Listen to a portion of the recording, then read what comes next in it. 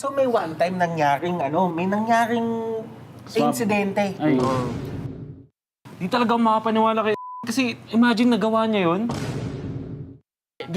What? No. Hindi. Wait, what? Really? You no. What?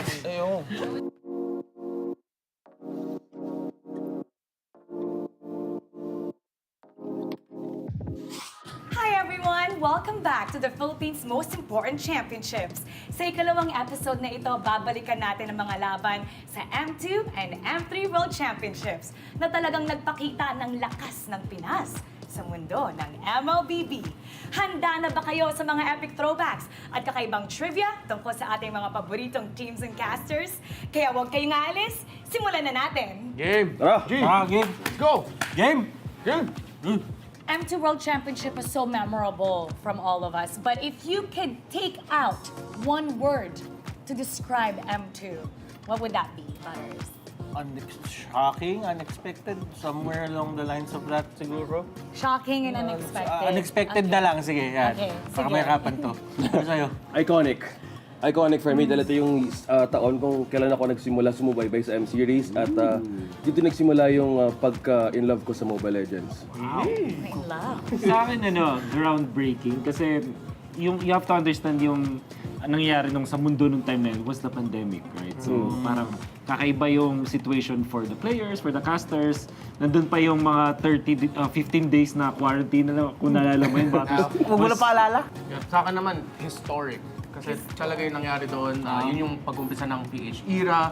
And of course, yung context na binigay nila Butters, OSX, and Wolf about the whole thing. Historic talaga. So we're gonna go back to M2. I'm gonna play it right now and actually what's your reaction? Oh, Di ko alam na kailangan pala i-explain, pre. Sabi one word kasi. So, okay lang. Kilala ko yung nagkakas. Oo, galing yan eh. Grabe naman. Easy ka pa pala nun. Ito yung Game 7. Game 7. Alam niyo yung story nito, nung araw ng broadcast mismo ng Grand Finals na pinag-usapan namin, papalitan namin yung pangalan sa cast ng casters. So sa presentation, imbes na Rep Tara Tara Blue na, it was Rep TZ, Rob TZ. Pati sana nabuo sila Feltizi nung time na to kasi Feltizi, sobrang naging yeah. fan siya nung ano eh. So, oo. kahit sa English broadcasting siya eh. Hanggang ngayon, Lafel TZ pa rin siya. Panis, Doc Ribo, Harit, panis. Yung mga era na ang yung pi- metang sikat pa dito. Ang kay pinaka Dr. Ray. naalala ko dito, yung sabi nila lahat na ang daming umiling nung pinili yung Minsitar na yan. Kasi nung panahon na yan, syempre si Minsitar alam naman natin na anti-dash, di ba? Pinili yan nung nag-harit bigla si Ribo. So pinaka-counter talaga kay Ribo yan. Kasi ang sabi pa sa akin ni Ribo dyan, nung bandang dulo na, minsan na nga lang ako mag-harit, nag-Minsitar pa kayo. Di talaga siya nag-enjoy dyan eh, kasi may Minsitar nga. Ito grabe. Ang ganda ng laban. Si Carlo. Ito, Grabe. grabe naman si Ano ba to, Ruby. hyper carry na Claude? By the way, Ruby Didi is a off-laner to, side laner nung time na to. Grak yan na damage build. Tapos ito yung iconic kay Ruby Didi, yung Lunox niya. Ruby Didi. And Baksha was played in the off-lane pa nung mga time na to. Off-lane pa yung tawag natin. Pang counter kay Yusong kasi yan yung panahon na sobrang lakas ng Yusong kasi. How time flies. And then nag-aagawan yung mga teams dito kung makakuha mo yung Brody, tank pa nga yung build-up nung time na yun. Tapos, kaya sobrang lapit ng Burmese Goose. Kasi everybody expected na Indonesia yung parang papalag sa Philippines. Pero sila yung nauna dun sa upper bracket finals. Tapos then, umabot pa nga tayo dito sa Game 7. Nobody expected them. Tapos itong si Ruby Didi yung parang naging bida sa Burmese Goose. Kasi imagine, kaisa-isang player na yung pangalan niya naging verb. Sa sobrang iconic niya. Ganun na yung naging impact eh. No? So dito namin yung lineup nila ngayon, nakikita natin ngayon sa season 13 yun eh. Ano ba yung winning moment? Ito na ba yun?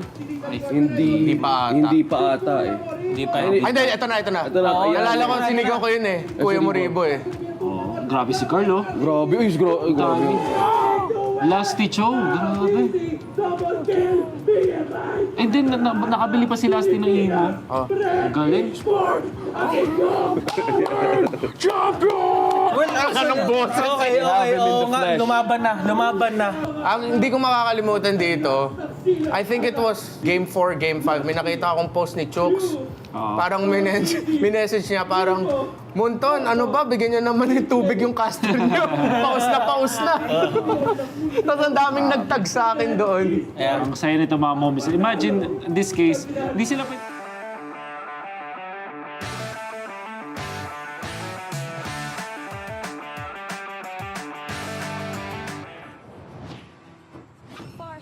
Teka, parang may mali. Bakit dalawa kami mid laner ni Yue? Anong iniisip niya? May plano kaya siya? I-share niya kaya? Uy, bakit ganito siya tumingin? Nagpalit si Haji ng role? Franco.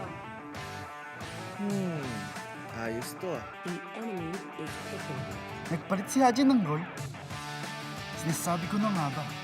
Magaling talaga siyang manlalaro. Dahil parehas kami mid laner, in-adjust niya yung drop namin para makakuha kami ng advantage. Isa kang henyo, Haji. Kapag dalawa kayong players sa isang lane, adjust the drop to your advantage.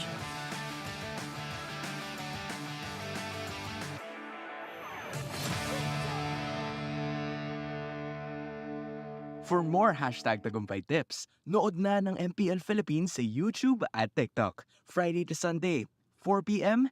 MPL na.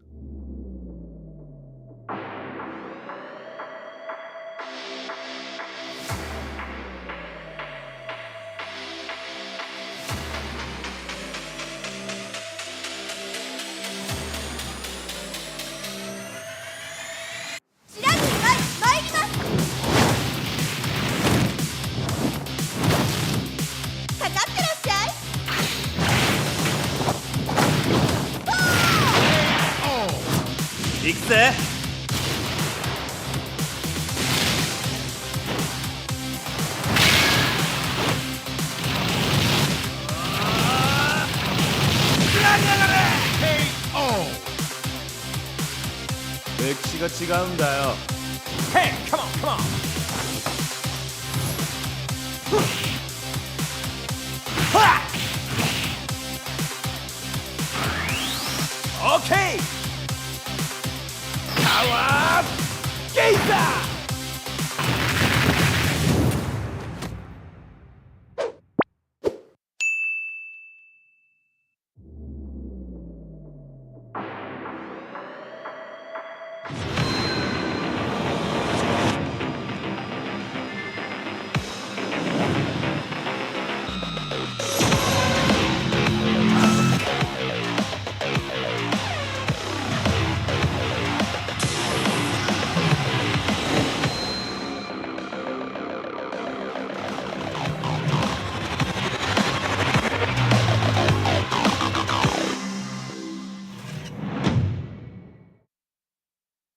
How to register the Smart Giga Arena.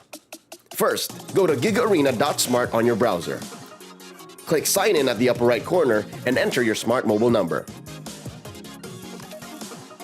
Enter the one-time authentication code sent to your number and agree to the terms and conditions and privacy policy.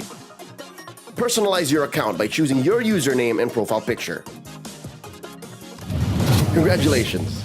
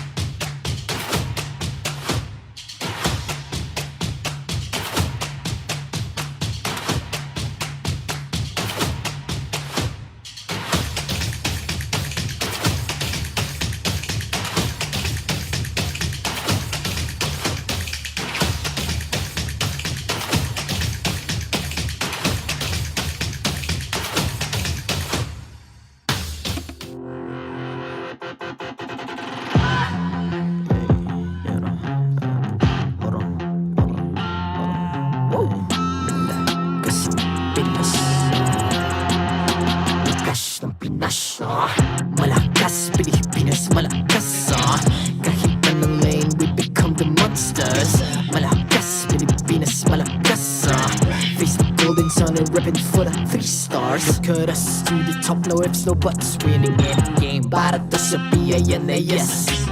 Di mo matitinag aming boses sa new level. Nasa kalye man o mobile, you know I become a legend. Weapon fire, we unite, we winners. Built with pressure, the diamonds are made of. Switching na lane na parang gera. HP racing, may reset. Built na katang buhat ni Hilda. Full load SS parang Lyra. Susundan ko ang iyong bakas. Kasama patas, tagumpay natin ito. Dahil tayo'y malakas. Para sa Pinas. Nasa amin ang alas, hindi tuwa atras. Kinikilala sa taas kasi kami ang malakas. Para sa Pinas. Nasa amin ang alas, hindi tuwa atras. Kinikilala sa taas, ganito kami sa Pinas. Wow! Hold on. Yeah, malakas ang Pinas. Laging every beat, no surrender, no retreat. Pag nagsama-sama, just imagine what we can achieve. Laging every beat, no surrender, no retreat. Giving 100 all my own, cause we just cannot be defeated. We are unstoppable, immune and invulnerable. Ready ang equipment, lahat frozen, malang crowd control. Pakita ko na jab like pow, beast of the southeast. Taas sa watawat, proud and loud, cause every enemy we devour. Susundan ko ang iyong bakas. Kasama patas, tagumpay natin ito. Dahil tayo'y malakas. Para sa Pinas. Nasa amin ang alas, hindi tuwa atras. Kinikilala sa taas kasi kami ang malakas. Para sa Pinas. Nasa amin ang alas, hindi tuwa atras. Kinikilala sa taas, ganito kami sa Pinas. Wow!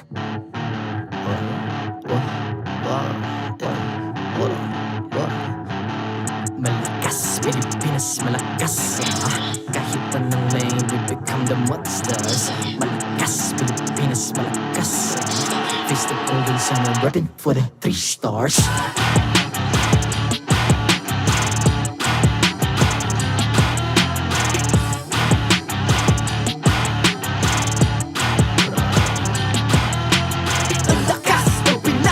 Unite, be the stars. Ang lakas ng Pinas. We unite, be the stars. Ang lakas ng Pinas. We unite, be the stars. Ang lakas ng Pinas. We the stars. Ang lakas ng Pinas. We unite, be the stars. Ang lakas ng Pinas. We unite, be the stars. Ang lakas ng Pinas. We unite, be the stars. Ang lakas ng Pinas. We the stars. The 13th season of MPL Philippines is brought to you by the following sponsors. Smart, the official telco partner of MPL Philippines Season 13. Infinix GT Series, outplay the rest. Experience the MPL PH Season 13 action live at SM South Mall Events Hall in Las Piñas City. Get your tickets now via SM Tickets. Don't miss any MPL PH action by following our official Facebook page and subscribing to our YouTube channel. Follow MPL PH on TikTok as well for more content. Don't miss the latest news and updates about the MLBB Philippine esports scene through our esports news tab. Visit the esports page on your MLBB app now and be a part of Lakas ng Pinas. To ensure the equality and fairness of our games, MPL Philippines is also monitored and supervised by the Games and Amusements Board.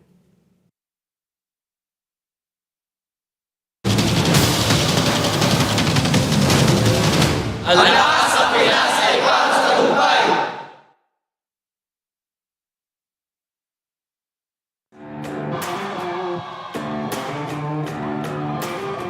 Maligayang pagdating sa Champions Arena! My name is Mara Aquino. And I'm Hans Galeria. And this is MPL Philippines Season 13 Playoffs!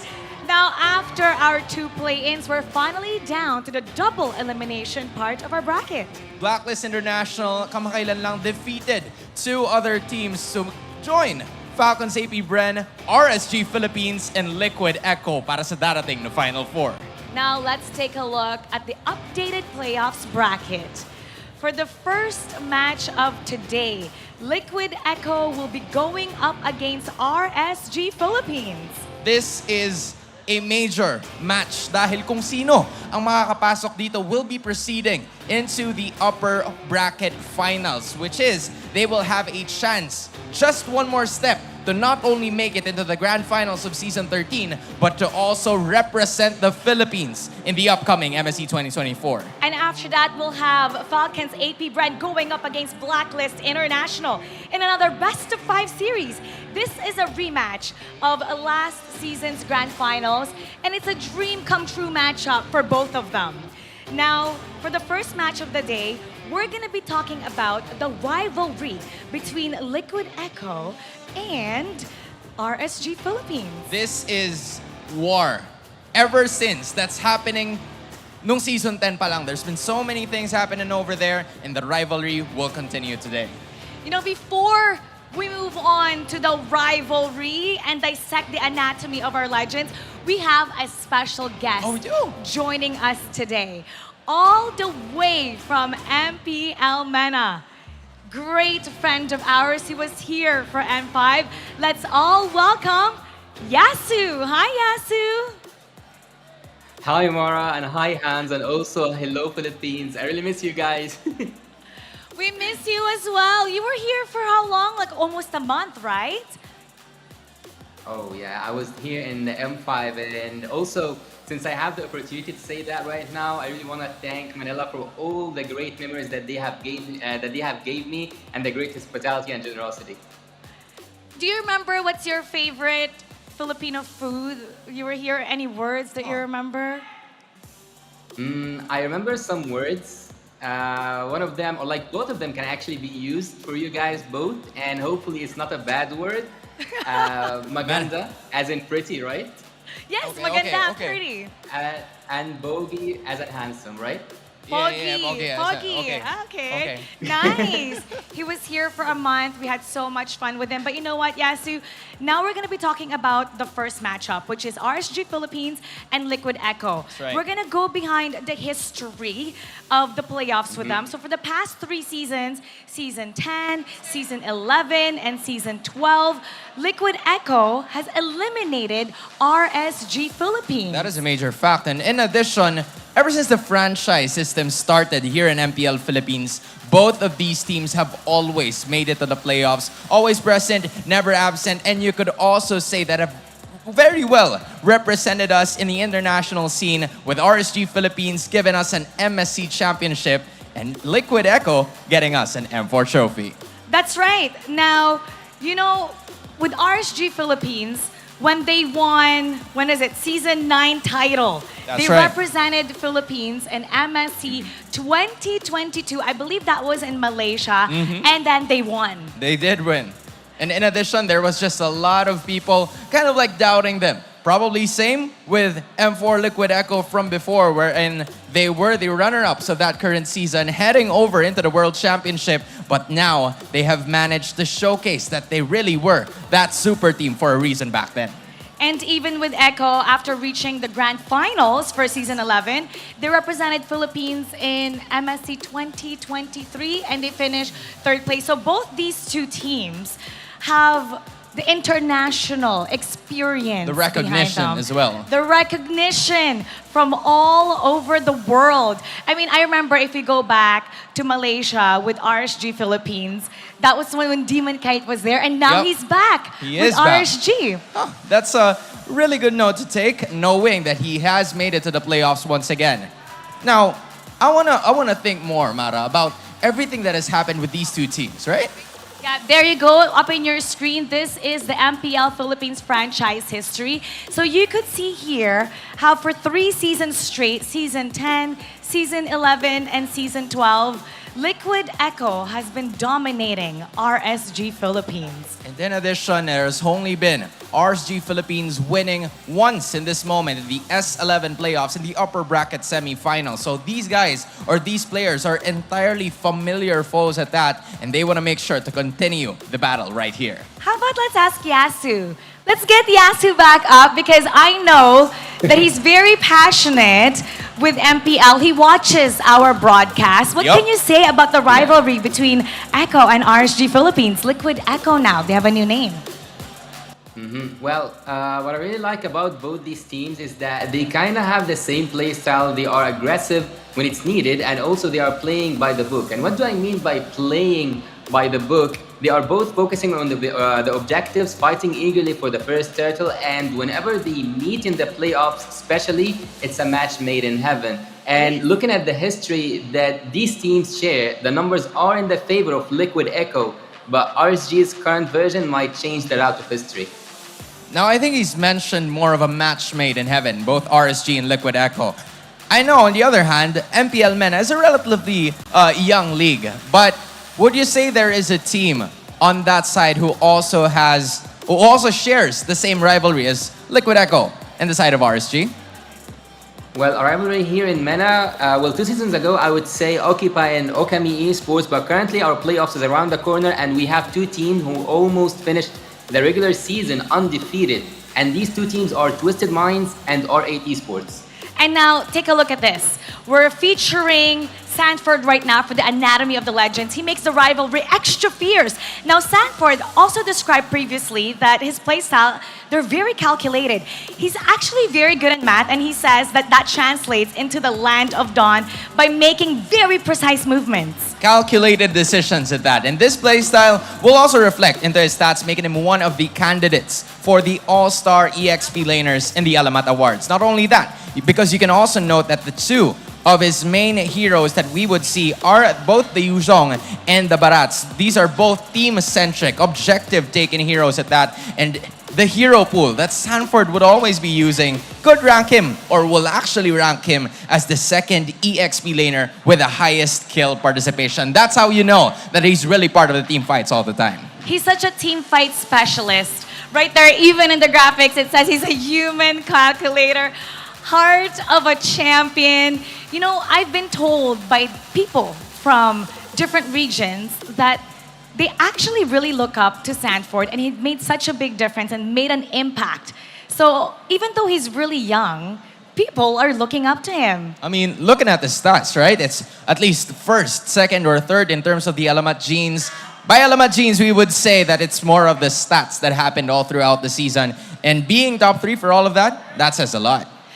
And the reason why we're featuring legendary players, because we have the upcoming Hall of Legends coming up. We don't know who's going to win. So in every team, there's somebody that's always a standout. How about let's get Yasu back on camera, because I have a trivia for everybody. Okay. So Sanford, he says he's good in math, so calculated movements. Yep.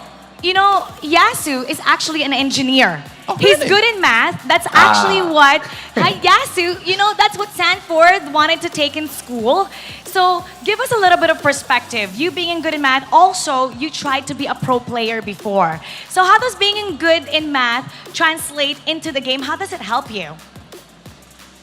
Well, as an engineer, you almost always see 1 or 2 steps ahead of you, and you have a different scenarios and possibilities going around inside your head. So when it comes to the strategical games, or like the strategical game that we are playing right now, Mobile Legends, as an engineer, you have an advantage, or like you have 1 step ahead of whomever your opponent is, and I think that works perfectly for Sanford. Now, with him being a legend, being a candidate as a legendary MPL player, for you, what makes him a legend? Well, Sanford is one of the players whom you can rely on when you have a team fight, for zoning and also for targeting the backline. The synergy that he has with Sanji especially is something so, let's say, marvelous, or like you can admire that synergy that he has with Sanji, especially because whenever they are playing, especially Kadita and Yuzong, the double Petrify strats, they are doing really great. And As a legend, well, that's a huge word, but it's not huge for Sanford because when you look here at MENA, a lot of the XP laners are looking up to be as Sanford. Okay, so he explained how Sanford plays in his eyes. So I want to know, from your region in MPL MENA, is there someone who kind of plays a similar play style, such as Sanford? Would you mind give us a name? Well, I would say Alpho. He shares the same play style as Sanford, but he hasn't played that much in the current season, in the regular season, but we will see if he will play in the playoffs or not. But when it comes to the team fight and also the play style, I would say that Alpho from Team Falcons currently shares the same play style. Now let's go to the other side, which is RSG Philippines. Let's talk about Nats. Yep. Now, if Sanford thrives in team fight, si Nats naman is a pick-off specialist. His most played heroes, we can see right here, there's Arlot, there's Paquito Benedetta. He shines in 1v1 fights, but also, he's good in team fight. That's why we have been calling him the entertainer, or Nats Entertainment for everybody's familiarity side. Because even though he shines as an individual, his high kill participation and share of damage dealt for RSG made him a well-rounded player and also deserving to be nominated as an All-Star EXP laner in the Alamat Awards. So let's get Yasu back up because I'm really curious what makes Nats a legend for him. Well, for me and for most of the audience and most of the players, everyone loves freestyle and pickup. So no wonder he's the entertainer, like he's called the entertainer. With a playstyle like the one that he has, and by looking at his heroes, you can't help but to admire seeing a player who's able to do freestyles and outplays and still be on an international level and on the international stage. All right, Mara, now that he mentioned more about Nats on the other side, I want to know if Sanford is to Alpho, who is Nats similar in terms of MPL MENA playstyle with? Yeah. Well, I wouldn't, when you say Nats, I cannot think of an XP laner. I can actually think of a roamer who plays the same way. And he's called, a roamer. He's called Troll from Twisted Minds. Well, even though he's not an XP laner, he still plays with the same play style. He's really good with the Chu, the Kaja, the pickoffs, chats in general. And also, when it comes to the surprise element, he's always there to surprise the enemies. You know, Yasu, it's great to have your thoughts, but we're gonna put you on the spot with this question. We want your prediction. Here we go. What do you think is going to happen between the two? It's a best-of-5 series. How is it gonna be? What do you think? Since Yasu cannot answer right now, he felt a lot of pressure. Right there, huh? He felt a lot of pressure. Ikaw, I would say it would go to Game 5. Me too. Honestly, I want to see the best of the best, especially Sanford and Nats, go at it together. And I wouldn't mind if it reaches a Game 5. It's playoff time, right? Yeah, it's playoffs. You never know how they're going to be. And seeing, even though the history before that Liquid Echo has eliminated RSG Philippines, I feel like RSG Philippines is different this time around, especially with Coach Panda being such a perfectionist. That's right. I mean, we see how he is when he rates his team. We've never heard him give 10 out of 10, has he? Actually, not yet. The entire season. The highest is a 9. The highest is a 9. The highest is a 9. Now, we have the Matanglawin, the MSC. Yep. Is that the MSC Matanglawin spiel? I believe so. so. You guys will get a chance to win 200 diamonds. All you have to do is watch out for the trophy. Actually, because we will be placing different elements of the MSC trophy on your screens or maybe here on the studio. So all you need to do is to make sure to use the hashtags, hashtag Lakas na Pinas, hashtag Para sa Tagumpay, and hashtag MSC 2024 by posting that element or those elements on social media. We'll be announcing the winners right after the playoffs, so make sure you watch out for that trophy. How about let's get this battle started in the Land of Dawn? So we're gonna go to our casters. Casters? Pasok. The new chapter of the Cavalry and the Raiders rivalry is about to begin. Umi here together with Reptar and Midnight to bring you the first series of the day. It's the upper bracket matchup, best of 5 match between Liquid Echo and RSG Philippines. How you guys doing? Excited? is an understatement. I can't believe I'm hearing Liquid, Echo, and then up against RSG PH. Bro, I've been trying to contain the emotions from my heart. I'm a huge fan of RSG. I'm a huge fan of Echo. I'm a huge fan of Liquid. And to see these three names together in one match, oh man, I don't know.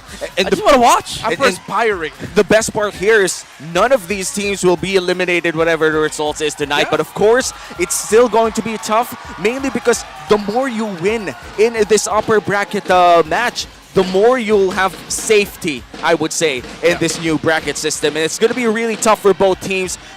I would say this is going to be a tough one for each and every role. Yeah, and it's always been like that with this rivalry, with this matchup. It's always been a tough series all throughout. They've been doing 2-1 trades every regular season since what, season 10? Yep.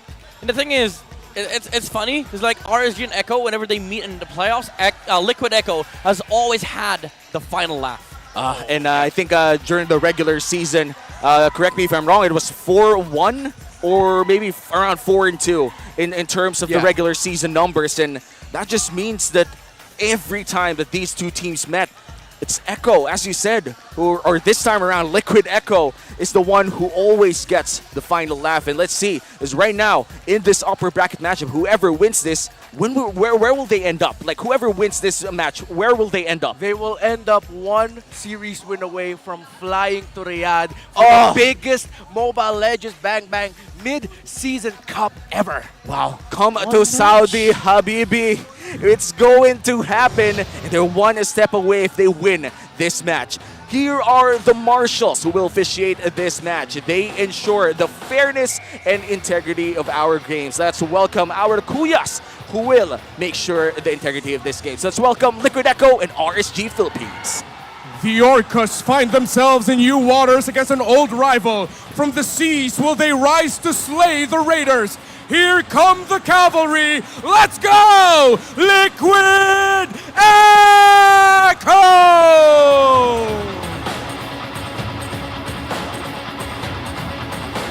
The Lone Raiders stand defiant, louder and prouder against the familiar tide. The Kingslayers look to trample their longtime rivals. It's RSG Philippines!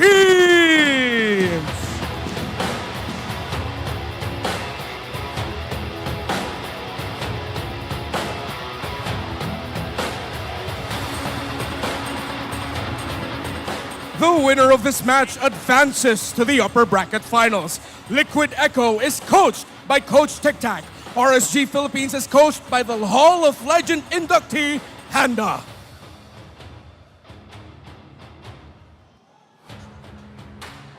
Champions Arena.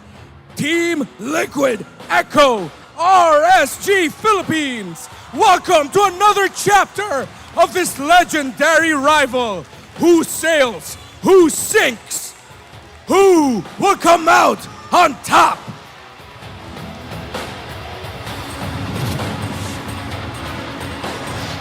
The Champions Arena is energized with the presence of these legends playing right in front of their eyes. And for one of the first times in history, Liquid Echo playing in this venue as well. Let's welcome them. We have Benacuti, Carl TZ, Sanji, Sanford, and JP. Bro, as I've said, I'm a huge fan of Team Liquid Echo now with the starting five. Benacuti, Carl TZ, Sanji, Sanford, and JP. Oh man, I want to see them hype up. I want to see them perform in this group stage and this is the playoffs because they are up against the MSC team that is RSG. RSG Philippines, Kusei, Demon Kite, Aqua, Nats, Light. You know, RSG PH has a very special place in my heart and I have a lot of respect of them. Other than their achievements, they're the second team ever in MPL PH history to invite me to their championship winning celebration after winning the championship. So RSG PH, y'all have my heart and I have my eyes set on Nats. Look at Nats, look at that stare. Look at that stare, man. And these teams are about to slap it out once again after their last regular season meetup. And this time it's in playoffs. Let's look at the team head-to-head. What can you see here, Midnight? I mean, the contention of the Roger is for sure going to be a heated affair between the drafters and the coaches here. Kusei and Benecutie has been stellar on them, but also the jungle matchup. 3 heroes, mind you, very similar between Carl TZ and Demon Kite. Wow, and when we look at the additional stats here, I would say that it's pretty close when we look at the both squads. And honestly, I feel like one of the biggest game changers here would be the mid laners in this matchup. In terms of the picks of what Aqua and Sanji will show up, both of them, Aqua really shines in more of the backline role. We've always known Sanji as the mage assassin type if he can. But little by little, Aqua has made a name for himself as well, alongside Light, with finding those weird backdoor angles to surprise their opponents. Yeah, it's not just even the backdoor angles, it's more of the weird picks that RSG has shown us all throughout the regular season. But when it comes to being weird, there's nothing weird about these two. I would say the staple in the EXP, Sanford and Knots, has always been the people that, you know, the guys that people look up to when it comes to XP play. The consistency in the turtle contention, the ability to make plays, and of course, the stellar highlights we've seen from these two guys, the Benedetta Stars, the Yuzongs, but of course, the Barats and Arlots on both sides. Yeah, I love these two XP laners. If we're talking about micro gameplay inside the XP lane, gotta say, these two are the people to watch for. And we talked about the mid laners, but let's talk about the Infinix keys to victory this time around. Now for Team Liquid Echo, help Sanford, help Carl TZ. XP again is very, very important when it comes to turtle contention for Liquid Echo. We've seen Yuzong always been using the Black Dragon form from a Sanford to just utilize the zoning capabilities to make sure that they get the retribution from Carl TZ. For RSG, devise a foolproof turtle fight plan. We all know that Liquid Echo is going to be doing the same thing all over again. They need to be able to fight around that. Now, for both sides, don't rely on how much you know each other. This is playoffs. You gotta throw whatever you saw in the regular season and make sure that you are prepared to whatever unorthodox picks or unorthodox strategies that each team is gonna throw at you. Hey man, 2 weeks is a long time, and for these teams that have stellar coaches right behind them right now, 2 weeks is enough, more than enough time for them to devise new strategies, new heroes to play, and we could even see that this time around, Team Liquid Philippines, or Echo Liquid, right, Liquid Echo rather, is actually going in for the blue side. What are the implications of choosing blue side? Is this going to be another Fredrin pick? Yeah, you know what? Fredrin, Angela, those stuff. But I would say Liquid Echo getting first pick, they have Arlot priority. And that's very big because for the past few games that the RSG has played, Arlot seems to be the most important hero at their arsenal. That's true. Yeah, JP has been stellar with that hero in the roam role, a great position 5, and at the same time, the flexibility that Echo can bring to the table with that pickup. It doesn't need to go to the roam. It can also go into the EXP lane for Sanford, who he has had a great series of records as well with the Arlot. 6 wins, 2 losses in the regular season. It's very rare for like a match to come up with 4 players that play the same heroes. It's both EXP, roam on both sides. Light and Knots has been very, very good, has been very successful with the Arlot, but on Echo, again, it's all JP's fault. Like the setups is always going to be coming out from that roam on the side of Liquid Echo. I actually have to correct myself real quick. What? It was the 6-2 record of the Arlot is actually for Nats. It's 3-1 for Sanford, because his 6-1 record is on the Benedetta. Oh, here we go. Look Alive Champions Arena. Game 1 is about to begin between Liquid Echo and RSG Philippines. We talked about the Arlot. This time around, we'll look at the mid lane once again. We have the Vexana, we have the Valentina. Do you guys think that this would be another, let's say, another mirror pick where we could see this these mid laners once again? Yeah, for sure. There you go. Mid laners already removed on the side of Echo. Faramis, Louis, they're both out. But also the Arlot. Team Liquid Echo does not want to deal with the Arlot Knots. And they don't even want to flex it for JP. They just want to get rid of the Arlot and maybe potentially get the Fred in first pick. Fredrin first pick. I would be very surprised if teams now don't really prioritize Fredrin as the first, because we've been seeing some trends, especially later into the season, where teams who have a chance to pick up Fredrin first don't, and they give it up as the first 2 picks for their opponent's red side. But yesterday, I feel like with the series that we saw, Blacklist International against Manana Evos and Fnatic Onyx Philippines, you have to first pick the Fredrin if it's available for you. Oh yes, definitely. One of the best, if not the best junglers right now. Picked 60% of the time, and there you go. A 63% win rate jungler in the regular season. Yeah, the value is definitely there. The hottest commodity utility jungler out there, Fredrin. It is going to be on the hands of Carl TZ. Now, usually RSG, they answer the Fredrin with the Baksha and Demon Kite, but this time around, they don't have the Baksha and Paramis combo. So they might look into other options like the Barats for Demon Kite, but also do keep in mind that the Barats can be flexed to the EXP. And the Barat's EXP lane, we talked about this several times already off broadcast, and I just like to bring it in the broadcast. What are the good matchups for these Barat's XP laners if ever we do see them? I mean, nothing. He's that good of an XP. Oh, wow. But it looks like they're going to see Yu Zong this time around paired with the Moskov as well. But oh my goodness, this is the classic Liquid Echo Blitz Draft. Although they don't have Trevor anymore, but picking up straight away the Terizla and Navaria. Very signature picks coming out from Liquid Echo here, especially with the Navaria in the hands of Sanji. But Terizla on Sanford against Yuzong. He knows this hero so well. He knows the matchup, and this time Liquid Echo might have an answer against the Yuzong. Yeah, and one of the things I like, honestly, about the pairing of a Terizla and Novaria together is with an Astral Echo, it's so easy for you to hit the penalty zone. Yeah. Especially if you land 3, 4, 3 and up against your opponents. Oh penalty zone almost becomes like an instant thing. The slows, bro. Yeah, the slows. RSG now will add more slows to their table with the Baksha. Well, let's take a sneak peek here for Sanford. His most used hero is the Yu Zong, but this time he will be rocking the Terizla, which I think, how's that matchup in the XP lane? I mean, it is quite in favor of the Terizla. You do get the amplified existence on the early game because you don't have to really fight into the matchup. And the thing about Terizla is that, again, it's very good when it comes to turtle fights. That's the thing that Liquid Echo wants. But RSG, Coach Panda, has done his homework. He knows that Liquid Echo is going to try and get that Yu Zong. So they put they put knots on that hero, and then they got, again, one of their best utility junglers against the Fredrin, which is the Baksha. Yeah, and looking at this Baksha and Yu Zong, I do fear for the life of the Novaria. I don't think he's going to have a good game here unless, of course, Sanji plays a bit less aggressive on his typical, very aggressive Novaria. You know, I'll be honest, after what we saw from Spider Miles on the Roam Novaria yesterday up against a lineup that could have destroyed his Novaria, I feel like now I'm not so scared for this Novaria. Because after seeing what Spider Miles did, I feel like Sanji can do the same. He stays alive, keep himself in the back line. The pressure actually is going to be on the Fredrin, the Terizla, and whatever the roamer is for JP to make sure that the backliners don't even get close to the Novaria. But here's the thing. Liquid Echo, even though it's comfort on Sanji, they have to watch out for the unorthodox pick. Again, RSG, they have a talented mage, and we've seen a Novaria suffer a matchup before, the Gushan. Oh, yes. I still remember TNC Pro Team picking it up in the regular season, going up against the Novaria. But here comes the pick coming in from RSG. What are you guys expecting? Maybe a roam?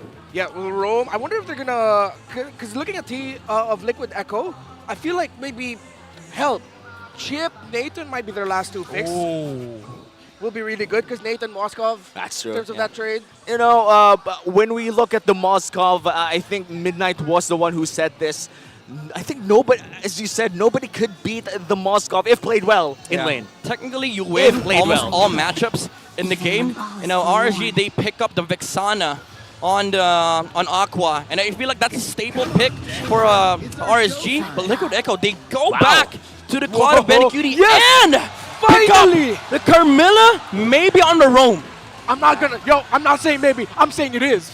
It is a Carmilla roam. I've been spamming this. We've seen this in MPL ID. We've seen this in our pubs, in our RGs. But now Liquid Echo, JP is gonna try and make it work in MPL playoffs. And I feel like this is also a steal pick away from RSG because Vexana paired with the Carmilla is definitely one of the combos that everybody should watch out for. And looking at the final pick here, what could it be? Chip. Chip, yeah. Chip Ruby? Chip Ruby? Chip? Let's see. Well, looks like they're going to go for the Guinevere instead. Guinevere Rome in this day and age of the metagame. Hey, we haven't seen that for a long time. And against the Carmilla, what do you think about this, Midnight? To be fair, I don't think it is straight up against the Rome or even the cores of Liquid Echo. I think it's just a good answer against the Fredrin, because against the Fredrin, you want to be able to control him and make sure that he doesn't get the stacks. And make sure that if he charges up those crystallized energies, you are able to hold him down enough that your teammates can burst him. And I feel like you get that with the Violent Requiem from the Guinevere. And even if you pair it up with the knock-up coming in from the Yuzong as well with the Petrify, that would allow for RSG to have a long crowd control time. And going back on that stat as well, I do think that RSG is also within top 4 of crowd control time inside the league right now. Yeah, now looking at the lineup rating here, Liquid Echo does have the upper hand. They have an insane team fight with the Carmilla, Terizla, and Claude combination, but there's a huge lockdown on the side of RSG. And you're right, they really love those CCs on the side of the Raiders. And when we talk about crowd control, we talk about winning games. Who's going to win game 1?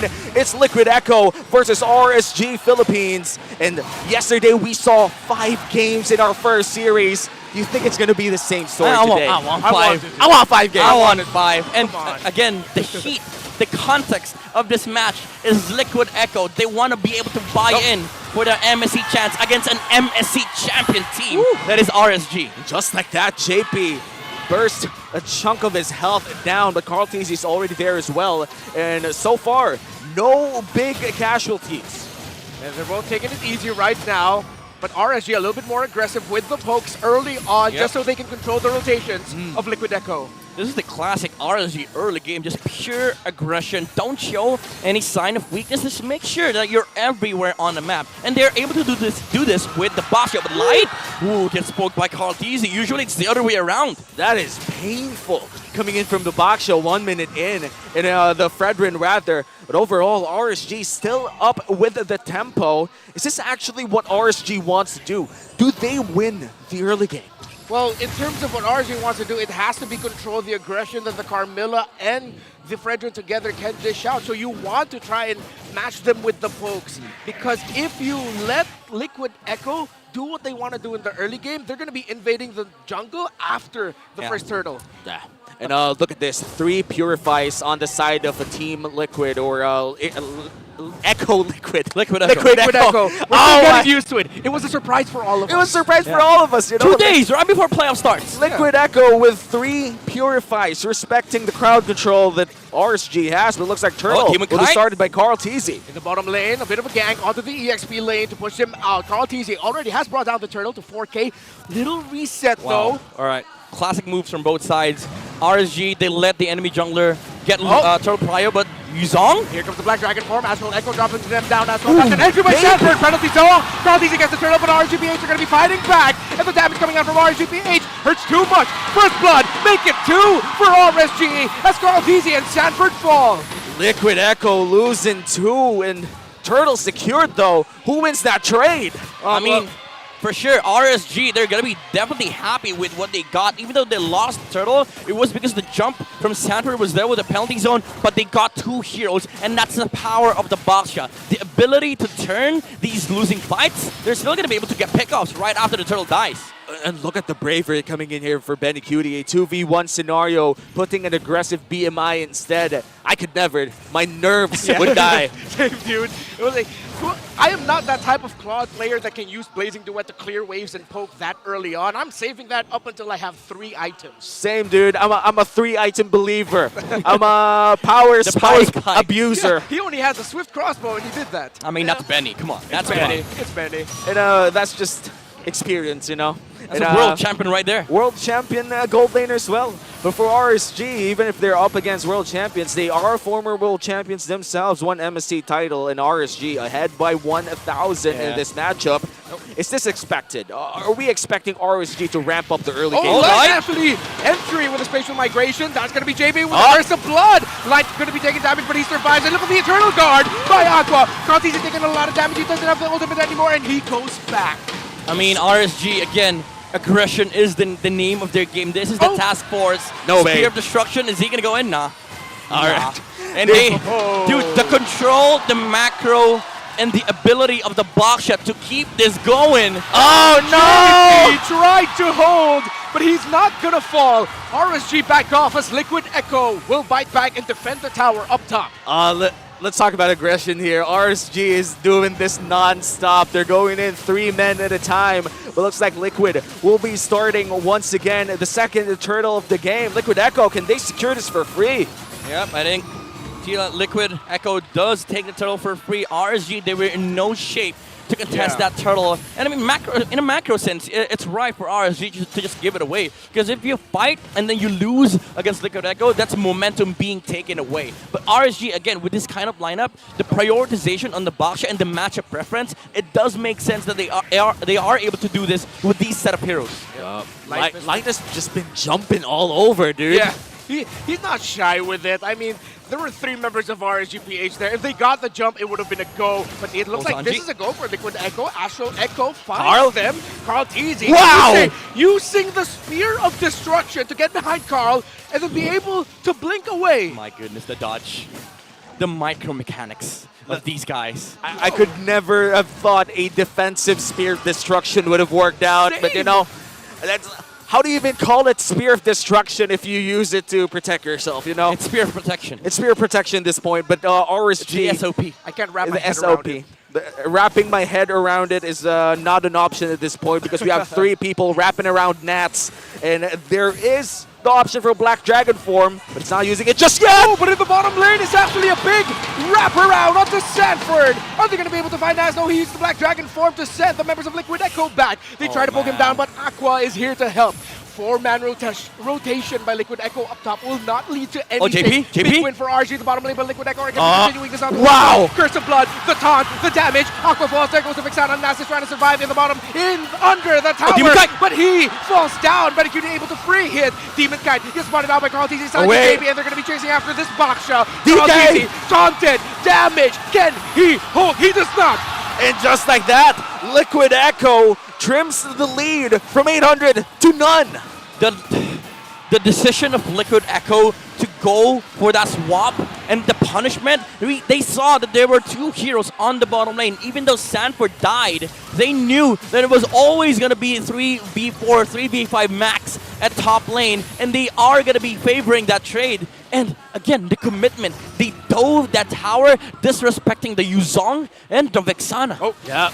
Carl Teasy might be in trouble here, but objective control is the name of the game. If you're Team Liquid, if you're Liquid Echo, 3 turtles secured for the early game as they scale towards the late game, in which I think the Claude should have the upper hand. Yeah, this is classic trade in the late game. You don't... not. Gets dived upon by the members of Liquid Echo, but he flies away like a G6 on that dragon.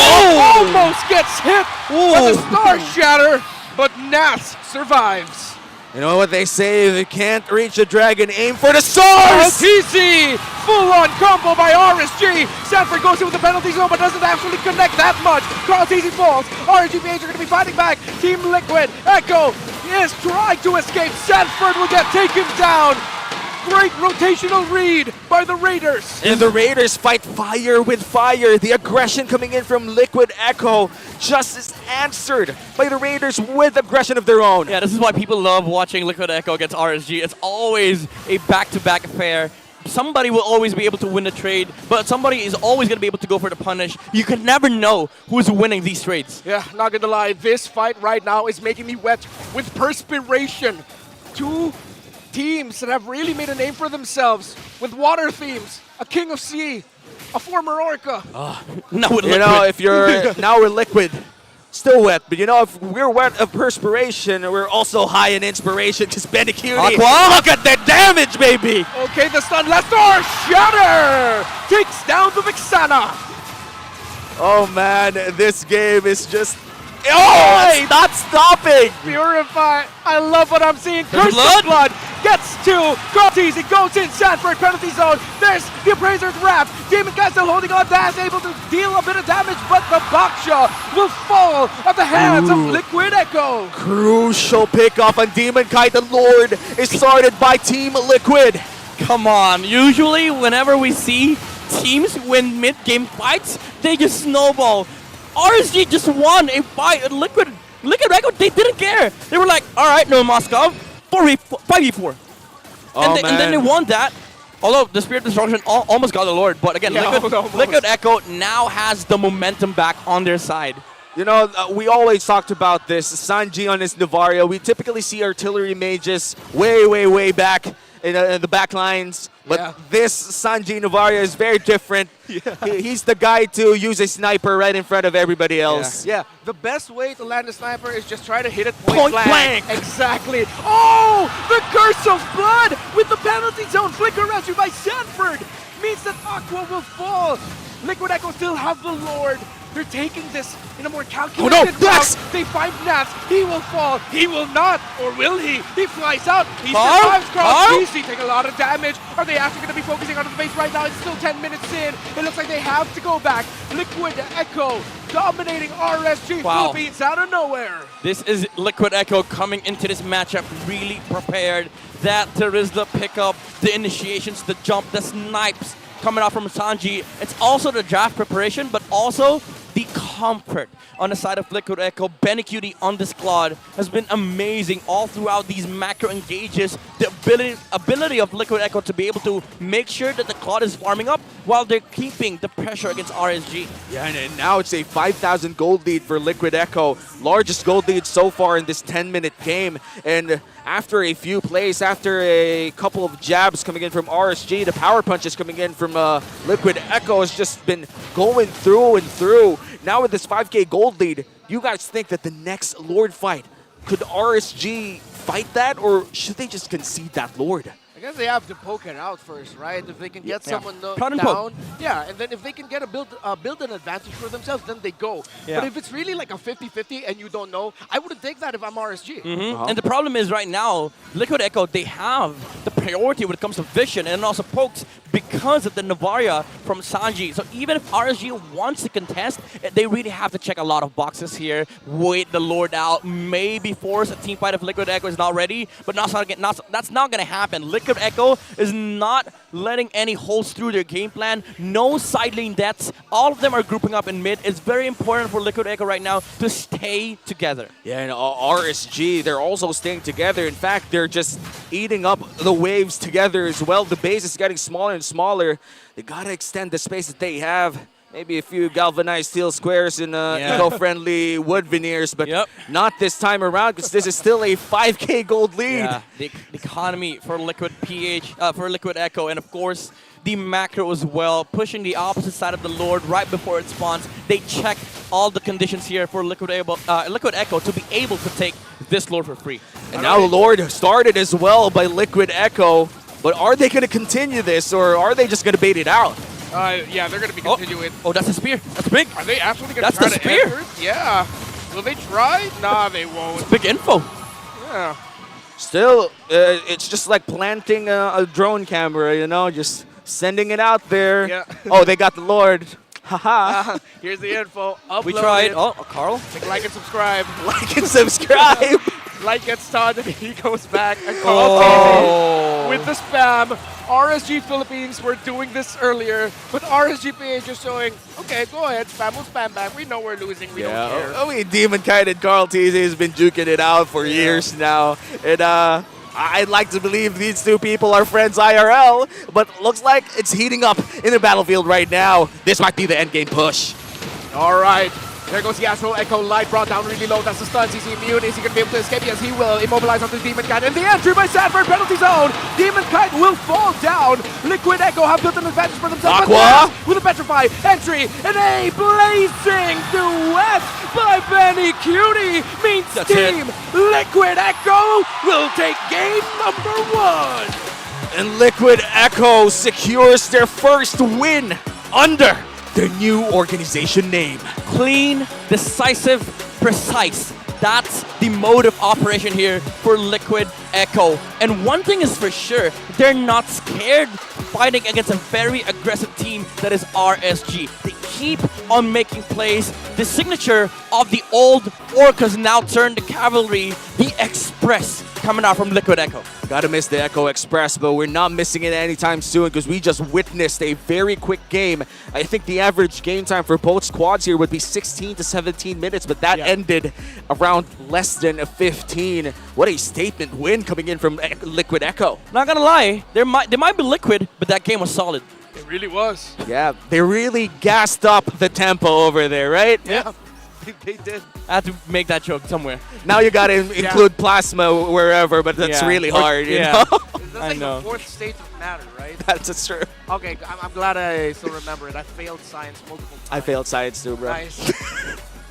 Now look at us. Look at where we are. Look at us where we are, you know? Making science jokes on broadcast. On broadcast. That's the reason why we learned it. Shout out to my grade school science teacher who doesn't remember me. I don't remember. You never know. You never know. Might be watching. She might be, you know? We do have a lot of, I think, MPL fans who are in the age bracket of, I think, 40 to 50 years old. So shout out to the moms and dads, to the titas, to the titos, to the uncles and aunts there who actually support and watch MPL with their family. And I'd like to believe that for a lot of families, especially here in the Philippines, MPL or MLBB is a big bonding session for them. Oh, it definitely is. And after what we saw the crowd yesterday and then now here, it's really great to see a lot of families. They bring their children with them. Start them young, baby. Yeah, exactly. I feel like the people that we're seeing bring their kids didn't have kids yet when they started watching MLBB esports. Oh, you're right. Did they just suddenly have babies during the pandemic or something? Yeah. I don't know. I mean, people have babies all the time. But you know, we're going to head on into our analyst to talk about what happened in Game 1. Butters, and whoever you are with, it's your turn.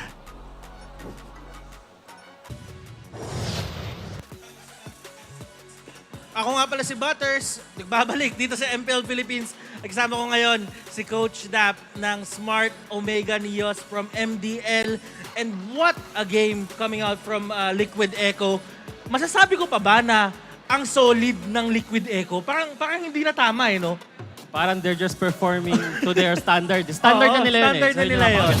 So now, looking at our MVP, it's none other than Sanji with a phenomenal performance on that Novaria. And nakita naman natin yung kanyang mga ginawa doon sa game na yon, yung mga early aggression na sinubukan gawin ng RSG Philippines, siya ang pumigil.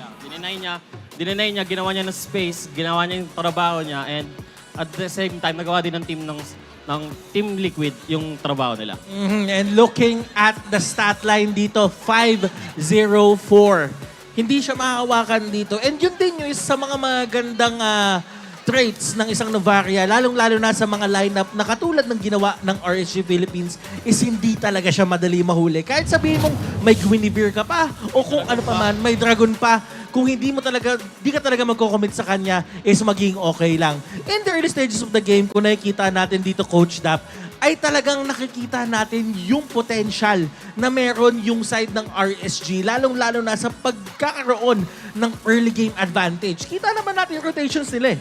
Napakaganda din ng rotation nila na nilayo nila yung Claude sa potential choke or potential ganks na pwedeng tanggapin, and inalay na lang nila yung Terisla na nag-cause na mag-snowball yung Claude. So, sobrang effective yung lineup nila. Na accelerate nila yung team nila, yung power spike nila. Gusto ko yung sinabi mo dito, na inalay nila yung Terisla para kahit papano magkaroon ng space yung ibang mga tao na kailangan. Kasi nga naman, kailangan lang naman nila humanap ng tiyempo, ng buwelo. And they found that 6 minutes into the game, nakahanap sila ng mga tao from the side of RSG na hiwa-hiwalay at nabaliktad yung tide ng game bigla. And now, kung titignan natin, for the side of Team Liquid Echo, ay unti-unti na rin silang nagko-collapse doon sa may base ng kalaban. And as we've seen, ay talagang isa ito sa mga, sabihin na lang natin, gamay na gamay din ng side ng Team Liquid Echo yung ganitong mga lineup. Kasi kung susumahin, kung titignan mo yung lineup ng RSG, parang ito yung mga ginagawa nila eh. Ito yung lineup na ginagawa nila na pina-force nila yung kalaban nila, gamitin yung skill nila pan-out. And sa ginagawa ng Liquid ngayon, they're forcing their enemies to play sa tempo na gusto nila. And looking at our emblems, anything na nakikita mo dyan, Coach Dap, na medyo kakaiba. Para sa akin dito, ang nakikita ko is si Carl TZ going for 2 defensive emblems tapos yung concussive blast para talagang makuha yung kanyang early game. Kasi alam niya, dito sa lineup ng side ng RSG Philippines, siya talaga ang main target. Dyan, sinecure ni Carl yung early game niya, kaya di siya nag-support. And binigay niya yung pressure na pwede niya ibigay as early as possible. Nandi din siya yung mapapunish. But in terms of scaling, Coach Dap, the Claude and the Novaria against a Moskov and a Vexana, kanino ka dito? Late game-wise, mas maganda yung Claude and Novaria. Pero sa ginawa ng tempo ng Team Liquid, pinakita nila na pas early aggression, mas kaya nila i-control yung tempo, mas kaya nila i-accelerate. Dapat na lamang yung Moskov. Pero napakita nila na kaya nila sumabay sa tempo.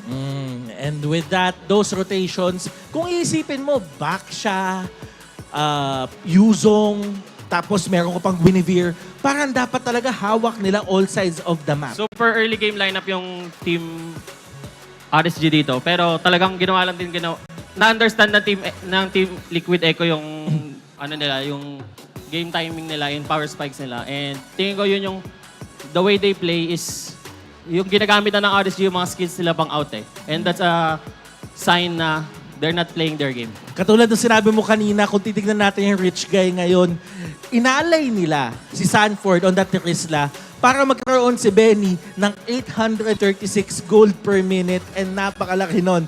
At kung tutuusin, kung titignan natin yung damage dealt dito, makikita mo si Sanji, palong-palo talaga. 53,000 ang na-deal niya all in all doon sa buong laro na yon. And now, kung titignan natin dito, Coach Dap, ano naman yung masasabi mong pwedeng gawing adjustment naman sa mga ganitong klaseng lineup na side ng RSG? Kasi kung tutuusin, in terms of damage taken, nagawa naman ni Demon kahit yung trabaho niya. Present nga siya almost all fights na nagkaroon doon sa may mapa natin.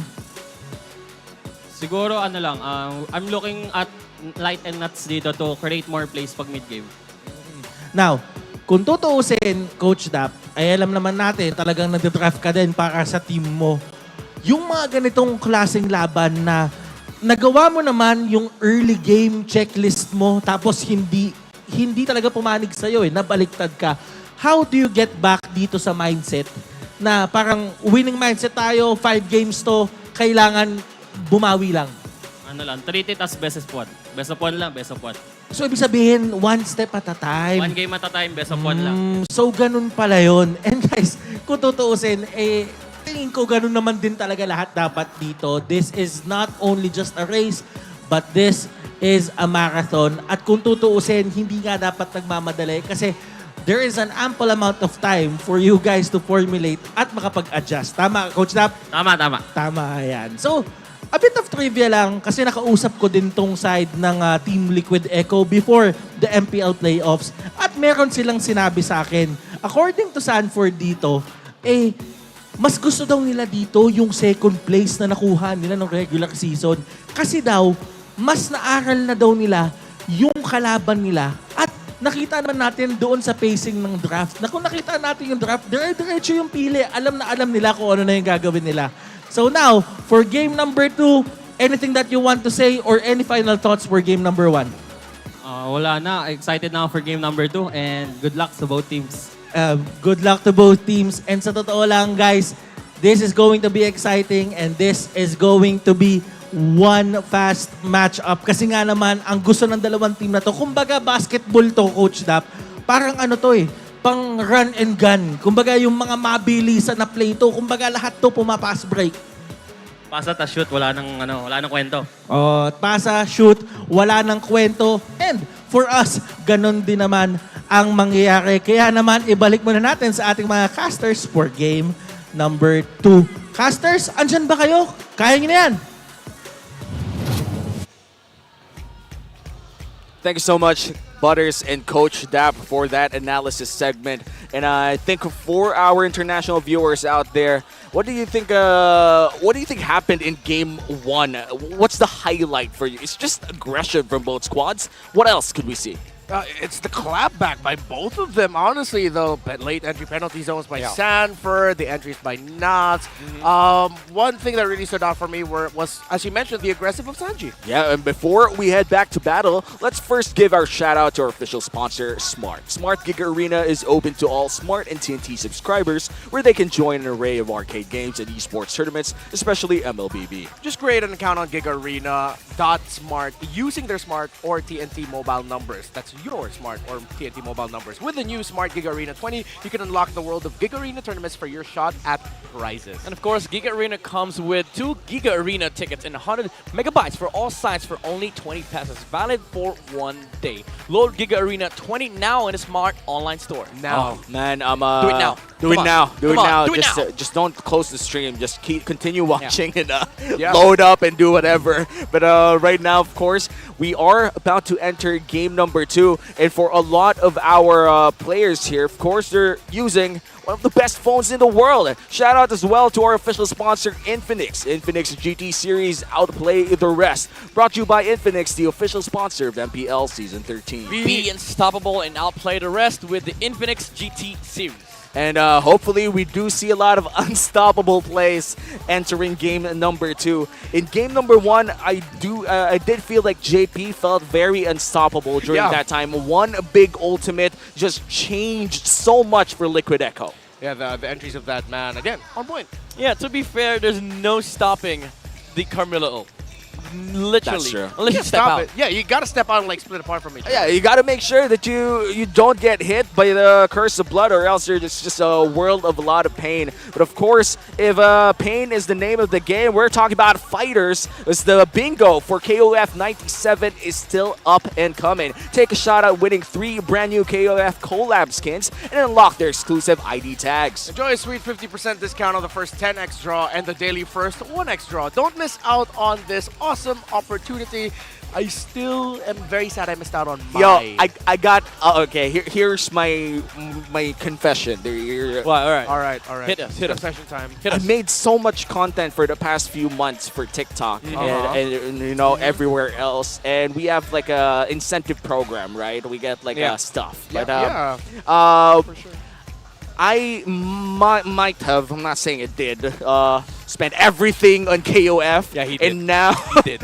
And, he for sure did. For Mommy Mai, you know, everything for Mommy Mai. And MPL PH live stream viewer rewards are now available as well. Come and watch the MPL matches in TikTok to join the goodie bag lottery and be one of the lucky winners. Step 1, go to TikTok. Step 2, go to the MPL Philippines TikTok channel at MPLPH_official. Step 3, click the official live stream. Step 4, click the top left corner to join the goodie bag lottery. It's the corner, somewhere around Womi's head. Somewhere around my head, you know. If you find it, you click it, and hopefully you win it. Because a lot of free stuff, honestly, for the playoffs. We did a lot of free stuff as well for the regular season. Just by watching MPL, you could get a lot of in-game items. And if you're lucky, you might even get a shout-out from Midnight himself. Oh! Shout out to you, Michael. There you go. For all the Michaels in the world. Michaels out there, the Marks. Jonathan, Michelle. What's the most common IGN? For me, it's Demon. I gotta say, like, there's like so many players there with Demon with their IGN, you know? You know how many Gojo Satorus I go up against every single day of my life? Home. Of course, RSG picks blue side this time around. Okay. All right, Demon Kite, Fredrin. I'm calling. Maybe if Liquid Echo bans Arlet. If not, Arlet first pick. Yeah. Oh, you'd rather prioritize the Arlet than the Fredrin in your RSG?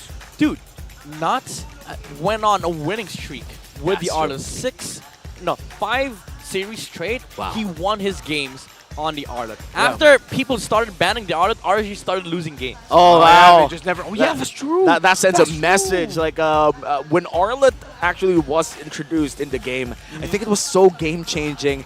Back when the Ultimate didn't even have animation back then. It didn't have a delay. There's 0.2 second delay. This time it was instant in general, you know? First guy that utilized it too, Nuts. Yeah, Nuts and Edward. I feel like it was always between them. But this time, I would say if it's the Benedetta, it would be 50-50 between Edward and Nuts. But in terms of Arlet, I gotta give it to Nuts right now. But you know, for the Edward fans out there, the Paquito is something that Edward plays really well during this era. The thing is, whenever Nats is on heroes like Teresa, Paquito, especially the Arlet, whenever he can jump, he starts the plays for RSG. It doesn't have to be Light, doesn't have to be Demon Kite, because these guys are very good when it comes to like catching up and following up whoever sets up in front. And I think that's the key against Liquid Echo, because you don't want JP and the other people setting up against you. And that is what happened in game number 1. Liquid Echo just went on against RSG, jumped on them, and they didn't have any answer. And wow, when we talk about the XP laner, I think for Nats, the moment Liquid Echo goes for the XP laner early on, this might just be the problem for RSG. There's no big playmaker apart from Light and Nuts, unless, of course, we're going to see a different type of Aqua in this game number 2. Lads, I just want to say I love our Champions Arena. I love First it time so we've much, had it, too. like, This is one of the best, man. yeah, I know it looks great on broadcast. I love how the community. Champions. Yeah, I just want to emphasize Champions Of Arena. course. Champions Arena. Yeah, it's not an MPL arena, it's a Champions Arena. We have like 4 or 5 trophies and like, what, 6, 8 medals? I don't know. I stopped counting at 3 M Series championships, you know. It's 12. 12 in total. 12? Is that a real number? Or is that made-up stat? No, it's actually 12. All right, we don't do made-up stats here. Yeah, Everything we say, 100% legit. Now that's a made-up stat. Wow, the irony. And now, of course, for Coach Tic Tac is going to take away the Harith and the Faramis as well. Same bands as well for Coach Panda, taking away the Louis Yi and the Mathilda. Boys, Arlet, Barats, they're both up. Ooh, that's going to be a matchup that I'd like to see in game number 2. The Arlet, please put it in the hands of Nuts. Yeah, I think that's going to be the trade war that they're going to be going for. Arlot, Baksha, Fredrin. I'm missing out one more. Barats. Ooh, okay. Angela. Now, this makes things interesting. There's 2 things that Liquid Echo is looking at. Oh, all right. They removed the Fredrin so that whatever Coach Panda goes with, Liquid Echo is always going to be able to prioritize the Barats. Maybe even force out the Barats versus Baksha matchup, which does favor the Barats a little bit. But here's the thing. If they force RSG on the Arlet and Baksha, they might be able to set up heroes for Sanford and also Sanji on both EXP in the mid. Yeah, it feels like Liquid Echo is daring RSG to pick up the Arlet. It's like Coach Tic Tac is already whispering in Panda's ear, hopefully in English, saying that pick Arlet. Pick Arlet, baby. Pick Arlet, come on. Yes. Is it going to be the Arlet, though? I wonder if any of them are thinking about the Edith later on, though. There you go. There you go. Of course it is. Not on the Arlet. And they get, oh my goodness, Yuzong on Sanford. And they block the box shot from RSG. You know, whenever Coach Tic Tac goes in for the Blitz draft, it almost feels like you've just stepped on the trap just because of how fast he locks it in, you know. It's like Tic Tac saying, we know this. Yeah. We know what you want to do. We already have prepared for it. We own this. Those are our brothers and sisters in MPL Indonesia. That's true. Shout out to the Bahasa stream, Yeah, by the way, stream, for the Indonesians who would like to watch MPL Philippines playoffs on their native language. We have a Bahasa stream as well this time around. But what's going to be the reply here? Claude's Are we looking open. at the Claude? Claude Barats? Oh, never mind. Oh, all he sees a lot of praise. All It's going to be the Roger. Finally, someone picked up the Roger. Well, it's like Roger was late to the party yesterday. No one picked him up. That's true. It became a battle of who gets the musket first. Yeah. I mean, to be fair, it has 100% win rate in Indo with the Barats. So with the matches yesterday with I think 3 teams liking the Barats and Moscow, that does make sense. It's it aligns with the statistics from other regions. But again, Liquid Echo and RSG, they have different strategies here. They have identities, and Liquid Echo again sticking to what they know, sticking to the comfort. This is the identity of this squad. You put heroes that are very comfortable on these stellar players so that they can perform inside the game. And I love the Valentino pick coming in from RSG as well, making sure that there will be no final slash available for the side of our Liquid Echo. It looks like they're going to take away more roamers if you're Liquid Echo.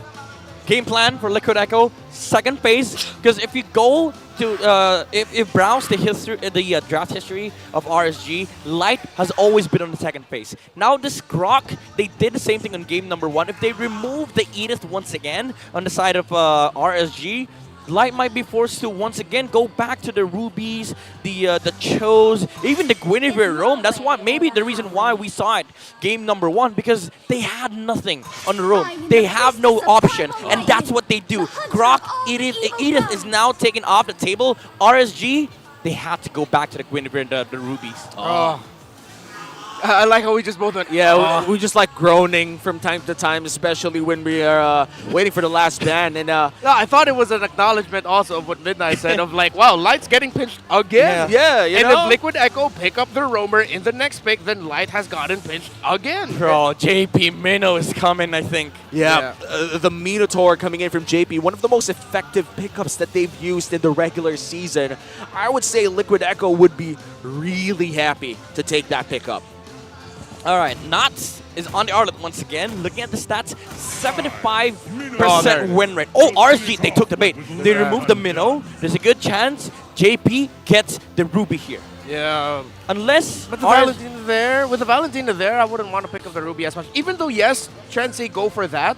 Maybe it could be something else. They could go back to the Carmilla if they want to give the Curse of Blood to the Valentina. Yeah, especially with the Yuzong too. Like, it's a good combo with the Petrify and the knockup. RSG though, like, there's a good chance they flex this Arut into Rome and then pick up a Benedetta for Not, because it is a good matchup against a Yuzong. You know what? With all those heroes that you mentioned, Sing, I wonder if Liquid Echo would consider being one of the first teams, because I can't remember if anyone actually picked it up. No, yeah, it has been picked up. I'm saying Kufra. Oh, I miss Kufra. The last time that I saw Kufra was in the hands of Chak Mamba himself, but looks like they're going to go for Florin instead. And what is that reaction, brother? No, I'm just like, it's surprising to me.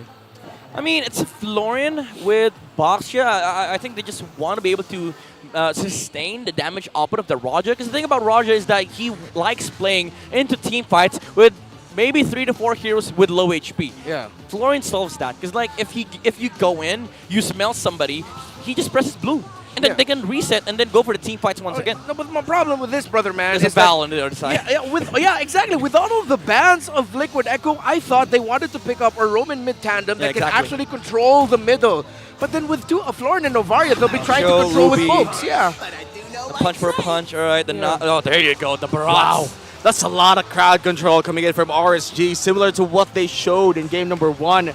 So this is going to be a crucial pickup. The Moskov, I think, is still open to take, but would you actually play Moskov in this type of lineup? I mean, there's Barat, Paquito, and Roger. I think you want a very mobile gold laner. Moskov is mobile enough, but I think you want to be able to split push as well. Claude is up there, but also in terms of like team fighting against RSG, you also want sheer shred, which Nathan and carry allows you to do. That's it. So they do go for the carry. Remar was already dancing here. He knew that the carry pick was coming. The shred was what they needed, and it's also a good matchup against the Barats. Yeah, and it's also the best pick for Benny Cutie this season. 7 wins, 1 loss. One of the best comfort picks here for Benny Cutie. And when we look at the Barats versus carry matchup, as Midnight said, this is the actual direct counter where you kind of just want to shred these tanks. And if we look at the tanks as well on the side of RSG, there's a lot of people to shred if you're the carry. Yeah, I just want to point out that maybe the reason why Liquid Echo didn't want to go for the anti-light strategy was because of the fact that they recognized that Light might be able to flex that Arlet into rope, which they did. So I think they really just wanted to prioritize the overall composition. But it looks good. It looks good from the side of Liquid Echo, because that now RSG, they have damage, they have crowd control, but it's not reliable enough against the carry, which I think why the Claude and carry worked in their lineup. Now you add more sustain and heal to that. You just amplify the presence of this carry with the heals. Oh, and now we are going to enter game number 2 between Liquid Echo and RSG Philippines. Will it be the match point for the side of Liquid Echo, or will RSG ensure the game number 4? We're about to know. And speaking of the early game, are we actually going to see RSG once again go for the same aggressive maneuver, or do they have to simmer it down a bit notch? Now, don't simmer, man. Let it boil. And BLCK getting boiled in the bottom lane right now, but he's going to be able to survive. He's not going to miss out on any carts, though, it feels like. Yeah, but Liquid Echo, they did get the carry. It's an overall good idea, but they do play it into a losing matchup. Carry, I'm going to be honest, Carry sucks against Roger. Roger owns that lane. Oh, no! Oh, that's a solo kill. That's not how you want to start this off. Sanford solo kills Nats in the EXP lane. We rarely get to see that happen, and when it happens, it's big. That is so big. They might lose out on the level 4 as well from Knots. This is why they would have wanted the Benedetta. At the very least, I think it's a better matchup because Paquito, you're quite susceptible to the Petrify of the Yuzong. Yeah, and for Paquito especially, the laning phase is such an important time if you're the Paquito. Gaining the advantage early on, having access to that early Fury Hammer could have been it if you're Nats, but suffering that early death means he will not be able to get that burst damage up online by the first turtle fight. Yeah, unless they try to force it, but at this point, yeah, they gotta take it easy now.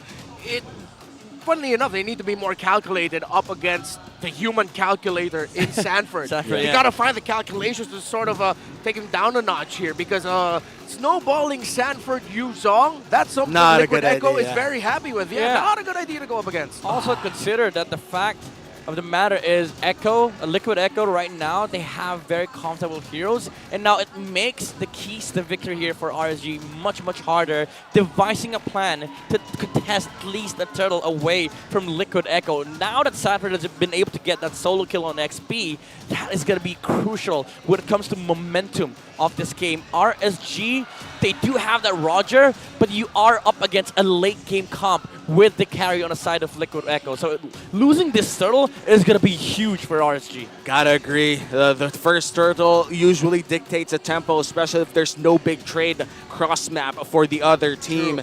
And at Liquid Echo right now, we are just waiting for the troubleshooting to finish.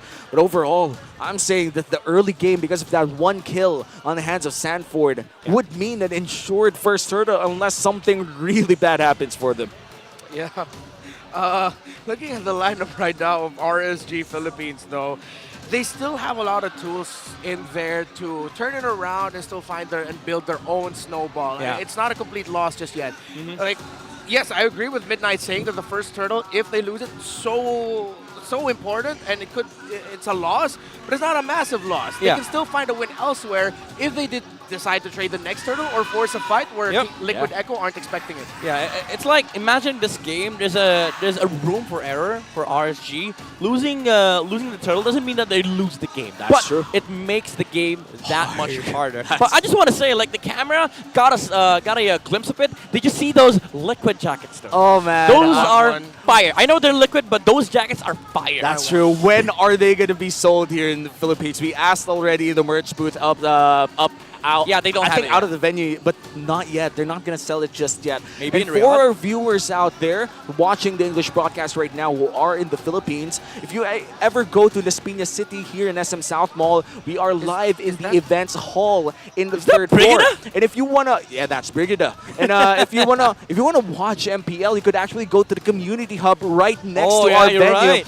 No tickets needed. The community is over there, but if you do have tickets to secure, you could enter the Champions Arena and enjoy MPL with us as we go back to the land of Dawn. Very slow game so far after that one big kill in XP. Oh, Demon Kite. A little bit more calculated now are these two with the first turtle of the game coming up here. No clear advantage of the EXP lane just yet. Oh my goodness, the freeze. He might not be able to get a cannon. Yeah, they're trying to stop him from that. Hussein Light. Oh, Romer is actually protecting their gold laners right now. So it's a 2-1-2 across the map. Turtle is up. It looks good for Liquid Echo. Oh, the turn.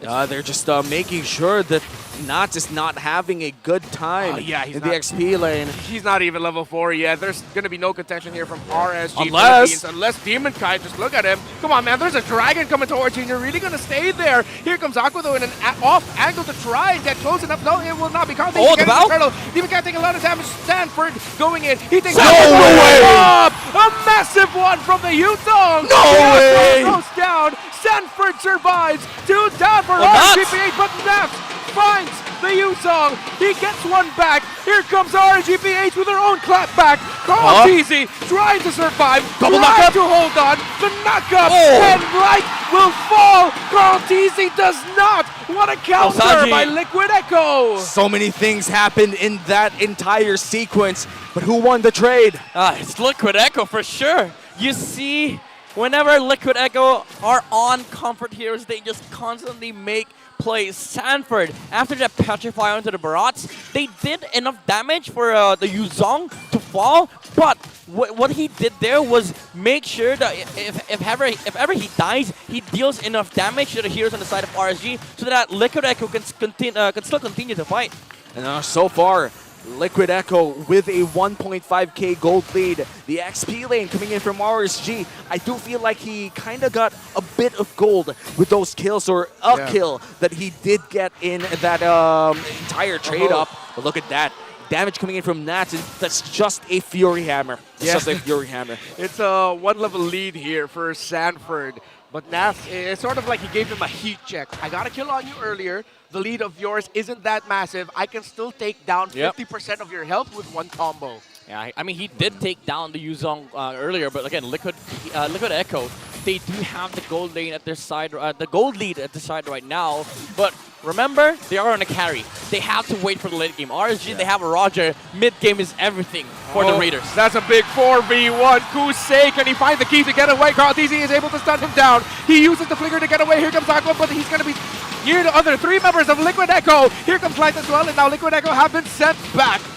But that means a lot of plating gold going into the hands of BLCK. 170G to be exact. Now Turtle will be reset. Liquid Echo and RSG trying to fight for control here. Yeah, playing a game of chicken around this Turtle. Already a Hunter Strike there for Sanford, but he's not here. 4 versus 4. Carl. Liquid Echo is able to get it, but Light with a final slash. Nom nom nom nom nom. Carl TZ tastes delicioso for Demon Kite, and Carl TZ will fall down. Kusei gets the kill. 2 turtles down for the side of Liquid Echo, but looks like kills are starting to fall down as well for RSG. JP tastes damage while Kusei tastes the sweetness of another kill, but he survives even though he pounced under the tower. Damn, again, the clapbacks are coming from both sides. RSG, they lost that turtle from an amazing retry on Carl Thies. He put the final slash that Light did onto Liquid Echo. They were able to get the jungler on the side of the cavalry. And RSG, they're slowly trimming down the lead of Liquid Echo here from 1-5 all the way to 1-2. Still a 300 gold deficit. That is good for RSG. They're slowly chipping it down. And looking at the items right now, what do you think is the most interesting bit here? I mean, if you look at the carry, he's still farming up on the side of Liquid Echo. The gold lead is still on their side. Even though RSG, they're winning the trades, they're starting to rack up the momentum. The point of a worry here for RSG is that, is it enough? Are we close enough to close the gap or the momentum the Liquid Echo can make heading straight towards the late game? Because at this point, yeah, sure, you're getting these kills, but we're not getting objectives. But this might just be a big fight here down bottom lane. Carl TZ looks to be the first target. No final slash will land, though. Big ultimates popped. All right, so both of them back off now, going back into their respective jungles. Good read. Oh, Sanford? Up top, a duel. Sanford will get a little bit of a spell vamp onto there, but he should be okay. No clear advantage just yet, but I like the positioning right now of Liquid Echo around the center of the map. They understand and have read the rotations of RSG Philippines really well.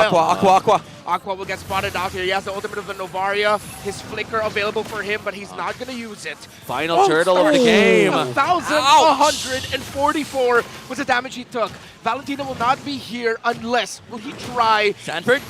Here comes the Astral Echo, and Astral Echo as well. That's going to be a Petrify! Wow! Petrify by Sanford! Final slash by life! Sanford chasing Kusei! Kusei brought back! Liquid Echo have a good position, but Demon Kite is the king of that turtle! He gets it for RSG Philippines! Three-man Petrify coming in from Sanford, but Demon Kite still able to secure the last turtle of the game, and that puts the score 2-1 in terms of turtles secured in the game. Still very much close. Dude, the answers keep on coming from both sides.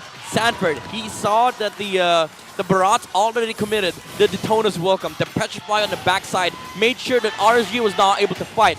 But Demon Kite answers back with an amazing retribution. The turtle steal away from Liquid Echo. But as time marches on in this game, even if the gold dwindles down back to 0, Liquid Echo is still scaling really well with his Florin and carry. What could RSG do as we approach the mid-game mark? More stuff like this, be aggressive, but that's final slash of the 2, but Demon Cat is actually not going to land with the Detona's welcome, and here comes Liquid Echo chasing the back, and Kusei will fall! A punishment by Liquid Echo! Demon Cat will be up next on the chopping block as that Barrett falls! Killed by the Florin? What did I just see? Ness gets away, but he's getting chased. A win for Liquid Echo. But here comes the Wheel of Fortune, Nats. Can you punch away Carl Teasy right in front of you? Sanford and Carl Teasy spots the Paquito and burst him down.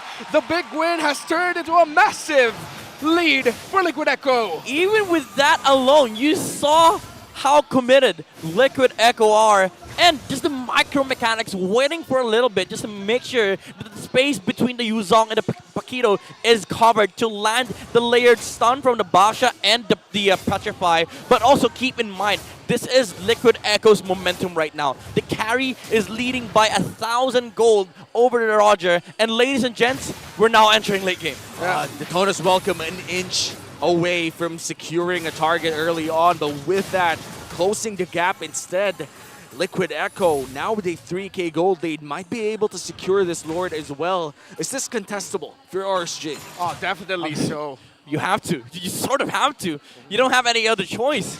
Maybe look for a kill on Benikudi, on Sanji. It has to be something else aside from the Lord. But looking at the gold, the damage difference, look at this. Look at the mid.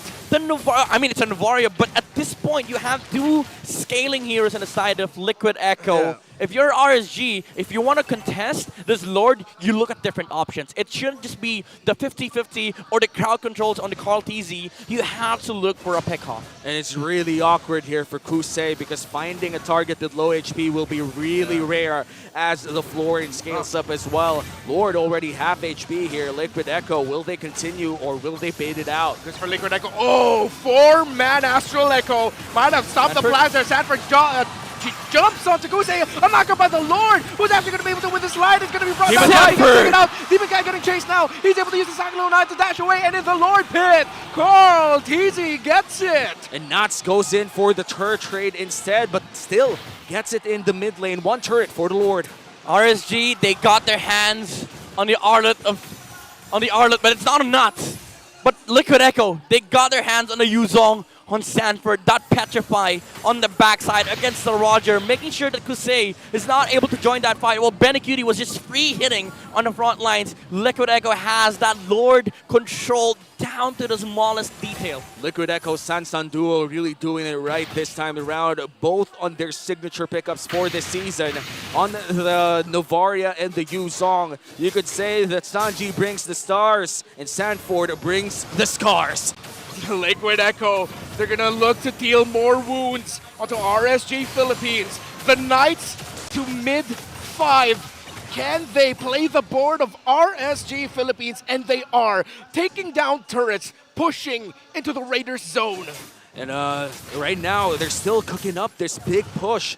All 3 waves, but 1 is being cut here by the Paquito. A potential 4v5 team fight about to happen in the base of RSG Philippines as the Lord pushes down. And take note, this is a level 1 Lord, so this might just be easily defended. Oh, another Astral Echo landed there by Sanji. The Dragon going in, really zoning out right behind the turrets, and now Liquid Echo are going to try to take the turret down, but Sanford but a final slash! Light! The light at the end of the tunnel has been spotted by RSG Philippines. That is 1, 2, 3 down on the side of Liquid Echo. They find that the one possibility where they defend the base and they even get 3. The counter engage was bigger on the side of RSG.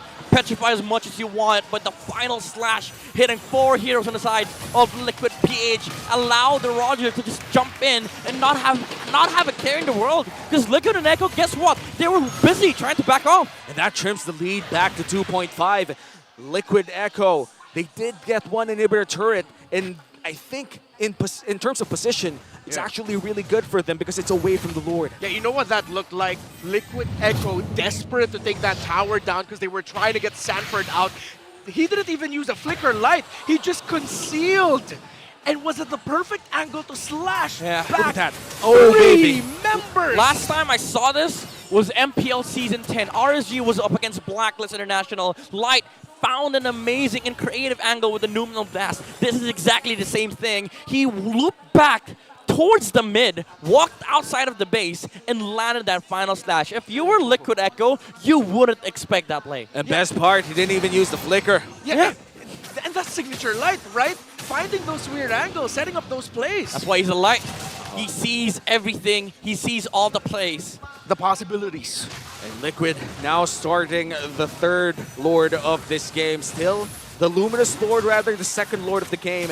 And Liquid sees all 4, but Conceal is used as well. All right, the Conceal to find that icon. He gets final slash into the death of his welcome there, but Demon Cannon's going to take a lot of damage. He falls. Liquid Echo, it looks really good for them. Kusei Benny! Hunted down by Sanford. Benny Cutie with the damage onto Aqua. That's a knockup from the Yuzong onto Kusei. A massive collapse and a breakdown of RSG Philippines by the Cavalry. They did not expect the damage coming in from the carry. The angle was right for Light. Unfortunately, the damage, the shred, was there from Benny Cutie. Again, this is why they took the carry against the Barats. RSG cannot stand their ground at the moment, and Liquid Echo, they're going inside the base. This looks endable. Might be the goal for Liquid Echo. Nas and Light trying to hold on. Light taking a lot of damage. He gets taken down by Sanford, but look at Nas dishing out the combos to clear up the minion waves. Not yet endable, but the Lord is coming down bottom.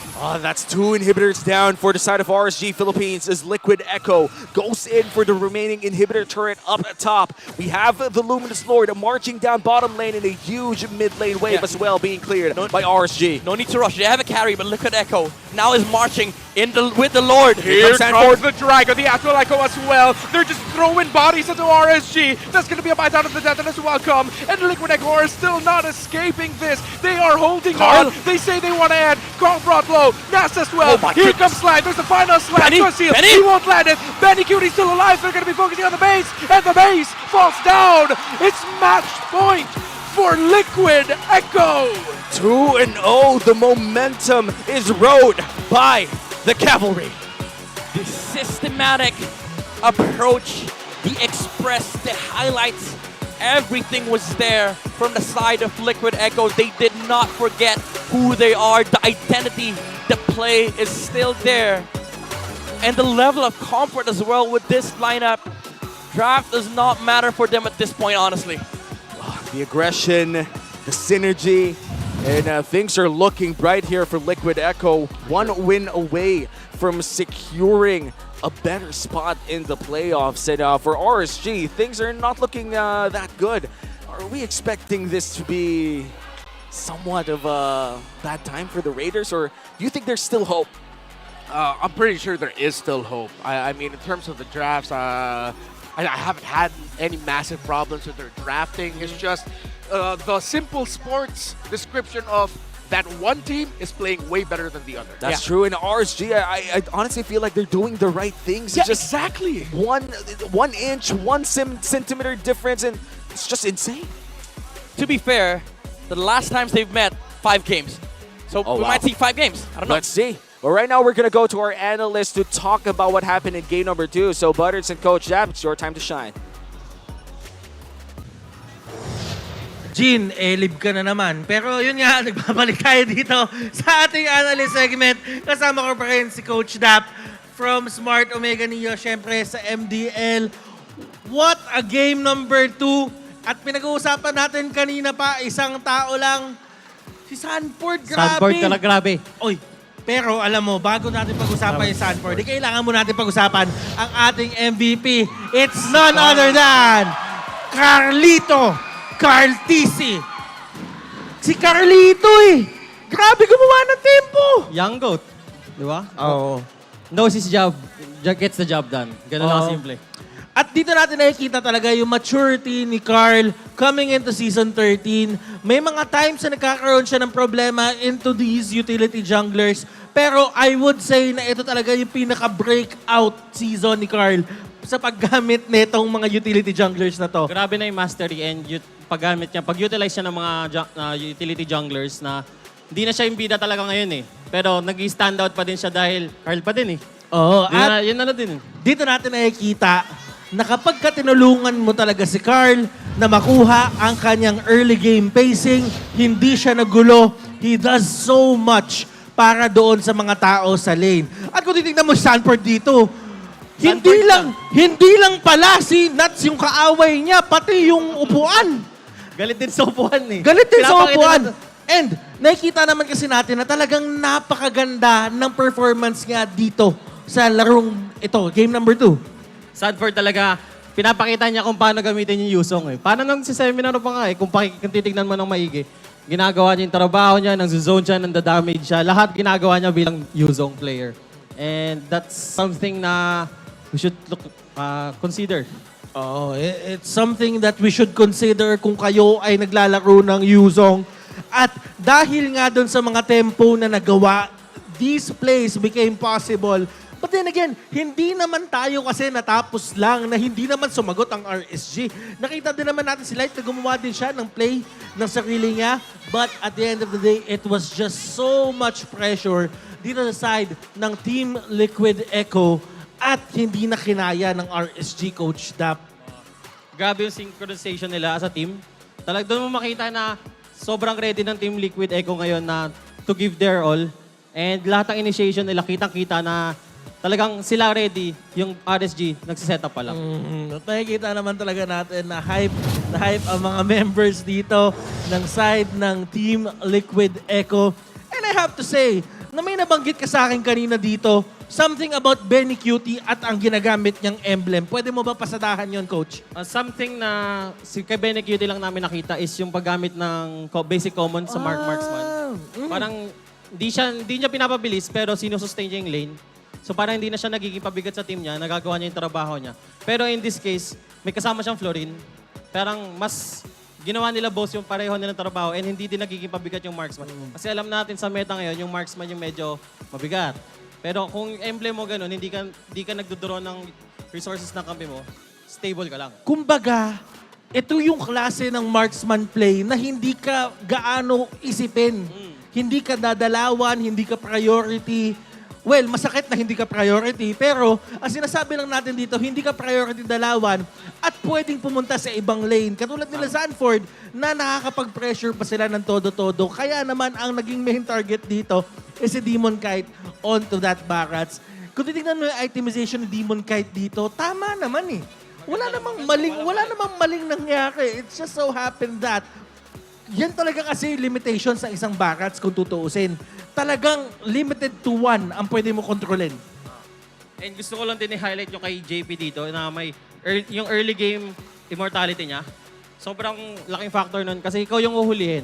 Pero kung yung uhulihin mo, like kung ikaw si Light, huhulihin mo yung may immortality na Florid, magdadalawang isip kayo, i-commit mo ba yung flicker ulti mo or hindi mo go yung Florid? Kasi pag di mo naman ginawa yung Florid, mag-heal lang din siya. And now, looking at your screens, dahil nga naman sa basic common emblem na ginawa ni Benny Cutie, na-set up niya yung sarili niya in terms of damage dealt, GPM, and all that. Kung titignan natin ngayon in terms of damage dealt, as you can see, si Nats, ganito talaga yung playstyle niya. He will try to find as much damage as possible, deal as much damage as possible. Pero kasi si Benny, si Sanford at si Sanji, nagawa nila lahat ng damage na to nang walang kahirap-hirap. So, and kay Sanji din, super consistent din niya. Sipin mo, game 1, game 2, halos mirror yung performance niya. And then that's a caliber of player na MPL PH lang yung meron.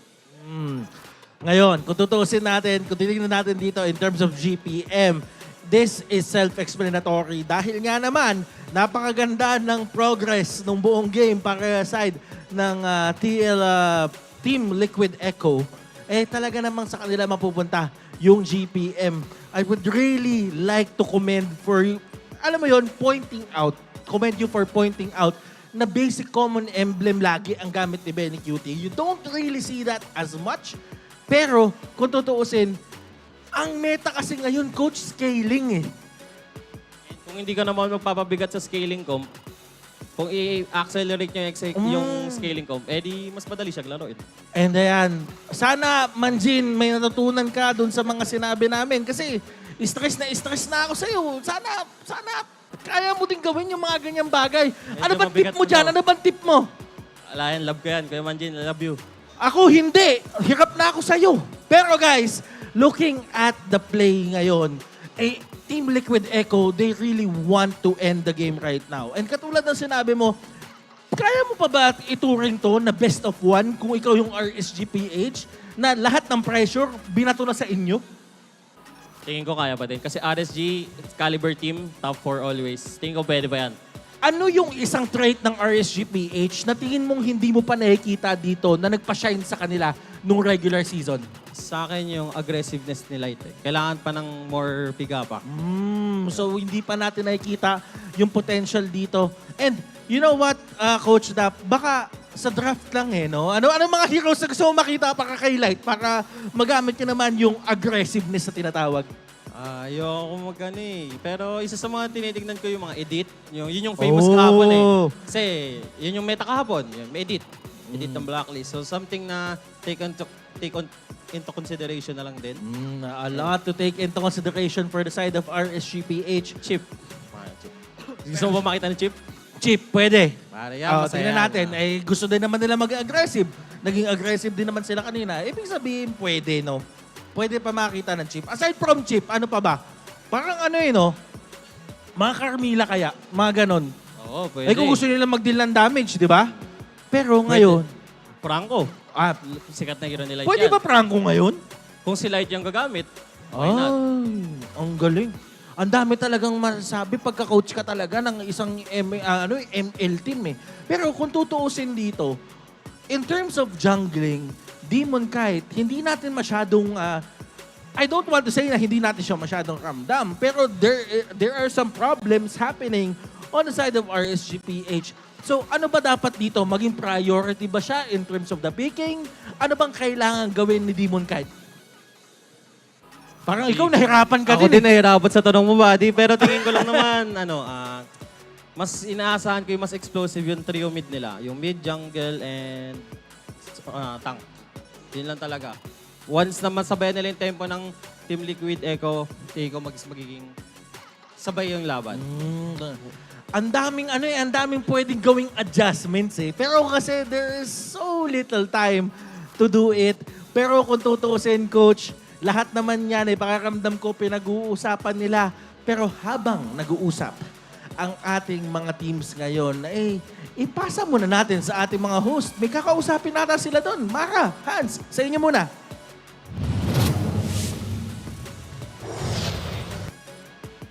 Thank you, Butters. Kami din dito, ang dami namin kinausap ng mga fans. Tuwang-tuwa sila sa mga nangyayari, pero yung mga RSG fans, they're very shocked with what's happening. This side, sila Mima, cheer ng cheer. Sa side naman ng RSG Philippines, they cannot believe it's a 0-2. Well, hopefully they would be able to, make themselves alive in this one because RSG will need all of the support that they can get. And same for Team Liquid Echo dahil nakita natin yung energy levels nila really went into the players and got themselves a 2-0 victory now. At kung sino rin ang kailangan namin kausapin? Ang ating mga kaibigan, our friends from the Bahasa Indonesia broadcast. OG, Wawa, what are you guys up to now? Hi! Hello! Hello! How are you? Guys, how are you? We miss you. How are you doing? Wawa, how are you doing? OG, how are you doing? We are very good, thank you. All right. Hello, Philippines! Hello, This is so Indonesia! I love it. I love it. Now, Ozzy, Wawa, Miss ko kayo! Oh, miss ko rin kayo. Miss ko kayo. Yeah. Kami rin, kami rin. Yes. Us too, okay? Now, Oji, Wawa, I'm gonna ask you guys, okay? What do you think about the first two games that happened all throughout the series between Liquid Echo and RSG Philippines? I think it's very fast for two games in early for Team Liquid. And this is the one, that's why Echo Express ada. Okay. Okay, so we meant that this is what we've been expected when we saw Liquid Echo playing. They play really expressive, especially since the early game. They used to play like this. They really bring the name of Echo Express previously, right? Right now they are Liquid Echo. So yeah, this is the game that we want to see from Liquid Echo. I see it. Okay, now, you know, we were talking about the rivalry between RSG Philippines and Team Liquid Echo with their history. How about for Indonesia? Can you share with us some of the rivalry similar to this? Pokoknya intinya ini yang cepat kayak gini ada nggak di Indonesia? Okay, so I think that if we're gonna say something that's similar to this rivalry, it's gonna be like BTR against Alter Ego, the STM, right? It's always like an explosive team fight. Explosive team fight, but not fast enough. Okay. So maybe like if we could add something, Liquid Echo, they played like our derby here, STM derby, but with a very fast game time. So maybe El Mabilis, I believe you. Yeah, I think I will call RSG PH versus Team Liquid Echo is El Mabilis. Mabilis. Because they play fast and also precise. Okay. He did his review. Yeah. He reviewed on this one. I like it. Learning about the language. Now, how do you think this series will unfold? Do you think it's going to be a sweep? Do you think it can still reach Game 5? From my perspective, I'm gonna say that it's gonna be like 3-0. Oh. Menurut saya di Filipina semua apapun bisa terjadi dan bahkan possibility 3-2 bisa terjadi. Okay, according to OG, he said that anything can happen because it's the PH Playoffs, so probably 3-2 can also happening for RSG. Yes, because this MPL PH, anything can happen. Yeah. Because MPL Philippines, anything can happen. Thank you so much thank you for guesting us, for guesting here in our broadcast. And good job doing the Bahasa Indonesia broadcast for MPL Philippines. Bye, thank you. See you in a bit. Bye guys, thank you Philippines. Thank you. Grabe, yung isa, feeling niya, it's gonna be a sweep. Sabi naman ng isa, it's going to be 3-2 cause anything can happen in the Philippines. Ngayon, tignan natin kung ano na nga ba ang mangyayari para sa ating third game in this series. Balikan na natin ating mga casters. Let's do it. Casters, pasok. Thank you so much, Hans, Mara, OG, and Wawa, all the way to the Bahasa Indonesia stream. And I think this is the first time ever as well for the playoffs that we have a Bahasa Indonesia coverage. Yeah. So Actually, I would say it's a milestone. It's a throwback to something that we did in MPL Philippines Season 7. Then I take back that milestone. Yeah, we had a Bahasa Indonesia stream then. Sorry, man. It's all right. No, revise the milestone. It's We the revived the second time. revived it. And it's a good revival. This time around, All right. Liquid Echo picks blue side. All right. Does this mean Fredrin? Bro, back to game one. Back to game one. You know? Fredrin, Boxia. But here's the thing. Maybe this time around, Liquid Echo lets go of the Arlet. Well, that's going to be an interesting approach if ever they do go for that one. And so far, I think one of the funny moments, well, not funny if you're an RSG fan, in game number 2 would be the Barretts making the right play, but also suffering the damage coming in from carry. I do think that the nature of the draft is just something that gave the late game to Liquid Echo. Can we expect the same now that they're playing on blue side? It depends, because like if you want the same outcome for like the jungle and the gold lane, maybe if RSG do take the Barats, Liquid Echo might just go with the same pick with the carry. And again, we've said it before, like it's a bad matchup. If you're the Barats, it doesn't feel good that it is the matchup that you are in. Yeah. And now we're entering the drafting phase. First few bans already locked in, taking away a lot of mid laners and the Arlet. That is the strategy for Liquid Echo, and immediately the Fredrin is picked up. Really? What we say, They give Chessman the Fredrin, man. Yeah. Could never go wrong with the Fredrin. You can never go wrong with the Fredrin. Also, same bans for both sides. And I do feel like RSG, they have to get the Moskov and Edith here, honestly.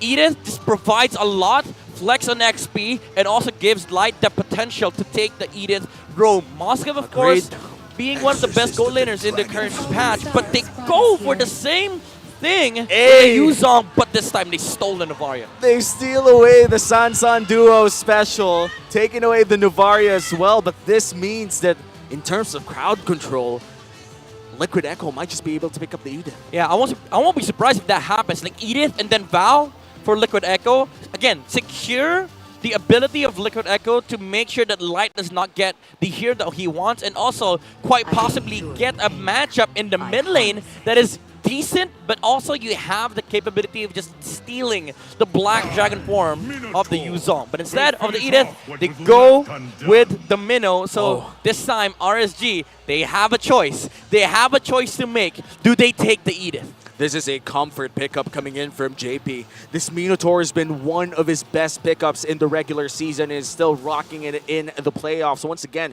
it's already match point for Liquid Echo, which means if they're able to secure this game, they're going to be sitting pretty in the upper bracket. Meanwhile, RSG will be sent down below, fighting other people. But what will be the last pick here for the side of RSG? I mean, Finally, maybe please, against the Edith. Please, Edith. And also, the thing that you were mentioning, there you go! Edith!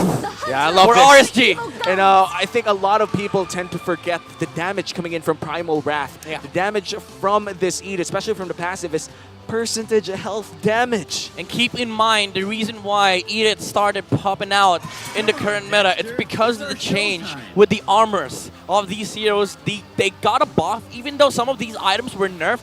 Edith in early to mid still deal higher damage compared to the old Edith. Wow, then honestly, that's insane when we talk about early game numbers, because old Edith was already dealing a lot of damage, and now new Edith apparently deals more damage. Wow. She is old, though. She's like 1,000 years. She's 1,000 years old. She's, you know? she might be our ancestor. She might look young, but she's really old. She is. I mean, there's a lot of heroes in ML that are old, but are quite, child looking. Now, I bet Nana's like 100 years old or something. You know? No, I think I don't even want to say Val's that old. anymore. Huh? Val's old. Valentina's old. Oh yeah, Valentina's old. You Val's know, legit like 1,000 years old. Yeah. I'm not sure if She's it's still the eons, same lore, but ain't Valentina Gushin and Amon's auntie or something? What's up, auntie? Looks like Carl TZ taking in the Fredrin. 75% win rate. Yep. Yeah, why did you give this pick to this dude? Well, to be fair, that's their first pick. So that's true. He's only played, all right, because they keep batting it. 3 wins and 1 loss this season for Carl Tizzi on the Fredrin. Again, to be fair, if you're RSG, it's not that they're letting Carl play the Fredrin, but it's also them, we're trying to get Fredrin, bro. Yeah. We're trying to get the Fredrin. While I'm looking at the draft here of Liquid Echo, I can't imagine a lot of picks that will actually take the Edith down fast enough. They got baited. Oh my goodness, they got baited. Wait a minute, is That's that a Kali? Bennett. That's a Bennett. It's a Bennett. They banned an Atan. They forced the Roger on the side of RSG because you don't want to be losing out on a better gold lane. But now they pick up the Moskov. There's nothing against this Moskov, by the way. Yeah, and, just for the clarity's sake, as you guys said, it is a Benedetta with the Moskov here. A Moskov versus the Roger. In terms of pure stats, are we talking a Roger win here in the laning phase, or is it still going to be a Moskov? It definitely is going to be the Moskov, but the thing is, Roger has the highest chance of maybe leveling out the Moskov capability. But the one thing is for certain, like RSG, they need to play around the Roger heavily in this game. But speaking about like the Moscow alone, that's why the Moscow and the Benedetta make sense. Because now you look at RSG, as much as they want to fight, they need to group up. Yeah. But with Liquid Echo, they have the choice of just splitting all throughout this game. And this time around, the Novaria coming in here from Aqua has to stay where way back, I would say. The Benedetta is insane backline access. This is already match point for Liquid Echo. They are able to secure a win in this game number 3. We might just see our next series early on, but as others would say, the Raiders would never really back down. So I'm expecting a potential game 4 here. Yeah, and I like how Midnight mentioned the split pushing capabilities of Liquid Echo in this matchup, because in the lineup of RSG Philippines, again, I'm still leaning towards the idea of if Liquid Echo try to take the fight honestly, they're not going to be able to take that Edith down fast enough, and the Edith is just going to surprise Liquid Echo. But if Liquid Echo continue play this as if, all right, we'll come from unexpected angles, we'll split the map, we won't show ourselves so easily to RSG Philippines, then it's going to be good for Liquid Echo. Name of the game here for RSG is brute force their win against Liquid Echo. They need to make sure that they fight constantly and get these advantages utilized. And but come late game, it is going to be hard for RSG to deal with the split push of the Bene and the Moscow. I already said it as well. The early game is the name of the game here for RSG. You have the Edith, you have the Roger, you have the Yuzong. So many tools to use to secure that potential snowball. And for Liquid Echo, if this game goes past 15 minutes, as you said, Midnight, a split push coming in from Benny and Sanford will be insane. Not good for Gusei. Is he going to be able to get away? The answer might be yes. Yay, he does. He does. Fortunately for him, is a Moscow level 1. Yeah, so it's not a it biggest is. of threat. Like a Brody, you know, it's still a Moscow, but this makes sure that this ensures Liquid Echoes win on the gold lane. Yeah, I just realized how garbage of a gold laner I am, because if that was me, I would have used that Purify, dash into the wall, Same. died. The moment I see another person in my gold lane, I'm going to press that Purify faster than, I don't know, kids running. I'm not sure. What else is fast? An F1 car. An F1 car. And maybe the early game tempo coming in from RSG as well. Maybe me trying to run away from a Barat. I don't know. Dude, you have arthritis. Oh, yeah, barely That's run. not really. You can barely I mean, thank you for reminding me, but yeah, sure. I'm sorry. Oh, he misses the onward flicker and he gets knocked up and he looks like he might get punished here. Liquid Echo will find the Edith running away. It's a big whoopsie. That is such a, I would say an unforced error, but very rare coming in from Law. Already used the Petrify and he gets eaten up by the Barretts. This looks good for RSG. Nuts this time around comes in as a Yuzong against Sanford. Now you know how it feels. Now you know how it feels. Now it's combo onto JP. Forces him back. Carl easy close enough here for the Retribution. For the Petrify, he stunts it up. All the crowd control onto that Frederick, who's going to win it still. The young goat gets it. Jamie with a knockup with a big Minoan Fury onto Light and Demon Kind. Sanji chasing after Aqua. Bang! As the Valentina cosplaying as the Yuzong. Here comes Sanji. Sanford as well. Electro final blow. Backs off. And the tempo coming in from Liquid Echo is just insane.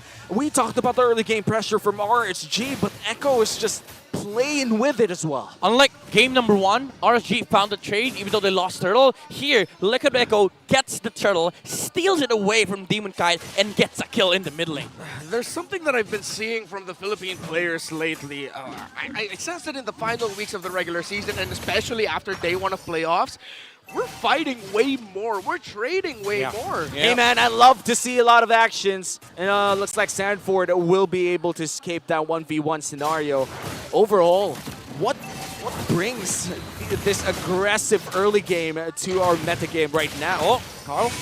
We'll get back to that. But JP and Carl TZ able to protect that orange buff. I mean, to be fair, there's a lot of brawling meta heroes in the current meta. Like the Edith, the Yuzong, the Terizla. These are all brawlers. And as much as possible, you want to be able to utilize these heroes' strengths. Fortunately for them, most heroes that came into the meta are early game to mid game heroes. Oh, Sanford and Sanji under the base. Sansa and Duo trying to take down that Yuzong. Oh, Sanji no! does a lot of damage. He got way too greedy, Sanji. A kill for Nats. And way across mid lane, Aqua with the Star Shatter. And look at all those carts. If I were a gold laner, I'd be smiling, but Nuts A lot of damage from that eye from an eye. Yeah, but it's actually Sanford under the turret right now. 3 members of RSG PH up top. Carl Teasy's here.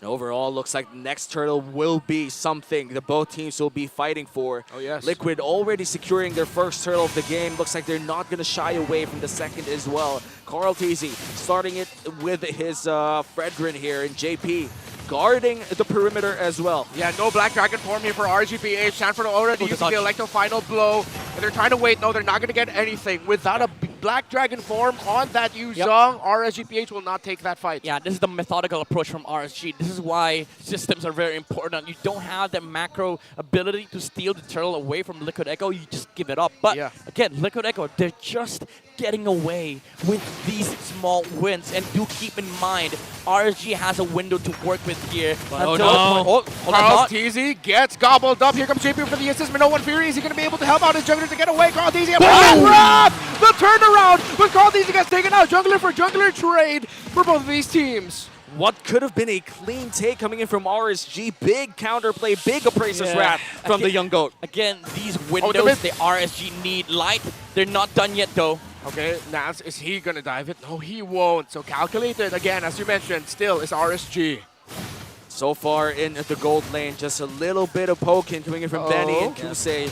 But JP is already there. Benny, whoop! Okay, it takes a lot of damage. That's a big question mark. Oh, now 2v1. Sanford and Sanji, can they actually handle the Black Dragon form? Here come the Dance of Dragons as Sanji will fly away. Nats just sending back the members of Liquid Echo. I like his flight path. His flight path actually told Liquid Echo to back off. Moskov, he hits the Spear of Destruction, but he gets knocked up. Benny! It's a big outplay by Nats of the Benny Cutie, and Benny Cutie gets punished. In the wrong place, in the wrong time. Crucial pickoff coming in from RSG Philippines. They take away Benny Cutie. That's two big question marks in a row now for Benny Cutie. Liquid Echo, they were already running away with it. The momentum was not there for RSG. Liquid Echo, all they had to do was wait for the proper timing so the Moskov can actually come into these fights. Now RSG, they have killed down the Moskov, made the window much bigger for them, and do keep in mind they have a Roger. This guy snowballs out of control. Yeah, and the glimmers for RSG is starting to become bigger and bigger. If for Demon Kite and the gang, they're going to start this turtle. 2 turtles already went to the hands of Liquid Echo here. The RSG looks like they want to take a piece of the pie as well. Oh, Carl Teasy able to dash away from that missile expert. Astral Echo sees the 3 members of Liquid Echo. This looks really good for RSG Philippines. Snap zoning out Sanji. Sanford! And Sanji gets to punish the Yuzong, but the Novaria! Aqua actually going to be able to get the last hit of the turtle while the members of RSG Philippines try to run away, but there's no minion wave in the mid, so Liquid Echo cannot find a fight. A kill on Nats. Was that worth it? Oh, for sure. Definitely for Liquid Echo, because they weren't ready really to contest that Lord. But again, I just want to point out, both junglers had the right idea. They retreat way before the retreat range because they knew the Novaria would just slap a Star Shutter under that. Carl Teasy, he was steps ahead, but unfortunately the damage was already done by Aqua and Demon Kite. That layering was perfect from the Novaria and the Barats. Kusei's really low here, and Liquid Echo are applying the pressure onto the bottom lane to send back the gold laner of RSG Philippines. Light! With an Earth Shatter knockoff, but the entry coming in Benny from the members of Liquid Echo. They try to chase. Light is out, but they're still fighting. Electro final blow. The Dancing Dragon. Carl Teasy low. Petrify! 3-man Petrify. He's still chasing. He gets punished. 2 members of RSG down while Sanford falls for Liquid Echo. But Benny Cutie finds the Spear of Destruction onto Demon Kite. Insane map reading from Benny.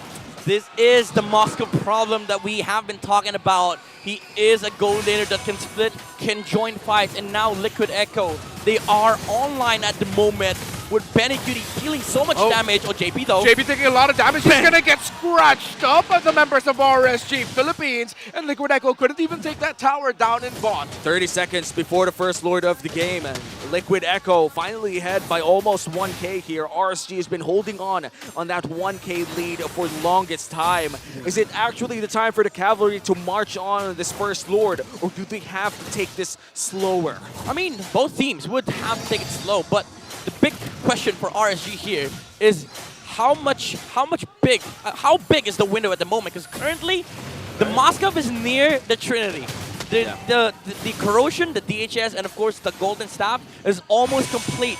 on Benicudi. Once you have that on the Moskov, he just destroys, shreds the heroes on the side of RSG. It's so hard to catch as well, especially with the pure Light with an alley-oop there for RSGPH. Are they going to be able to take Sanji down? He uses the ultimate as a Roger and changes forms to be able to jump away. But this Valentina is brought down low. This is still advantage somewhat for RSG Philippines. Astral Echo still not used here. 3/4 HP on this Lord take. Benicudi going in for the burst down. Half HP on the Lord. Liquid Echo, it looks good for them to contest this even deeper, even though their Valentina took a lot of damage. Kusei trying to find the right angle. Here comes the Black Dragon 4, but the Detonus welcome onto a member of Liquid Echo. JP brought down really low. Who's going to get it? Sanford! Take down Kusei, but Demon Kite gets the retribution, and RSG Philippines are crumbling one by one. Benicudi, Spear of Destruction into the dash. Finds the kill onto Nats, and Liquid Echo will push down mid, but RSG Philippines got the Lord. 3 kills down, and looks like they're not going to be able to use this Lord. Oh my goodness, Liquid Echo, the sacrifice from JP using the Minoan's Fury forces out the Detonus welcome, not with the Black Dragon form going on the backside, but the Purify was there from Benicudi, and he danced around that team fight. Nobody was able to touch the Moskov of Liquid Echo. And I gotta say, Sanford in that entire sequence was doing the same thing that he did in game number 2. Whenever he saw Kusei, he saw an opportunity to get a kill. Look at this, the split pressure from Liquid Echo. Sanford just came from the bottom lane. He's used the retribution because they know they have a Black going with the Electro final blow, but miscommunication with the members of Liquid Echo. It's only Sanford. It's only Sanford. He falls. JP with a big Minoan Fury onto 3. Demon Cat Kusei live. That's 1.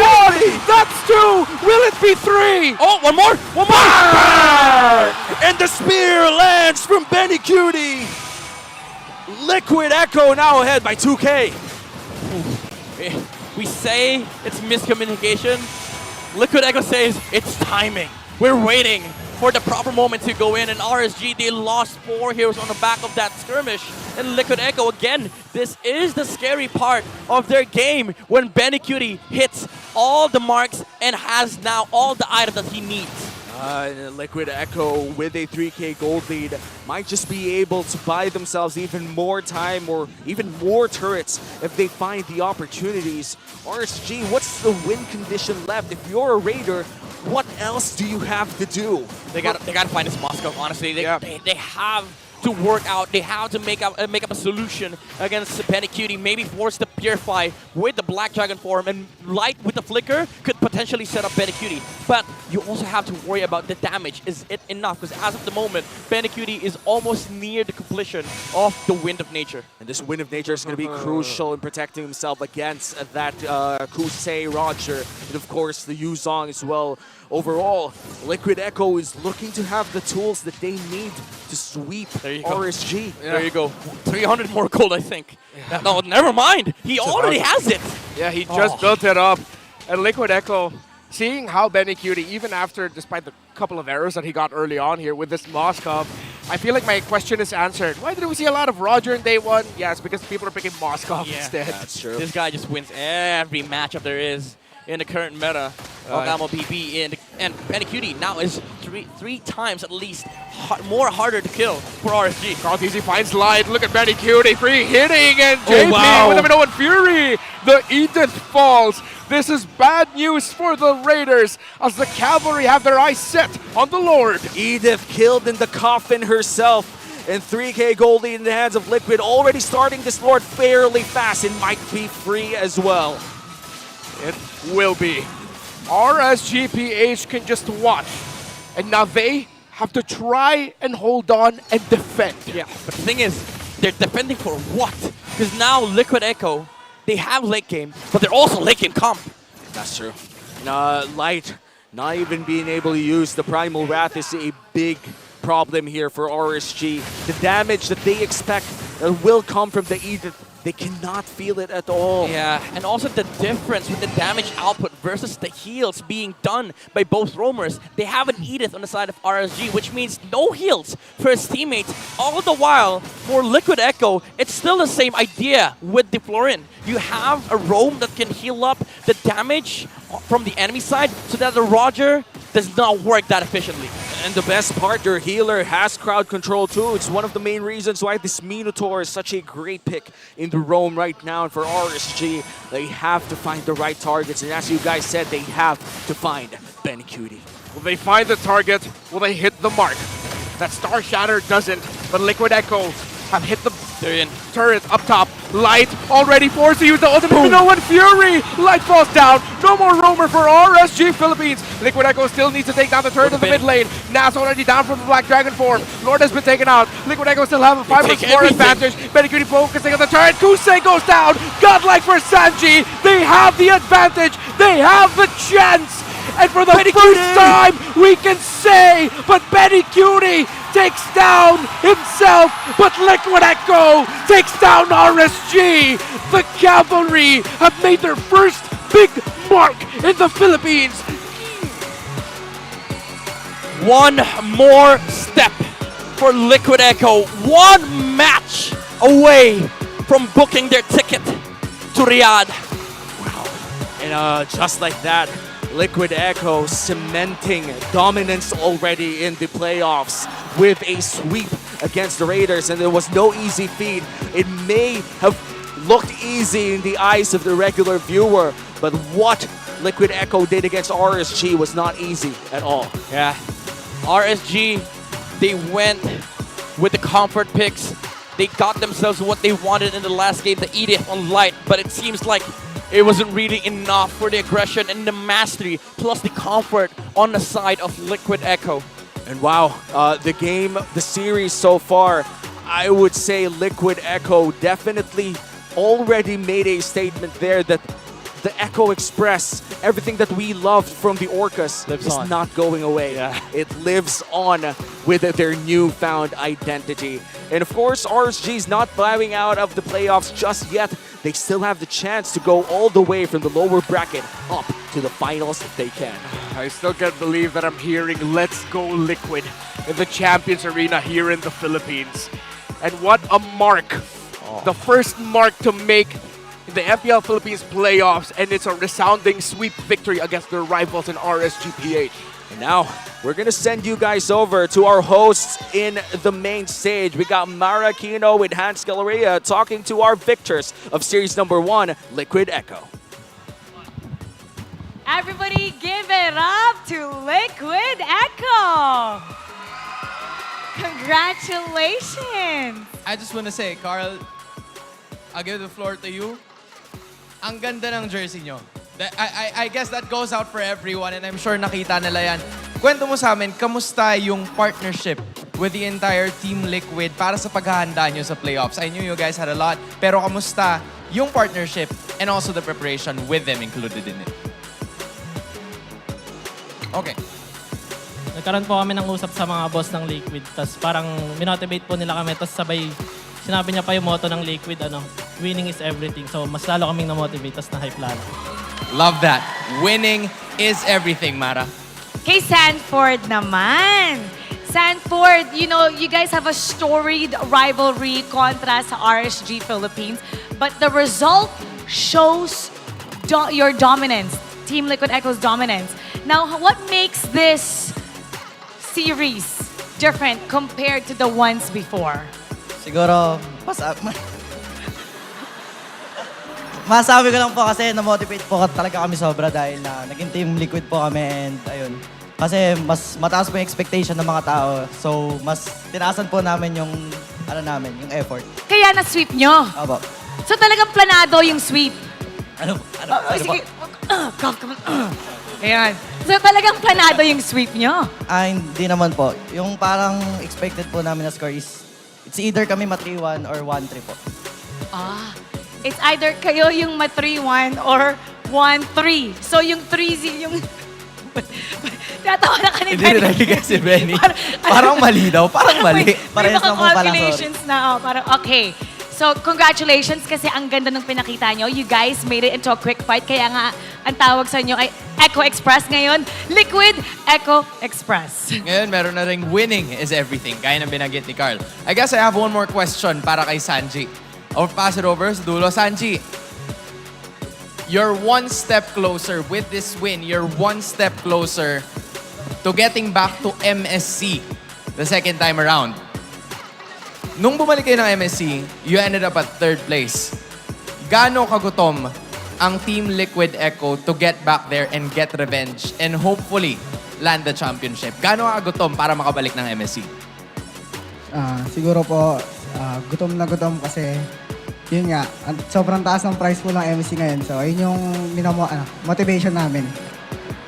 Winning is everything. And that everything is everything para kay Sanji. And you know, kung sino nga ang Mr. Everything today, ang ating Mr. MVP? Benny Cutie! Benny Cutie, congrats! Uy, anong gusto mo sabihin sa lahat ng mga manonood, all your fans? We also have a Bahasa Indonesia broadcast. So people from Indonesia are also watching you. What do you want to say to all your supporters? Ayun, shoutout sa mga fans ng Echo to Liquid na nag-transition. And sa mga pumunta sa venue, maraming salamat kahit malayo pinanggalingan nyo. And shoutout sa family ko, kay Seska pati kay Wanwan. Hello to Cheska and Wanwan. Congratulations once again. You may now take your bow. Give a round of applause to Liquid Echo. And take your walk of victory. Bagong look, but their dominance is still the same. Jerseys are really gonna say something else. Whether it's the mic, it's massive. And I know that they can contribute. And now we're gonna break it down for you. So we're gonna go to our analyst, Butters. Pass off.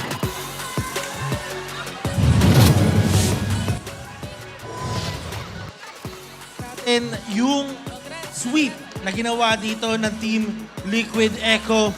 And Coach Tap, masasabi ba natin, nakasalanan ni JP to? Yes. Kasalanan mo to, JP. Kasalanan nito. Nag-3-0 ang aga ng first series natin. Tama. Guys, kami pa rin ang iyong maging analyst for this game. At ang MVP natin, na-reveal na to kanina, it's none other than Benny Cutie. And the fact remains the same. Basic common emblem. Kapag ka Benny Cutie ang marksman, basic common emblem. Bakit nga ba, Coach?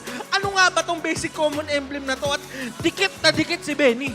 So, adaptive strike, tas regen, tas sama mo pa ng dalawang defensive emblem, tapos sustain na fleet footwork. Sustain, ano talaga? Kumbaga, hindi ka na mahirapan sa lane, hindi mo na kailangan gumastos na ek ng pang leg plates, hindi mo na kailangan gumastos. Pwede ka na mag-recta item, gawin mo yung magagawa mo yung trabaho mas maaga, hindi ka pa pabigat sa team, may sibat ka pa. Tama yung sinabi mo dito, Coach, kasi kung papanoorin natin yung game, or actually panoorin natin yung series, mapapansin mo na lahat ng aggression na ginawa ng RSG at ng Liquid Echo naganap sa may XP lane.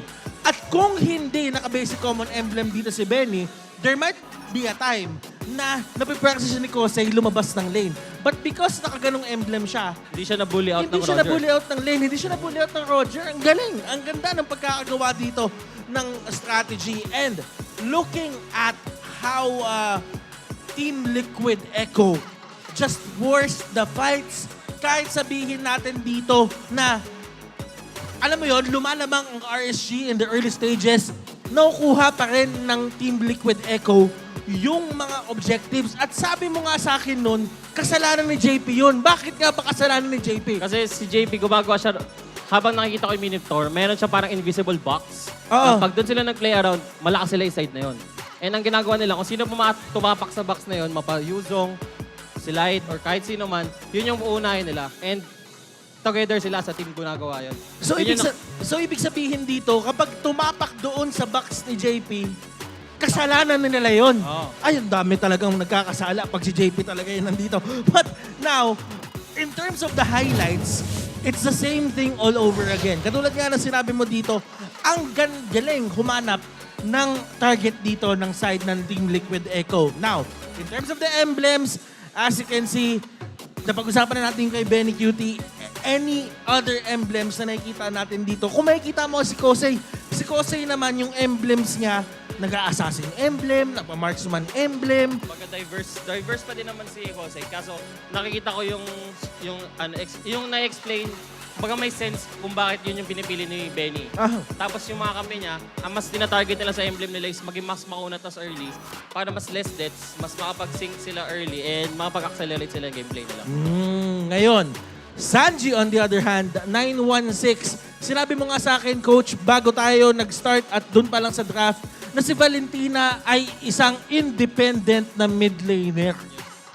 Pag sinabing independent mid laner, yung kaya niya i-clear yung lane nang hindi kailangan na nagpapatulong. Hindi siya mabagal. Tapos nandun siya sa tamang speed na makaka-rotate din siya agad kahit mag-isa lang siya. Ganon yung mga kailangan natin tignan. And kung papansinin natin, in terms of tempo, alam natin na talagang tempo ng TLPH yung dinictate nila up until the very end. Now, kung titignan natin, first time nagbago to this series, yung carry natin in terms of damage dealt, si Sanji, 64.5k. Miss Independent nga talaga. Yan yung mga tipo ng player na kaya niya yung sarili niya. And nababakapat pa siya ng mga sobrang lupit ng mga kakampi. It explains why napakalakas ng Team Liquid ngayong playoffs. Alam mo, napapansin ko dito, ang talagang natututukan natin, yung mga marksman at saka yung mga mid lane. Sana yung mga kakampi ko, ganyan din. Kasi medyo nahihirapan na ako. Pero if you would look at the damage dealt, Benny Cutie, siya yung next eh. Kung iisipin mo dito, mas gusto pa nga pumukpok ni Kosei. Kaso ang problema, every time na nalapit siya, grabe yung control. Si JP May nakaharang nandyan. na Mino, may nakaharang na Benebeta. Fredrin as well. Tapos yung mismong possible target niya, pwede din siyang palayuin. Si Moskov. Yung makikita natin nga nung early game, parang na-hold nila yung creeps, Oo. lumamang si Benny. Ganun lang, dahil lang sa Siba, dahil lang second skill lang ng Moskov. So, Todo pa rin ang farming. Hindi na bago ang trend natin. If you would look at our screen right now, GPM, gold per minute, still goes to the side of Team Liquid Echo. At grabe talaga eh. Ito yung mga dream instances. Coach, tingin ko kung ikaw ay may ML team, naglalaro ko sa MPL, ganito kaswabe yung performance mo. Pakiramdam ko, ito yung pangarap ng mga coach eh, yung ganitong form. totoo. Yan yung mga pangarap na consistent ka every game. Yan yung, hindi mo nahahanapin yung ibang bagay kasi yung basic lang, consistent lang, nagagawa nyo na. Yun na yung trabaho eh. Yun yung pangarap. So, ang sinasabi mo ba dito, nagkaroon pa ng sobrang daming komplikadong galawan in terms of the side of RSG Philippines? Kasi kung isipin, simple lang yung ginawa ng Liquid Echo. Pero for RSG, iba't iba ba yung mas madami ba silang checklist para manalo? Hindi naman sa marami silang checklist, pero credits to them na they still tried. Pero evident lang na this game na yung Team Liquid talaga mas prepared, mas sync sila, and mas ready sila to deliver the game. At guys, merong lilitaw dito anytime now na makikita natin yung galaw at subukan natin hawakan. Ay, medyo mainit. Alam mo kung bakit? Kasi heat map yan eh. Pero looking at the heat map of Sanji, napaka-importante nito. Kasi kung papansinin natin, Coach, yung galaw niya into the mid lane, early stages, talagang Miss Independent. Tutok, try mo kumuha ng level 4. Pag nakuha mo na yung level 4, go. Pero nagkaroon din ng time dyan na pumunta siya ng XP lane at sinubukan niyang kuhaan ng XP kahit papano. Kasi ganun yung trend ngayon eh. Pupunta ng XP lane, papa-level 4 kayo pareho. Tapos, mas ready kayo. Kasi yung roam nyo din, nakakuha din ng XP. Di ba? So ngayon, looking at this performance from Team Liquid Echo, how do you think they would fare up doon sa mga next na possible nilang mga kalaban at anong kailangan bantayan sa kanila bilang ikaw, isang coach na ano yung maiisip mo kung kakaharapin mo sila bukas? Mahirap masabi kasi nakakatakot yung form nila eh. Kumbaga, kailangan lang din ready yung team ko, consistent sila, and sync kami sa mga gusto namin gawin. And it's all about the sync. It's all about the coordination. But then again, guys, ipasa muna natin dito kay Lamara at kay Hans kasi meron tayong something for MSC. Mara, Hans, kayo na muna.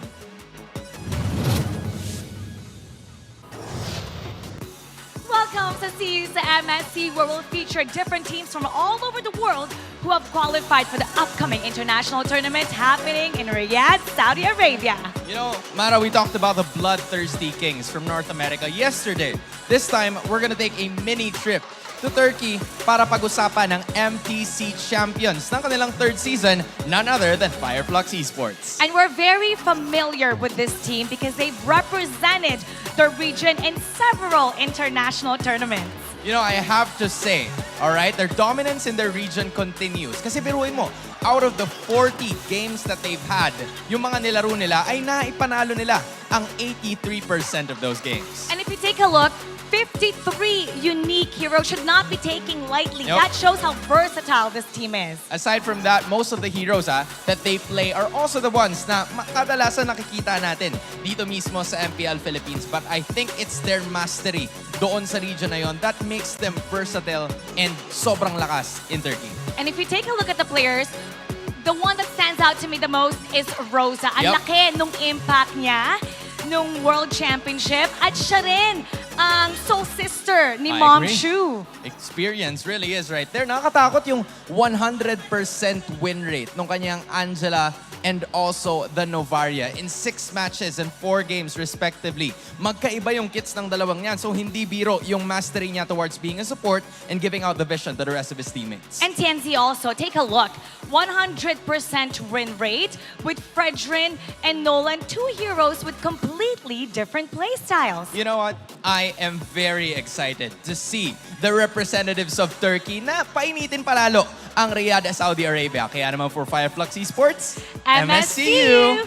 At kayo rin supportahan ang ating representatives ng MPL Philippines Season 13, our grand finalists, because those two will be going sa upcoming tournament natin in MSC, ang ating MLBB Mid-Season Cup 2024. And that's gonna be happening this July in partnership with Esports World Cup.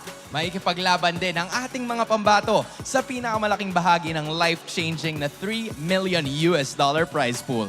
Well, may isa pa tayong laban ngayong araw, and that is gonna be between Falcons APBREN making their debut this playoffs kontra sa raging and heating up the Blacklist International. That's gonna be another fiery best of 5. So don't go anywhere.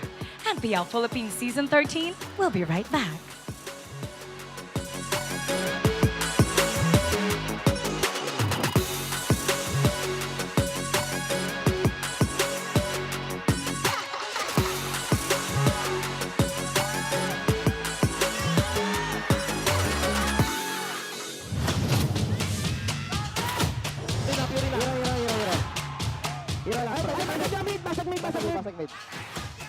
Basag mid bot, pre. Ay, double pa. Ay, double pa. Sure. Low kasi.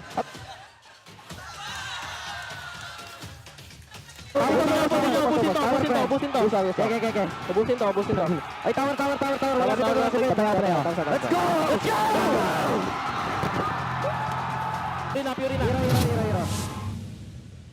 The 13th season of MPL Philippines is brought to you by the following sponsors.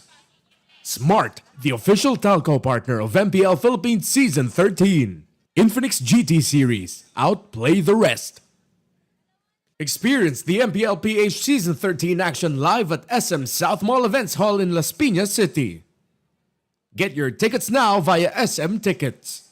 Don't miss any MPL PH action by following our official Facebook page and subscribing to our YouTube channel. Follow MPL PH on TikTok as well for more content. Don't miss the latest news and updates about the MLBB Philippine esports scene through our esports news tab. Visit the esports page on your MLBB app now and be a part of Lakas ng Pinas. To ensure the equality and fairness of our games, MPL Philippines is also monitored and supervised by the Games and Amusements Board.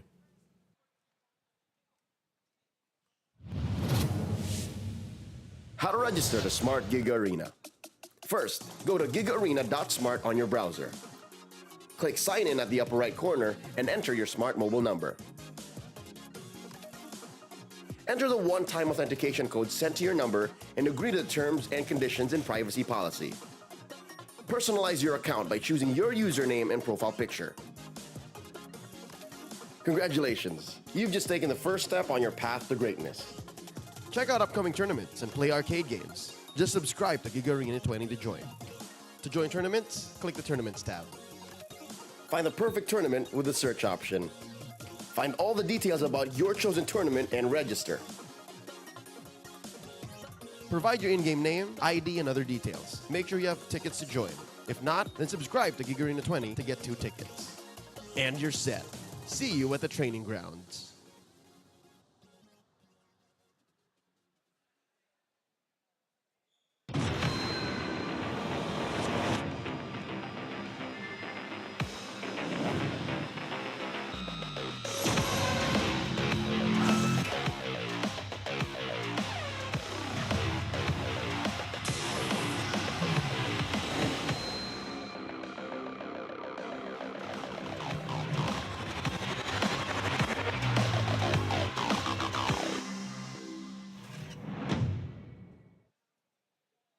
How to register to Smart Giga Arena.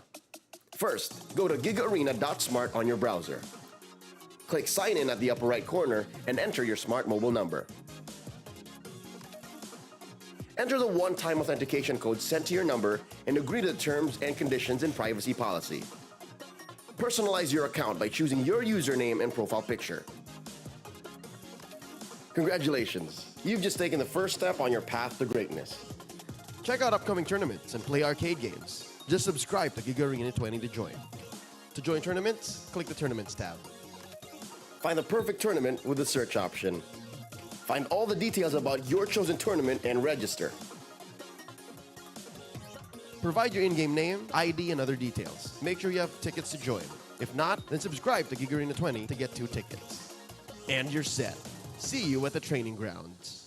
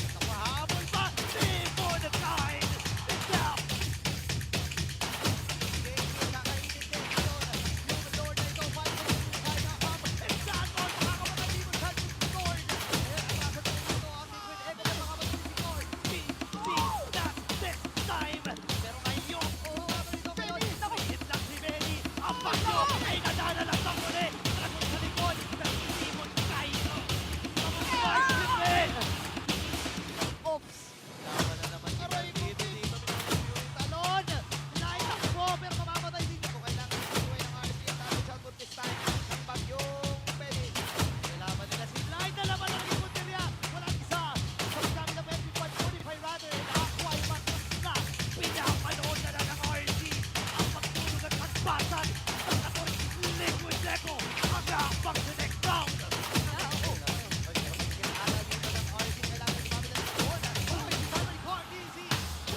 In this case, hindi sila pwedeng mag-high five kasi nga dahil dun sa pandemic. Nakamask pa nga sila I thought it was groundbreaking. Yeah, it was Joakim. And Si Lysander tsaka si Joakim. Parang sobrang kalma nung brand dito. Alam mo nila nanalo sila. No, they cannot celebrate kasi pandemic pa na they ito. can't Hindi sila pwedeng mag-hug, gano'n. Yung contact pa, bawal pa. Yung Singapore na parang yung nag-regulate sa Singapore. Bawal sila mag-appear. Bawal sila mag-appear. Kahit teammate Bawal sila. talaga, bawal talaga. Yeah. They can. Sobrang this was 2021, so sobrang strict pa ng Ito, guidelines. si Ducky, tsaka si Ducky, si EJ, si Coco, nandun sila sa baba niyan. Nakatingin ako sa likod nung panahon na yan. Si Ducky, si EJ, si Coco, gusto nang tumakbo pataas kasi gusto nang yakapin. Nung palapit na sila, bigla silang hinarangan, hindi daw pwede kasi nandyan yung mga nag-regulate sa Singapore. Nice, they got to hold the Napaka-strict ng ng time na yun.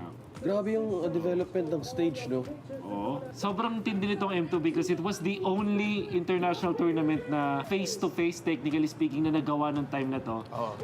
It has been a long time since kahit anong esports, so ML was groundbreaking ng mga time na to. And then obviously si Carl cementing himself as the legend. Tingnan mo, sobrang bata pa na itsura niya dito. Bata itsura niya si Coach Ducky, ba din yung itsura? Grabe. That was super heavy, by the way. And by the way, itong M2 World Championship na to, kaya din siya sa mga most important championships na meron tayo, is because somewhat nagbigay siya ng hope for everybody. Na parang, katulad nga sinabi ni Wolf, na si Munton pinush through niya yung M2 sa panahon na wala talaga nag-expect na may magpupush through. And at the same time, isipin mo sa isang panahon na hindi ka sure sa mangyayari sa'yo. Nakita ka ng something to be happy about, to be proud about na ganito. Kaya naman, yung mga tao sa social media niyan, nag-aaway na yung Burmese tsaka yung Pilipinas sa social media talaga. Ganun yung pinaglalaban nila. And at the end of everything, ang naging maganda naman, naging magkabati yung Burmese tsaka yung Pilipinas. Since we're going back, at saka na-mention ni OSX na ito yung tournament na parang nag-umpisa yung love mo for MLBB and MLBB esports. Ano yung dumadaan sa'yo sa utak mo noon nung winning moment, nanalo na yung Brand Esports? Do you remember that moment, yung winning moment nila? Oh yeah, and actually nung habang nakasubaybay ako dun sa live chat, sobrang gulo na. Gusto ko nga mag-comment, let's go Philippines eh. Kaso wala na, hindi na ako abot dun. Kaso, nung time na yun, I started to make content out of it for that specific M series. Para maka-join ako sa nangyari sa Mobile Legends. Wala lang, hindi ko talaga mapapalit yung feeling kasi nangyari siya last year kung saan yung M5 na Game 7, it was Bren Esports. Like, if anyone saw me when APBREN won in M5, hagulgul talaga yung iyak ko. Yeah, man. Because I was brought back. Speaking of hagulgol, a lot of people remember that moment when you cried. Actually, I know you don't like talking about it, but there are many people who said na nakita ka nila na umiiyak, sila din naiyak. It was emotional for everybody. Nadala din sila when they saw how emotional you were. Pati sila naiyak din. Yeah, and those are the moments that I really would rather focus on. So that you guys understand why I cried at that moment. Because people were messaging, ba't ka umiiyak? Nanalo tayo! Because that was just tears of joy and relief. Again, 4 na casters lang for the entirety of the Filipino broadcast of M2. Medyo strict pa rin. We're starting to slowly get back from the lockdown era of pandemic. Pero the pandemic was a traumatizing experience for a lot of us. At that point, we were wondering, at any point, pwede mahinto yung broadcast na to dahil isa lang sa amin nagkasakit. And that was that pressure, that tiredness. So seeing that felt like a very relieving moment. Not just for myself, but I feel like for a lot of Filipinos, like, sa wakas, we won something. And something to celebrate. Yeah, it was during the pandemic. Wala talaga. I just say, yung sobrang wag niyong i-take for granted yung sacrifices ng mga teams and the talents and the production mga time na kasi meron pa yun bago ka mag-quarantine sa Singapore, meron kang self-quarantine. Tapos pag inisip niyo yung timing nun, it meant na yung mga players nagpasko sila at bagong taon together, away from their families. Tapos meron pang chance na hindi sila makalipad. Meron mga scares pa nun eh. Like, I think nagkaroon ng scare yung Omega, di ba? At a certain point, yung Bren nagkaroon din ng scare na baka hindi sila makalipad at hindi sila ma-accept doon. It was so intense sa mga time na yun. And actually, nung panahon kasi na yun, ako dapat talaga, dito talaga ako dapat sa Pilipinas magkakas noon. Kaya lang, the only reason why, kaya ako nakapag-cast ng Singapore was because may nag-positive doon sa mga casters dapat na ipapadala. So that's why, nung nagtumawag sa akin yung Munton, sabi nila, willing ka ba to fly to Singapore? Eh syempre ako, for someone na, alam mo yon, one of the biggest honors na pwede mong makuha yan eh. To get to fly out. And isipin mo yung story na yon na parang nakalipad ako sa ibang bansa, nakapag-cast ako ng pinakamalaking tournament sa MLBB nung nagkakagulo yung mundo. So parang for me, lakasan na lang ng loob yun eh. Parang, sige, tara, game. Okay, quick trivia. Did you guys know that si Flap TZ was discovered by Coach Ducky dahil nag-24 hours live stream? 24 hours. So, nung nagpunta siya ng M2, that was his rookie year. Exactly. Exactly. Sobrang ganda na kasi yung timeline nun was nung Season 5, nabuo yung Cartesi few na parang off of this C-ball. So parang people are expecting na magandang results for Brent kasi nga super team sila but they couldn't finish yung Season 5. Come Season 6, they drafted nga itong C-Flap. Ang pinaka-testing ground niya was a tournament before MPL.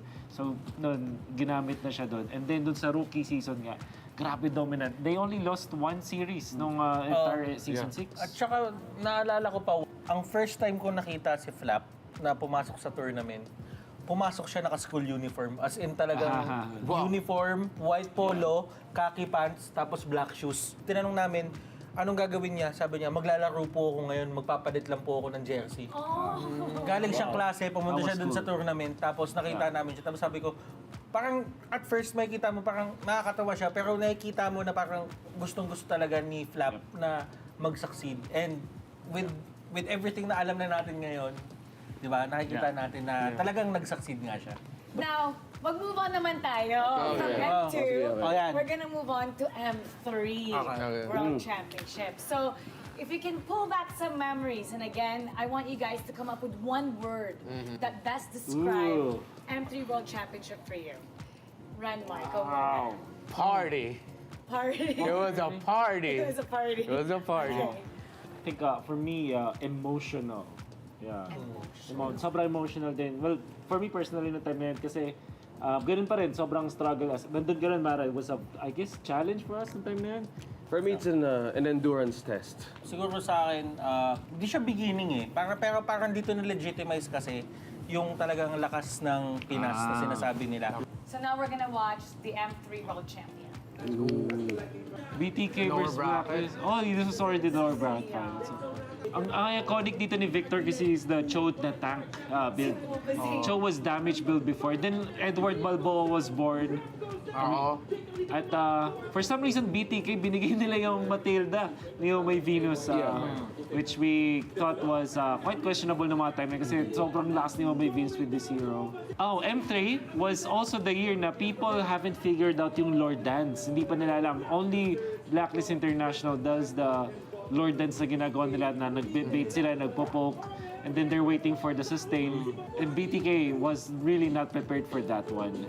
Grabing comeback na to, guys. Nung Game 1.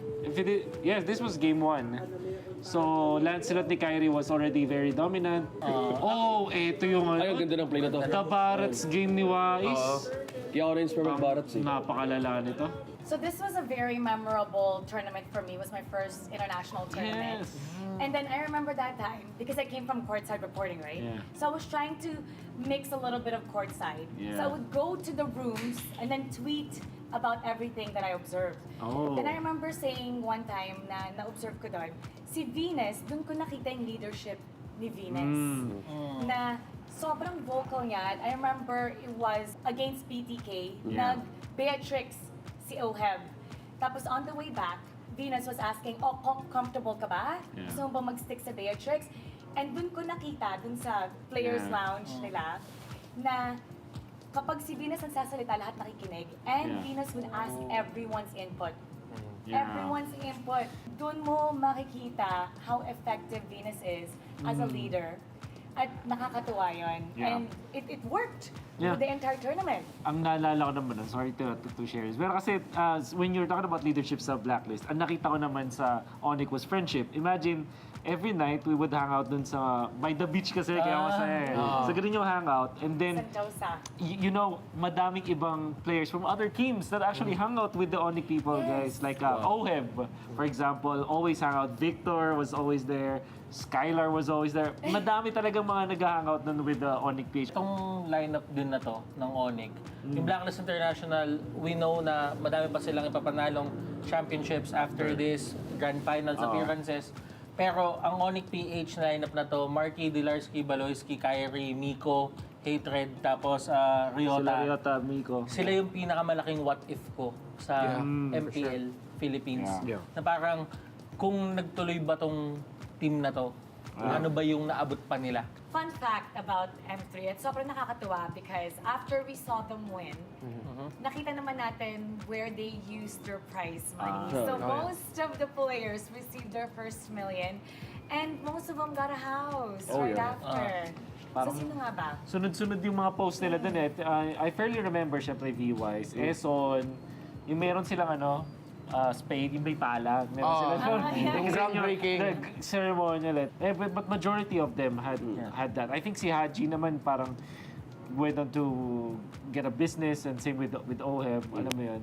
And then the coaching staff, obviously. So it was nice kasi they knew that they needed to invest now. Siyempre, with Wise, binili pa rin niya yung mga bagay na nagpapasaya sa kanya.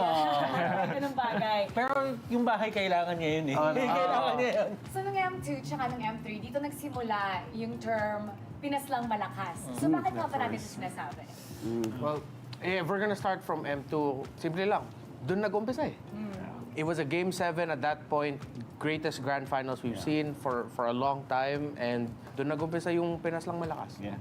And this is funny kasi what I was going to tell you is, kasi nanggaling yan sa Aether lang malakas, tas Bren lang malakas. Eh, nag-champion yung Bren internationally, so Pinas lang malakas, na-inherit kumbaga.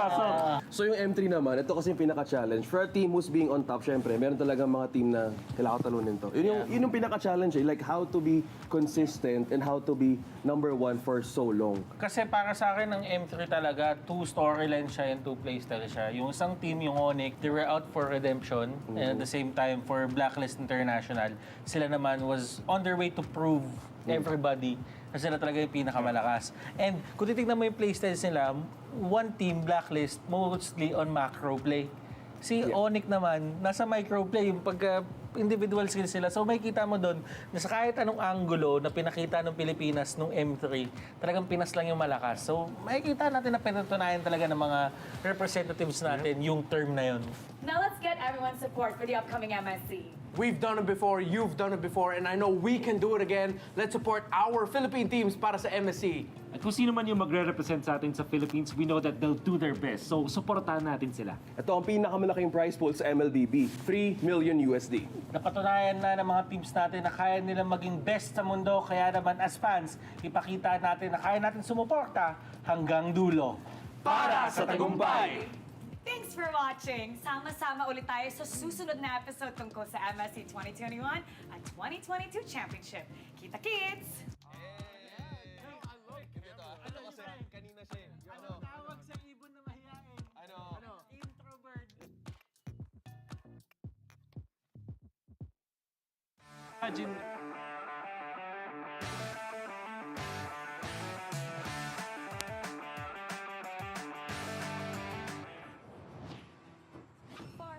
Teka, parang may mali. Bakit dalawa kami mid laner ni Yue? Anong iniisip niya? May plano kaya siya? I-share niya kaya? Uy, bakit ganito siya tumingin? Nagpalit si Haji ng role? Franco. Ayos to ah. Nagpalit si Haji ng role? Sinasabi ko na nga ba? Magaling talaga siyang manlalaro. Dahil parehas kami mid laner, in-adjust niya yung drop namin para makakuha kami ng advantage. Isa kang henyo, Haji. Kapag dalawa kayong players, isang lane, adjust the drop to your advantage.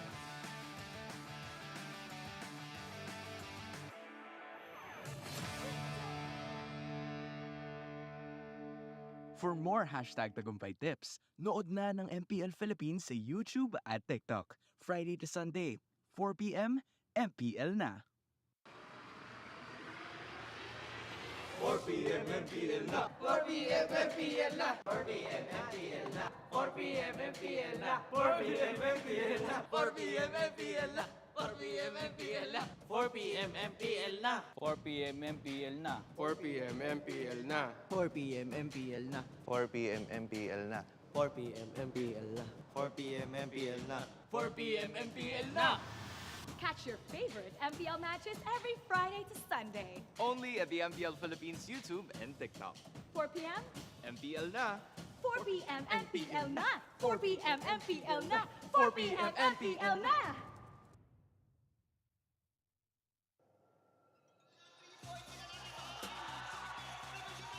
Walong kupunan nung nagsimula. Sinubaybayan natin ang kanilang mga laban. Nagpakita ng lakas sa loob at labas ng laro.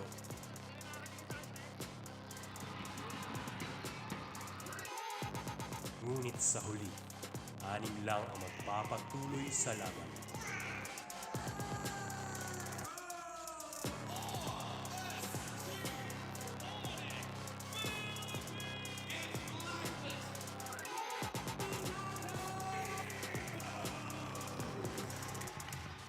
Sino ang magiging kampiyon? Sino ang tunay na magtatagumpay? Abangan ang huling laban para sa tagumpay.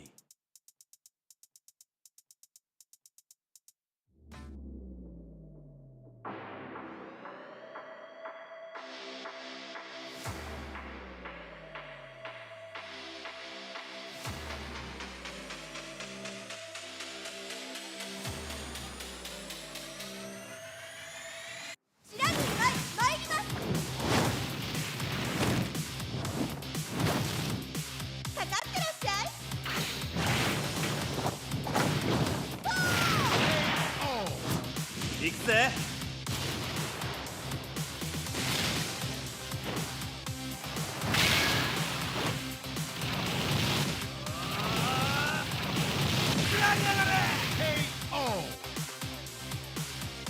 맥시가 지가운다요.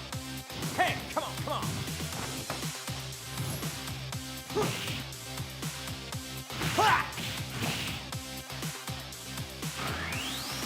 Okay!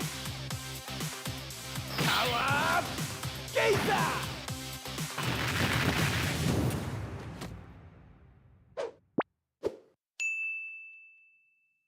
How to register to Smart Gig Arena. First, go to gigarena.smart on your browser.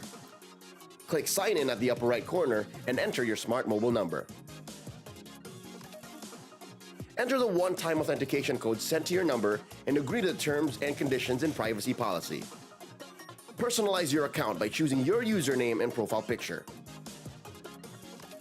Congratulations! You've just taken the first step on your path to greatness.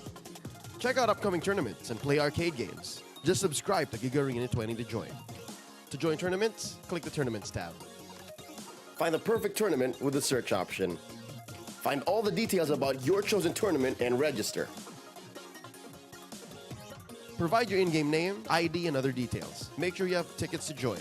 If not, then subscribe to Gig Arena 20 to get 2 tickets. And you're set. See you at the training grounds.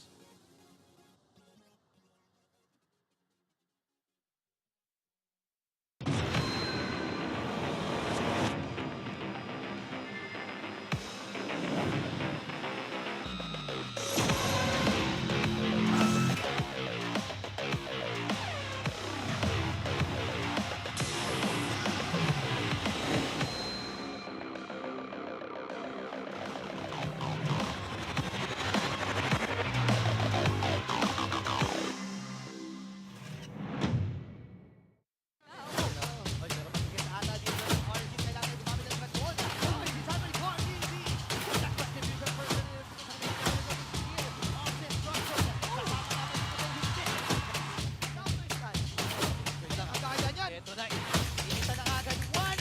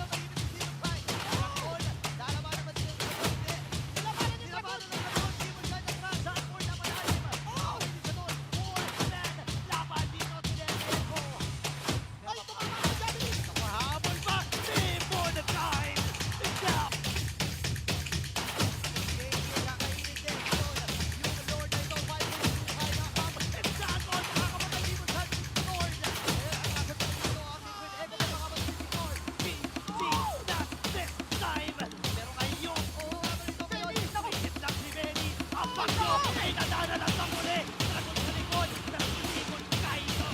Kamusta? Oops! Tama na naman si Bandito dito. Talon! Lahat takbo pero mamamatay dito. Kailangan gawin ng RSG at natin sa buntis time ng bagyong Benny. Nilaban nila si Light na laban ng Kibut nila. Walang isa. Sa pagkami na Benny, pag-unify rather. Nakakuha yung matas na. Pinapanood na lang ng RSG. Ang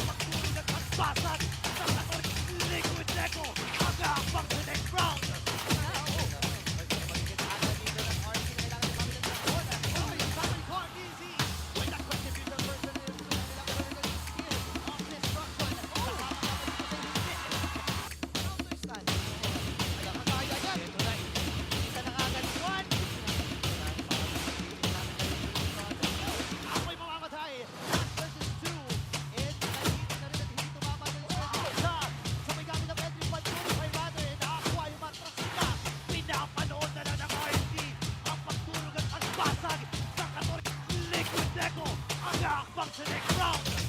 So may one time nangyaring may nangyaring insidente. Ay. Di talaga ako makapaniwala kay kasi imagine nagawa niya yun.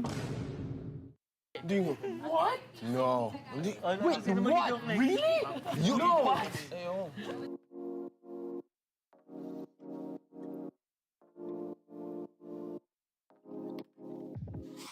Hi everyone! Welcome back to the Philippines' most important championships. Sa ikalawang episode na ito, babalikan natin ang mga laban sa M2 and M3 World Championships na talagang nagpakita ng lakas ng Pinas sa mundo ng MLBB. Handa na ba kayo sa mga epic throwbacks at kakaibang trivia tungkol sa ating mga paboritong teams and casters? Kaya huwag kayong aalis, simulan na natin! Game! Tara! Game! Let's go! Game! Game! M2 World Championship was so memorable from all of us, but if you could take out one word to describe M2, what would that be, Butters? Shocking, unexpected, somewhere along the lines of that siguro. Shocking and unexpected. Unexpected na lang, sige. Yan. Okay, Para sige. may harapan to. Ano sa'yo? Iconic. Iconic for me dahil ito yung taon kung kailan ako nagsimula sumubaybay sa M-Series at dito nagsimula yung pagka-in love ko sa Mobile Legends. Sa akin, groundbreaking. Kasi you have to understand yung nangyari nung sa mundo nung time na yun was the pandemic, right? So, parang kakaiba yung situation for the players, for the casters. Nandun pa yung mga 15 days na quarantine na kung naalala mo yun. Huwag mo na paalala? Sa akin naman, historic. Kasi talaga yung nangyari doon, yun yung pag-umpisa ng PH era, and of course yung context na binigay ng nila Butters, OSX, and Wolf about the whole thing. Historic talaga. So we're gonna go back to M2. I'm gonna play it right now and Oh, actually no. what's your reaction? Oh, Di ko alam na kailangan pala i-explain, pre. Sabi one word kasi. So, one word okay lang. Natato tayo. Kilala ko yung nagkakas. Oo, galing yan eh. Grabe naman. Easy ka pa pala nun. Ito yung Game 7. Game 7. Alam niyo yung story nito, nung araw ng broadcast mismo ng Grand Finals na pinag-usapan namin, papalitan namin yung pangalan sa cast ng casters. So sa presentation, imbes na Rep Tara Rob Luna, it was Rep TZ Rob TZ. Pati sana, nabuo sila Feltizi nung time na to kasi sobrang naging fan siya nung So, kahit sa English broadcasting siya eh. Hanggang ngayon, Lafel TZ pa rin siya. Panis, Doc Ribo, Harit, panis! Yung mga era na ang yung metang sikat pa dito. Ang pinaka naalala ko dito, yung sabi nila lahat na ang daming umiling nung pinili yung Minsitar na yan. Kasi nung panahon na yan, syempre si Minsitar alam naman natin na anti-dash, di ba? Pinili yan nung nag-harit bigla si Ribo. So pinaka-counter talaga kay Ribo yan. Kasi ang sabi pa sa akin ni Ribo dyan, nung bandang dulo na, minsan na nga lang ako mag-harit, nag-Minsitar pa kayo. Di talaga siya nag-enjoy dyan kasi may Minsitar nga. Ito, grabe. Ang ganda ng laban. Si Carlo, Grabe naman si ano ba Ruby to, hyper carry na Claude. By the way, Ruby Didi is a off-laner to, side laner nung time na to. Grak yan na damage build. Tapos ito yung iconic kay Ruby Didi, yung Lunox niya. Ruby Didi. And Baksha was played in the off-lane pa nung mga time na to. Off-lane pa yung tawag Pang counter kay Yusong kasi yan yung panahon na sobrang lakas ng Yusong kasi. Time flies. And then nag-aagawan yung mga teams dito kung makakuha mo yung Brody, tank pa nga yung build-up nung time na yun. Tapos, kaya sobrang lapit ng Burmese goals. Kasi everybody expected na Indonesia yung parang papalag sa Philippines. Pero sila yung nauna dun sa upper bracket finals. Tapos then, umabot pa nga tayo dito sa Game 7. Nobody expected them. Tapos itong si Ruby Dide yung parang naging bida sa Burmese goals. Kasi imagine, kaisa-isang player na yung pangalan niya naging verb. Sa sobrang iconic niya. Ganun na yung naging impact eh. No? So, dito namin yung lineup nila ngayon, nakikita natin ngayon sa season 13 yun eh. Ito ba yung winning moment? Ito na ba yun? Hindi pa ata eh. Hindi, ito na. Nalala ko, sinigaw ko yun eh. Kuya Moribo eh. Grabe si Carlo. Grabe. Lasty Chow, grabe. And then, nakabili pa si Lasty ng imo. Galing. Champion! Anong boss? Okay, oo nga, lumaban na. Ang hindi ko makakalimutan dito, I think it was Game 4, Game 5. May nakita akong post ni Chooks. Parang minessage niya, parang, Munton, ano ba? Bigyan niyo naman ng tubig yung caster niyo. Paus na. Tapos ang daming nagtag sa akin doon. Ang saya nito mga moments. Imagine, in this case, hindi sila pwede mag-high five eh, kasi nga dahil dun sa pandemic. Nakamask pa nga sila I eh. thought it was groundbreaking. Yeah, it was Joakim. Si Lysander tsaka si Joakim. Siya. Parang sobrang kalma ng brand dito. Alam mo nila nanalo sila. No, they cannot celebrate eh, kasi pandemic pa na they ito. can't Hindi sila pwedeng mag-hug, gano'n. Yung contact pa, bawal pa. Yung Singapore na parang yung nag-regulate sa Singapore. Bawal sila mag-appear. Bawal sila mag-appear. Kahit teammate sila. Bawal talaga. Yeah. They can. Sobrang this was 2021, so sobrang strict pa ng Ito, guidelines. si Daki, tsaka si EJ, si Coco, nandun sila sa baba niyan. Nakatingin ako sa likod nung panahon na yan. Si Daki, si EJ, si Coco, gusto nang tumakbo pataas kasi gusto nang yakapin. Nung palapit na sila, bigla silang hinarangan, hindi daw pwede kasi nandyan yung mga nag-regulate sa Singapore. Nice, they got to hold the Napaka-strict ng ng time na yun. Grabe yung development ng stage, no? Sobrang tindi nitong M2 because it was the only international tournament na face-to-face, technically speaking, na nagawa ng time na to. It has been a long time since kahit anong esports so ML was groundbreaking ng mga time na to. And then obviously si Carl cementing himself as the legend. Tingnan mo, sobrang bata pa na itsura niya dito. Bata itsura niya, si Coach Ducky, iba din yung itsura, grabe. That was super heavy, by the way. And by the way, itong M2 World Championship na to, kaya siya sa mga most important championships na meron tayo, is because somewhat nagbigay siya ng hope for everybody. Na parang, katulad nga sinabi ni Wolf, na si Munton pinustro niya yung M2 sa panahon na wala talaga nag-expect na may magpupush through. And at the same time, isipin mo sa isang panahon na hindi ka sure sa mangyayari sa'yo. Nakita ka ng something to be happy about, to be proud about na ganito. Kaya naman, yung mga tao sa social media niyan, nag-aaway na yung Burmese tsaka yung Pilipinas sa social media talaga. Ganun yung pinaglalaban nila. And at the end of everything, ang naging maganda naman, naging magkabati yung Burmese tsaka yung Pilipinas. Since we're going back, at saka na-mention ni OSX na ito yung tournament na parang nag-umpisa yung love mo for MLBB and MLBB esports. Ano yung dumadaan sa'yo sa utak mo noon nung winning moment, nanalo na yung Bren esports? Do you remember that moment, yung winning moment nila? Oh yeah, and actually nung habang nakasubaybay ako dun sa live chat, sobrang gulo na. Gusto ko nga mag-comment, let's go Philippines eh. Kaso wala na, hindi na ako abot dun. Kaso, nung time na yun, I started to make content out of it for that specific M series. Para maka-join ako sa nangyari sa Mobile Legends. Wala lang, hindi ko talaga mapapalit yung feeling kasi nangyari siya last year kung saan yung M5 na Game 7, it was Bren Esports. Like, if anyone saw me when APBREN won in M5, hagulgul talaga yung iyak ko. Yeah, man. Because I was brought back. Speaking of hagulgol, a lot of people remember that moment when you cried. Actually, I know you don't like talking about it, but there are many people who said na nakita ka nila na umiiyak, sila din naiyak. It was emotional for everybody. Nadala din sila when they saw how emotional you were. Pati sila naiyak din. Yeah, and those are the moments that I really would rather focus on. So that you guys understand why I cried at that moment. Because people were messaging, ba't ka umiiyak? Nanalo tayo! Because that was just tears of joy and relief. Again, 4 na casters lang for the entirety of the Filipino broadcast of M2. Medyo strict pa rin. We're starting to slowly get back from the lockdown era of pandemic. Pero the pandemic was a traumatizing experience for a lot of us. Yeah. At that point, we were wondering, at any point, pwede mahinto yung broadcast na to dahil isa lang sa amin nagkasakit. And that was that pressure, the tiredness. So seeing that felt like a very relieving moment. Not just for myself, but I feel like for a lot of Filipinos, like, sa wakas, we won something. And something to celebrate. Yeah, it was during the pandemic. Pandemic na wala talaga. Kasi, yung sobrang wag niyong i-take for granted yung sacrifices ng mga teams and the talents and the production mga time na kasi meron pa yun bago ka mag-quarantine sa Singapore, meron kang self-quarantine.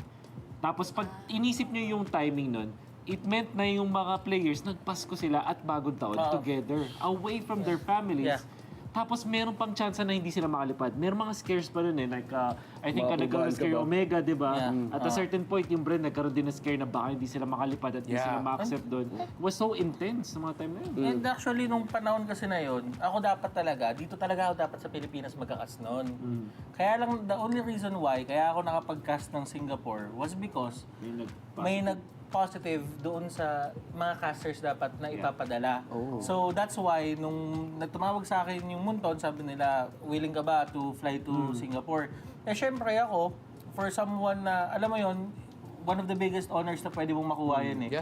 To get to fly out. And isipin mo yung story na yun na parang nakalipad ako sa ibang bansa, nakapag-cast ako ng pinakamalaking tournament sa MLBB nung nagkakagulo yung mundo. So parang for me, lakasan na lang ng loob yun eh. Parang, sige, tara, game. Okay, quick trivia. Did you guys know that si Flap TZ was discovered by Coach Ducky dahil nag-24 hours live stream? 24 hours. So, nung nagpunta siya ng M2, that was his rookie year. Exactly. Exactly.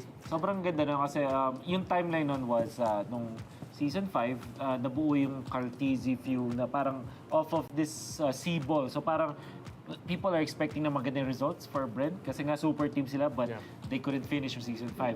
Come Season 6, they drafted nga itong si Flap. Ang pinaka-testing ground niya was a tournament before MPL. So, nun, ginamit na siya doon. And then doon sa rookie season nga, grabe dominant. They only lost one series nung entire Season 6. At saka, naalala ko pa, ang first time ko nakita si Flap na pumasok sa tournament, pumasok siya naka-school uniform. As in talagang uniform, white polo, khaki pants, tapos black shoes. Tinanong namin, anong gagawin niya? Sabi niya, maglalaro po ako ngayon, magpapalit lang po ako ng jersey. Galing siyang klase, pumunta siya dun sa tournament, tapos nakita namin siya. Tapos sabi ko, parang at first may kita mo, parang nakakatawa siya, pero nakikita mo na parang gustong-gusto talaga ni Flap na mag-succeed. And with everything na alam na natin ngayon, di ba, nakikita natin na talagang nag-succeed nga siya. Now, mag-move on naman tayo from M2. We're gonna move on to M3 World Championship. So, if you can pull back some memories, and again, I want you guys to come up with one word that best describes M3 World Championship for you. Run, Mark. Wow. Party. Party. It was a party. It was a party. It was a party. Okay. I think for me, emotional. Yeah.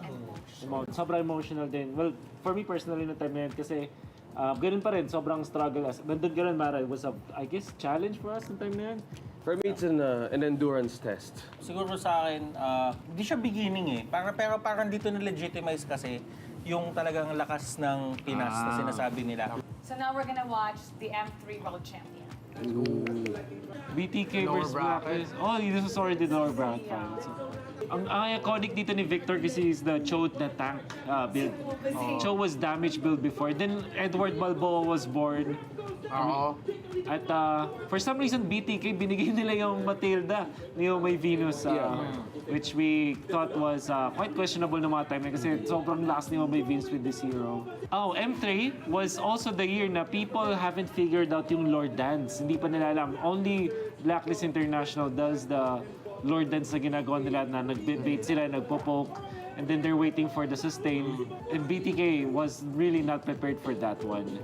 Grabing comeback na to, guys. On game 1. Yes, this was game 1. So, Lancelot ni Kyrie was already very dominant. Ito yung... Ay, ang ganda ng play na to. The Barrett's game ni Wais. Kaya ako na-inspire mag-Barrett's eh. Napakalala nito. So this was a very memorable tournament for me. It was my first international tournament. Yes. And then I remember that time, because I came from courtside reporting, right? Yeah. So I was trying to mix a little bit of courtside. Yeah. So I would go to the rooms and then tweet about everything that I observed. Oh. Then I remember saying one time na na-observe ko doon, si Venus, doon ko nakita yung leadership ni Venus.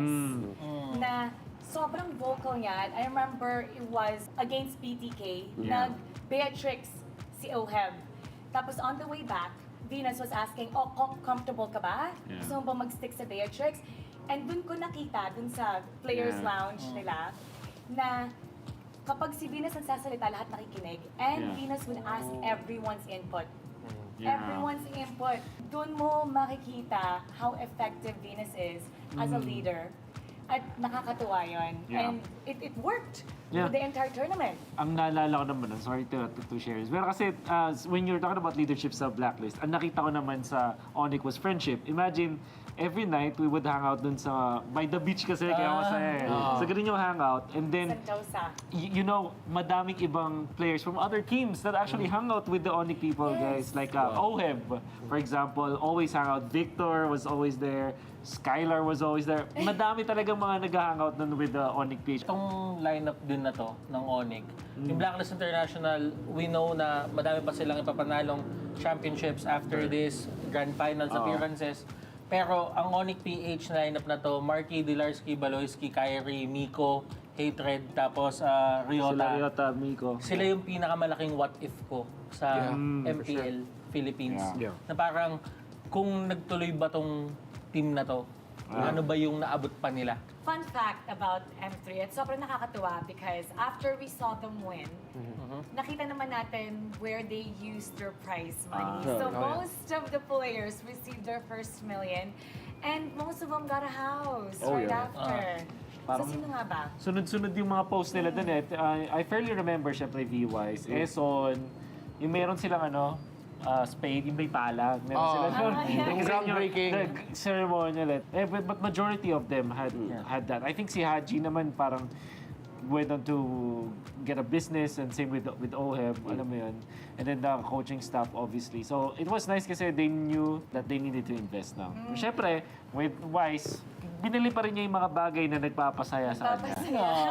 Ganun bagay. Pero yung bahay kailangan niya yun eh. Kailangan niya yun. So nung M2 tsaka nung M3, dito nagsimula yung term Pinas lang malakas. So bakit nga ba natin ito sinasabi? Well, if we're gonna start from M2, simple lang. Doon nag-umpisa eh. It was a Game 7 at that point, greatest grand finals we've seen for a long time, and doon nag-umpisa yung Pinas lang malakas. Yeah. And this is funny kasi what I was going to tell you is, kasi nanggaling yan sa Aether lang malakas, tas Bren lang malakas. Eh, nag-champion yung Bren internationally, so Pinas lang malakas na inherit kumbaga.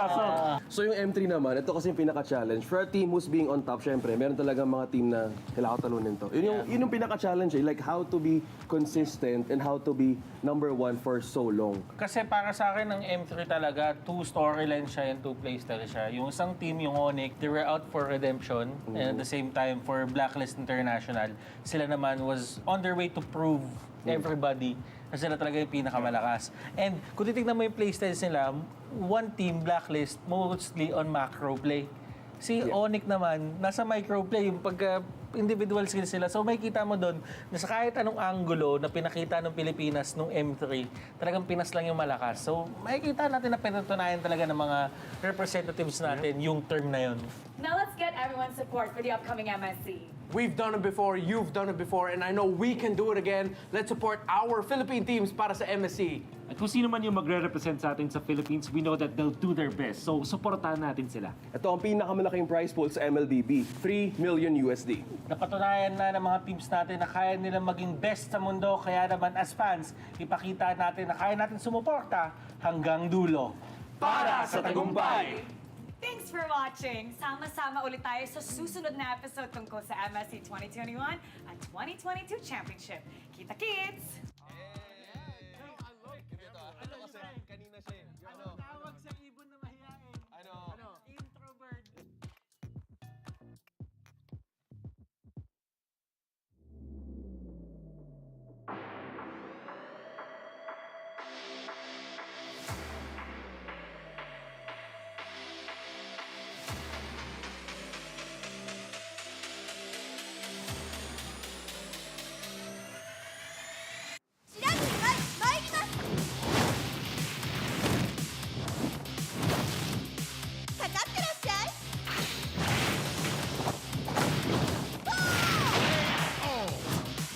ぜ。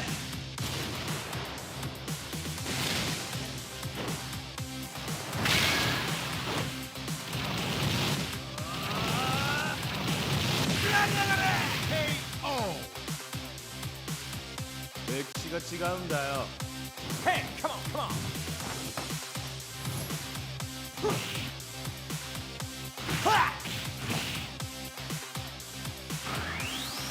Okay. Power Gazer.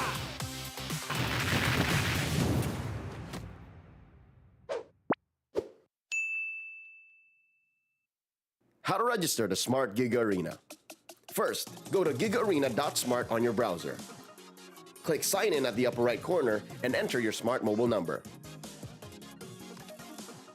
Enter the one-time authentication code sent to your number and agree to the terms and conditions and privacy policy. Personalize your account by choosing your username and profile picture. Congratulations! You've just taken the first step on your path to greatness. Check out upcoming tournaments and play arcade games. Just subscribe to Gig Arena 20 to join. To join tournaments, click the Tournaments tab. Find the perfect tournament with the search option. Find all the details about your chosen tournament and register. Provide your in-game name, ID, and other details. Make sure you have tickets to join. If not, then subscribe to Gig Arena 20 to get 2 tickets. And you're set. See you at the training grounds.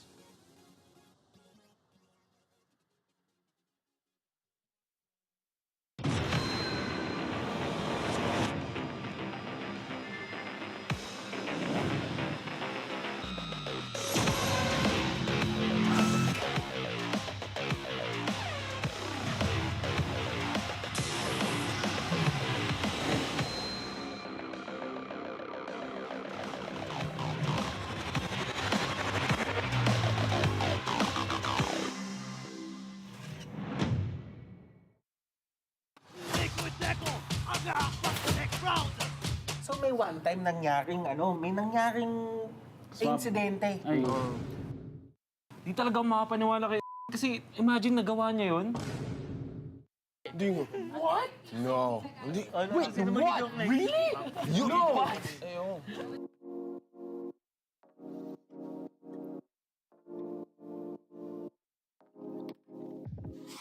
Hi everyone! Welcome back to the Philippines' most important championships. Sa ikalawang episode na ito, babalikan natin ang mga laban sa M2 and M3 World Championships na talagang nagpakita ng lakas ng Pinas sa mundo ng MLBB. Handa na ba kayo sa mga epic throwbacks at kakaibang trivia tungkol sa ating mga paboritong teams and casters? Kaya huwag kayong aalis, simulan na natin! Game! Tara! Game! Let's go! Game! Game! M2 World Championship was so memorable from all of us, but if you could take out one word to describe M2, what would that be, Butters? Shocking, unexpected, somewhere along the lines of that siguro. Shocking and unexpected. Unexpected na lang, sige. Yan. Okay, Baka sige. may kapan to. Ano sa'yo? Iconic for me dahil ito yung taon kung kailan ako nagsimula sumubaybay sa M-Series at dito nagsimula yung pagka-in love ko sa Mobile Legends. Wow. Sa akin, groundbreaking kasi you have to understand yung nangyayari nung sa mundo nung time na yun was the pandemic, right? So, parang kakaiba yung situation for the players, for the casters. Nandun pa yung mga 15 days na quarantine na kung naalala mo yun. Huwag mo na paalala? Sa akin naman, historic. Kasi talaga yung nangyari doon, yun yung pag-umpisa ng PH era, and of course yung context na binigay nila Butters, OSX, and Wolf about the whole thing. Historic talaga. So we're gonna go back to M2. I'm gonna play it right now and actually want to see your reaction. Oh, Di ko alam na kailangan palang explain, pre. Sabi one word kasi. So, one word ka lang talaga. Natratod tayo. Kilala ko yung nagkakas. Oo, galing yan eh. Grabe naman. Easy ka pa pala nun. Ito yung Game 7. Game 7. Alam niyo yung story nito, nung araw ng broadcast mismo ng Grand Finals na pinag-usapan namin, papalitan namin yung pangalan sa cast ng casters. So sa presentation, imbes na Rep Tara Bluna, it was Rep TZ, Rob TZ. Pati sa nabuo sila Feltizi nung time na to kasi sobrang naging fan siya nung So kahit sa English broadcasting siya eh. Hanggang ngayon, LaFeltisi pa rin siya. Panis, Doc Ribo Harit, panis! Yung mga era na... Yung metang sikat pa dito. Ang pinaka naalala ko dito, yung sabi nila lahat na ang daming umiling nung pinili yung Minsitar na yan. Kasi nung panahon na yan, syempre si Minsitar alam naman natin na anti-dash, di ba? Pinili yan nung nag-harit bigla si Ribo. So pinaka-counter talaga kay Ribo yan. Kasi ang sabi pa sa akin ni Ribo dyan, nung bandang dulo na, minsan na nga lang ako mag-harit, nag-Minsitar pa kayo. Di talaga siya nag-enjoy dyan kasi may Minsitar nga. Ito grabe. Ang ganda ng laban. Si Carlo. Grabe. Grabe naman si Ano ba to, Ruby. hyper carry na Claude? By the way, Ruby Didi is a off-laner to, side laner nung time na to. Grak yan na damage build. Tapos ito yung iconic kay Ruby Didi, yung Lunox niya. Ruby Didi. And Baksha was played in the off-lane pa nung mga time na to. Off-lane pa yung tawag Pang pang counter kay Yusong kasi yan yung panahon na sobrang lakas ng Yusong kasi. Time flies. And then nag-aagawan yung mga teams dito kung makakuha mo yung Brody, tank pa nga yung build-up nung time na yun. Tapos, kaya sobrang lupit ng Burmese Goose. Kasi everybody expected na Indonesia yung parang papalag sa Philippines. Pero sila yung nauna dun sa upper bracket finals. Tapos then umabot pa nga tayo dito sa Game 7. Nobody expected them. Tapos itong si Ruby Didi yung parang naging bida sa Burmese Goose.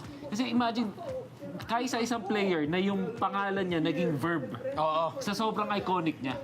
Ganun na yung naging impact eh. No? So, dito namin yung lineup nila ngayon. Nakikita natin ngayon sa season 13 yun eh. Ito na ba yung winning moment? Ito na ba yun? Hindi pa ata eh. Hindi pa. Ay, hindi. Ito na. Nalala ko, sinigaw ko yun eh. Kuya Moribo eh. Grabe si Carlo. Grabe. Grabe. Lasty Chow. Grabe. And then, nakabili pa si Lasty ng imo. Galing. Well, Anong boses? Okay, oo nga, lumaban na. Ang hindi ko makakalimutan dito, I think it was Game 4, Game 5. May nakita akong post ni Chooks. Parang minessage niya, parang, Monton, ano ba? Bigyan niyo naman ng tubig yung caster niyo. Paus na. Tapos ang daming nagtag sa akin doon. Ang saya nito mga moments. Imagine, in this case, hindi sila pwede mag-high five kasi nga dahil dun sa pandemic. Nakamask pa nga sila I thought it was groundbreaking. Yeah, it was Joking. And Si Lysander. Lysander tsaka si Joking. Parang sobrang kalma nung brand dito. Alam mo nila nanalo sila. No, they cannot celebrate kasi pandemic pa na they ito. can't Hindi sila pwedeng mag-hug, gano'n. Yung contact pa, bawal pa. Yung Singapore na parang yung nag-regulate sa Singapore. Na, Bawal sila mag-appear. Bawal sila mag-appear. Kahit teammate sila. Bawal talaga. Yeah. They can. Sobrang this was 2021, so sobrang strict pa na Ito, si Ducky, tsaka si Ducky, si EJ, si Coco, nandun sila sa baba niyan. Nakatingin ako sa likod nung panahon na yan. Si Ducky, si EJ, si Coco, gusto nang tumakbo pataas kasi gusto nang yakapin. Nung palapit na sila, bigla silang hinakangan, hindi daw pwede kasi nandyan yung mga nag-regulate sa Singapore. Nice, they got to hold the Napaka-strict ng ng time na yun. Grabe yung development ng stage, no? Sobrang tindi nitong M2 because it was the only international tournament na face-to-face, technically speaking, na nagawa ng time na to. It has been a long time since kahit anong esports, so ML was groundbreaking ng mga time na to. And then, obviously, si Carl cementing himself as the legend. Tingnan mo, sobrang bata pa na itsura niya dito.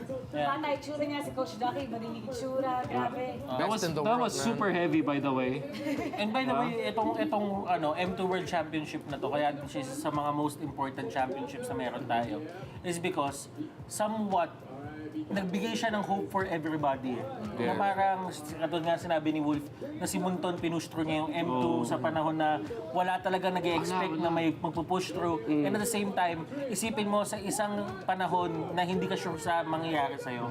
Nakita ka ng something to be happy about, to be proud about na ganito. Kaya naman, yung mga tao sa social media niyan, nag-aaway na yung Burmese tsaka yung Pilipinas sa social media talaga.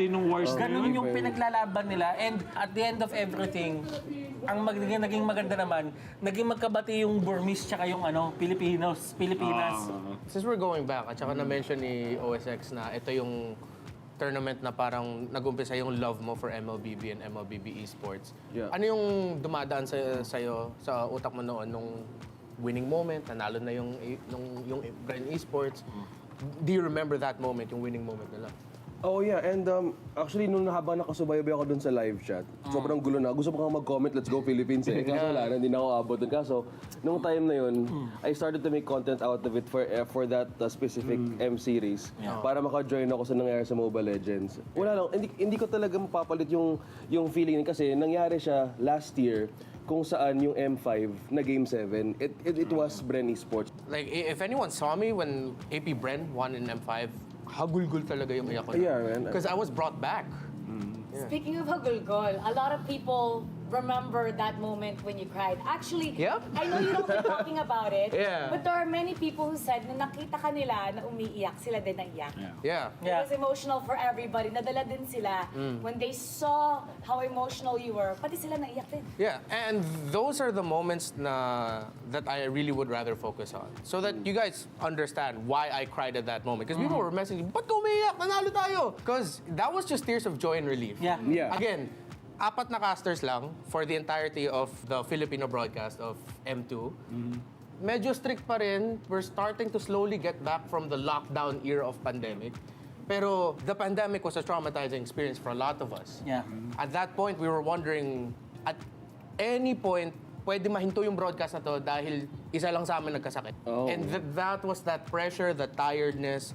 So seeing that felt like a very relieving moment. Not just for myself, but I feel like for a lot of Filipinos, like,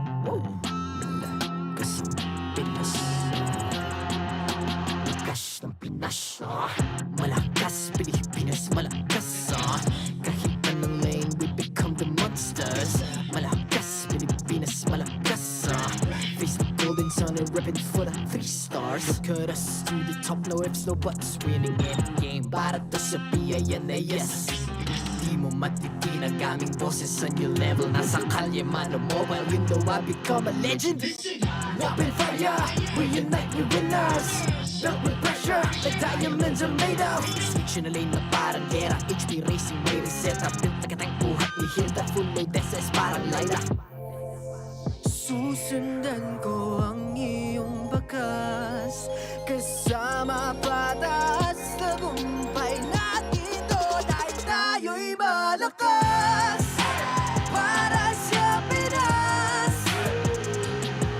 Nasa amin ang alas Hindi tuwa atras Kinikilala sa taas Kasi kami ang malakas Para sa Pinas Nasa amin ang alas Hindi tuwa atras Kinikilala sa taas Ganito kami sa Pinas Wow!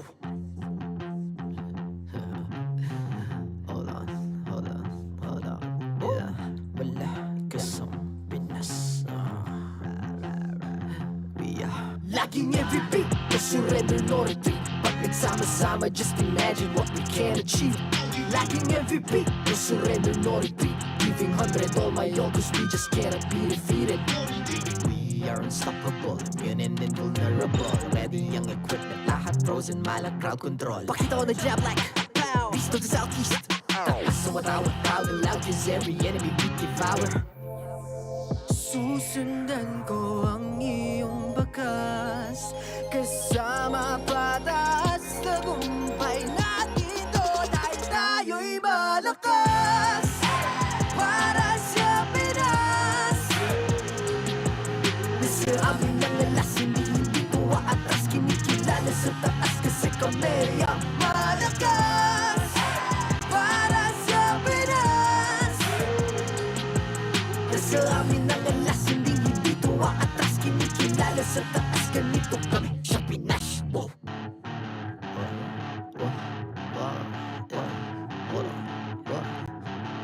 Malakas, Pilipinas, malakas. Kahit anong lane, we become the monsters. Malakas, Pilipinas, malakas. Face the golden sun and repping for the 3 stars.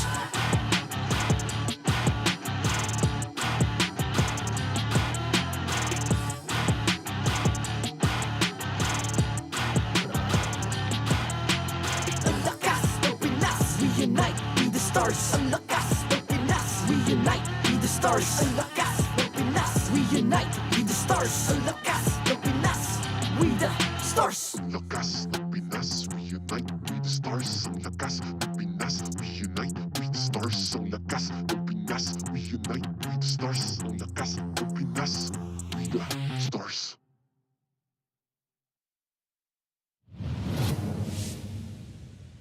The 13th season of MPL Philippines is brought to you by the following sponsors.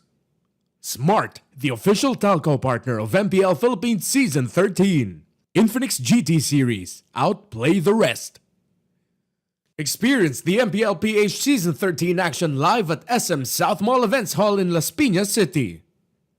Get your tickets now via SM Tickets.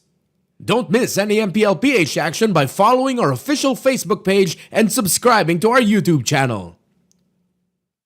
Follow MPL PH on TikTok as well for more content. Don't miss the latest news and updates about the MLBB Philippine esports scene through our esports news tab. Visit the esports page on your MLBB app now and be a part of Lakas ng Pinas. To ensure the equality and fairness of our games, MPL Philippines is also monitored and supervised by the Games and Amusements Board.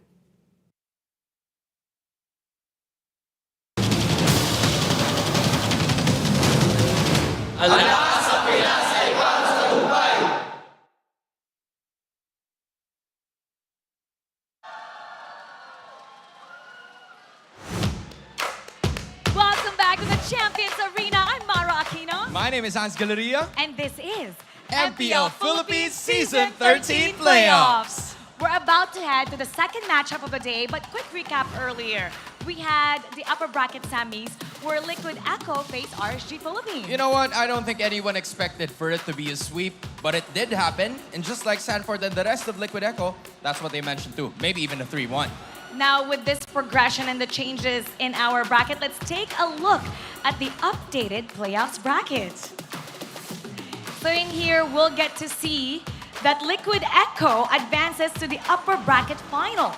And in addition, you're gonna have to take note of RSG Philippines because they're gonna fight their way in the lower bracket, a major do or die in every single fight that they're gonna have moving forward. And up next, it's gonna be another best of 5 between Falcons APBREN versus Blacklist International. And this is where we'll get to see the map heading to the grand finals. So stay tuned with the playoffs bracket just to make sure that you got everything correct. Now, before meeting in their playoffs, during the regular season, we asked Flap TZ who he wanted to meet in the That's right. playoffs. And he said, even though they were at the top, they said Blacklist International. He wanted them to survive the play-ins, and he gets to do that now. You know what, Mara? It takes two to tango, and that is the same thing that Edward wants to have a rematch against Falcons APBREN because everything that has happened throughout them all throughout the regular season really didn't go so well. But now, they want to get their revenge. Before we go further and dissect everything, we have a special guest who's going to be joining us today, beloved by a lot of Filipinos all the way from Malaysia. If you can guess who it is, it starts with a G. A G. Let's welcome Gideon. Hi, Gideon. Apakabar. I think I remember Apakabar. You nailed that. Hi, Gideon. Gideon, can you hear us, man? Gideon was actually here during the M5. The M5. Yes, he loved the Philippines, and we're so excited to have him back. He's very, he's been so much fun every time we guested him. We guested him last regular season. Now Gideon is here. Hey, Gideon. He's there. Hi. Good to see you. See you all. I'm in a gray shirt. I'm not color-coded. I'm not biased to anybody else. Good to see y'all. Hi. How y'all doing? How are you doing? We miss you. I'm doing good. I just had a bit of a spill of curry chicken on this shirt. Not that you guys can see it, but similar to how Malaysians like to read palms and look at tea leaves to predict the future. I mean, we all knew that Blacklist. Well, I knew at the very least that Blacklist would be in this position. Oh, wow. Okay, well, good prediction. You're not cursed like Mirko. We're going to be talking a little bit about these two. First, we're going to be talking about Anatomy of a Legend. We're going to highlight Super Marco from Falcons APBREN. Now, the first thing I noticed, if you take a look at this, is that Super Marco he has had a bulletproof body. Apparently, this gold laner has finished 18 game victories with 0 deaths. It's major. I mean, that stat alone is an incredible feat to take note of, which is why Super Marco is nominated as an all-star gold laner for our Alamat Awards. And in addition, he's also one of the gold laners that has the best among all marksmen in terms of game MVPs with 6. Now that's impressive. Let's get Gideon's thoughts about this, because for sure he's been I know that he was one time asking for APBREN, now Falcons APBREN's jacket, so you very well know about Super Marco. Why do you think he's a legend? What makes him a legend? Well, I think, it's not just in my opinion of why he's, so big. As you can see by the stats, I think he has a flawless track record for most people who are doubting the numbers. But at the very least, for a lot of gold laners out there, especially here in Malaysia as well, most people aspire to be like Super Marco. Like, he has some flawless positionings. That's why he has 0 deaths. That's why he's considered bulletproof. I would say he was pretty much untouchable sometimes. I think that his record overall really says more about himself rather than us having to judge him. He's a legend through and through, hands down. Untouchable Super Marco. Untouchable, bulletproof. I know that's a song. But now, over there in MPL Malaysia, this is a tough or an easy question based on you, okay? Who do you think is a gold laner that has a similar play style to Super Marco back here in MPL Philippines?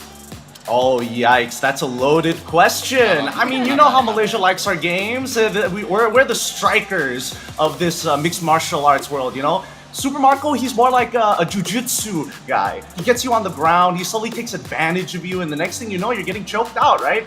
There's not a lot of players that kind of fit that style. I would say the closest would be Sasa, but even so, most people haven't reached that level of untouchableness like Super Marco. There he is. And it's not just Super Marco that we're going to be highlighting. We're also going to be talking about Kyle TZ. Now, what makes him a legend is his lightning fast retributions, neutral objectives like the Turtle and Lords.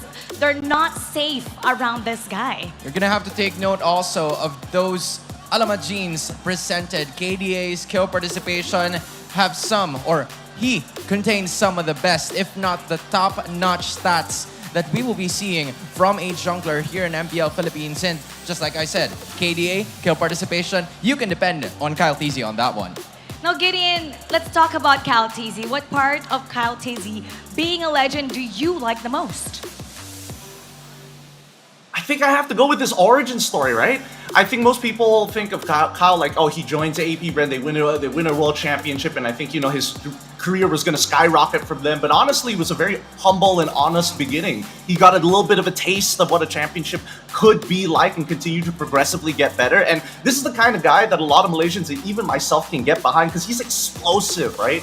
Full of personality in the game, maybe not so on screen for the most part of it. His retries have been something very noteworthy for a lot of people out there, and a lot of junglers, even in Malaysia, kind of look to Kyle TZ and be like, okay, how do we get even more aggressive? How do we juice him up? How do we play Kyle TZ but on steroids? Kyle TZ on steroids. Explosive Kyle TZ.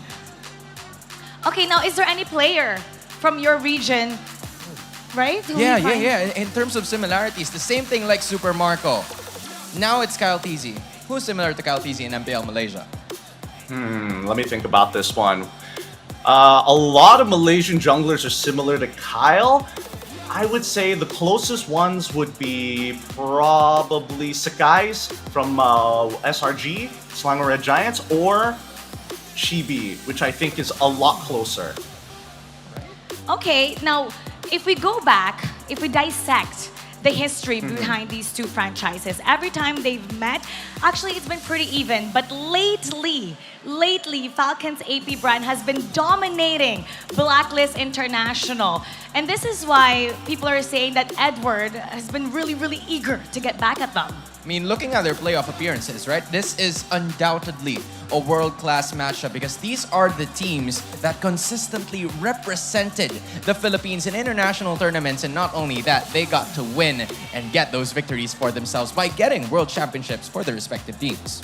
Now, Gideon, seeing Blacklist International's performance against Minana Evos yesterday and also Fnatic Onyx PH, how do you think the Falcons APBREN should approach Blacklist International today?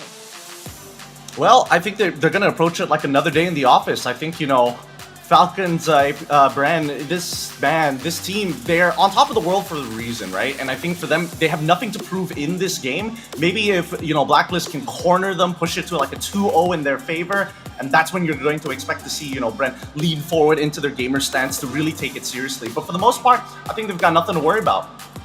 Now this is where my question will come in. Gideon, how do you think this series will go?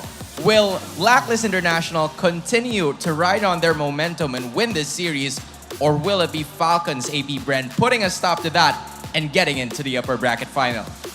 Hans, these loaded Sorry, man, questions. my bad. I swear, you I'm came sorry, fully loaded today. Ooh. All right. Here's how I expect it to go down. I think that for the very beginning, it's a bit of a field test. I think, APBREN will take it 1-0, and then afterwards, Blacklist replies back with a 1-1. I think they might be able to get underneath their skin. So I'm going to say 1-2 for Blacklist, and then finally, that's when we see APBREN go for the 3-2. Oh, So wow. detailed. So detailed. I love it. It's great that you get to watch MPL Philippines Season 13 Playoffs, but everyone here in the Philippines can actually get to watch the action live here at SM South Mall. I'm sure that you can get those MPL Philippines tickets by just around 100 pesos. That's the lowest, and you can get to visit those right away. Gideon, thank you so much for joining us. Do you have any final messages to the Filipino fans who are watching you? Yep, follow me on social media if you feel like it, at Gideon Q on all social media platforms. Good luck to all the competitors here at MPL PH. You guys are putting on an amazing show. Thank you so much for having me. Thank you so much. Apakabar! We'll see you soon. Bye, Gideon. Bye-bye. Oh, hey, 100 pesos. Oh, wow. Gideon, it's always a joy to have Gideon on the show. Pero alam ko, excited na lahat. Simulan ang susunod na laban. Champions Arena, I believe it is now time to start this series. This is going to be Falcons APBREN kontra sa Blacklist International. Here we go. Casters, pasok!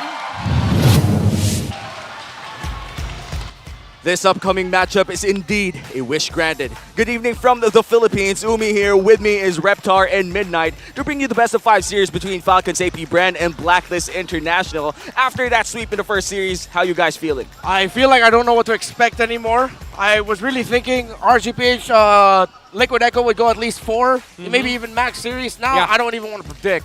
I mean, I want to predict because I want this to be true. I want a 5-game series because we have the best of the best here currently in the match between Falcon APBREN and Blacklist International. I mean, if we're talking about endurance, Blacklist International played 9 games yesterday, played from 4 p.m. all the way to 11 p.m. Philippine Standard Time.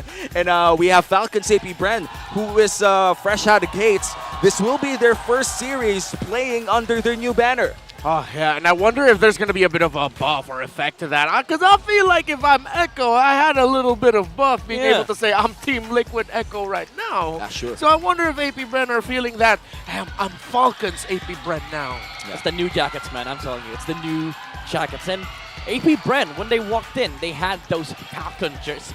The Falcons buff. And I feel like Falcons APBREN is going to bring up something different here. New spice with this team.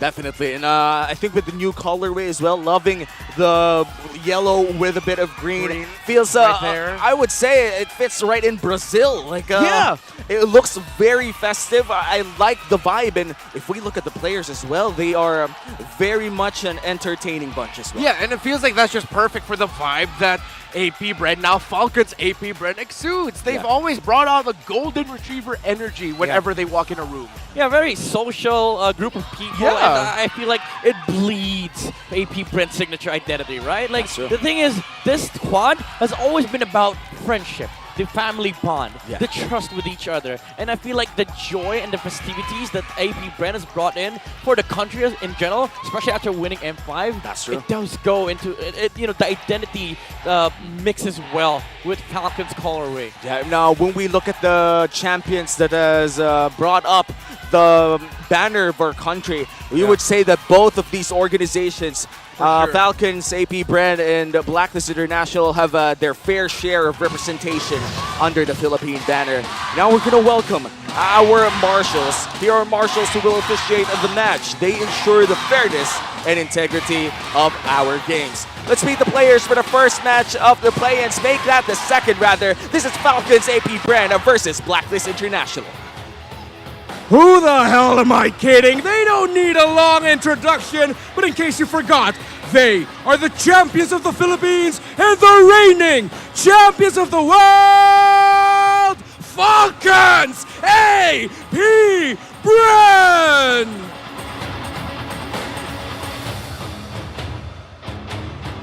9 games is what it took to break through the play-ins.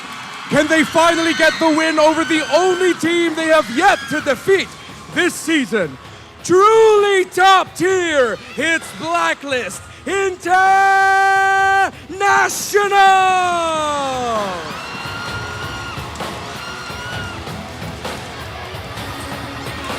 This rematch of our Season 12 Grand Finals will be coached by the legendary Coach Ducky for Falcons APBREN. And the legendary Coach Bonchan of Blacklist International.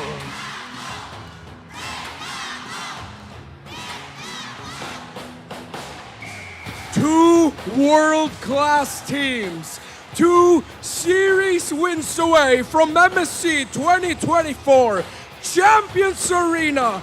Whose wish will be granted? Who will soar? Who will get broken? It's a clash of the champions in the Champions Arena. Let's welcome Blacklist International and Falcons APBREN. We have Super Marco, Kalti, Zifu, Flap, and Ogren. These 5 have been down since day 1-ish.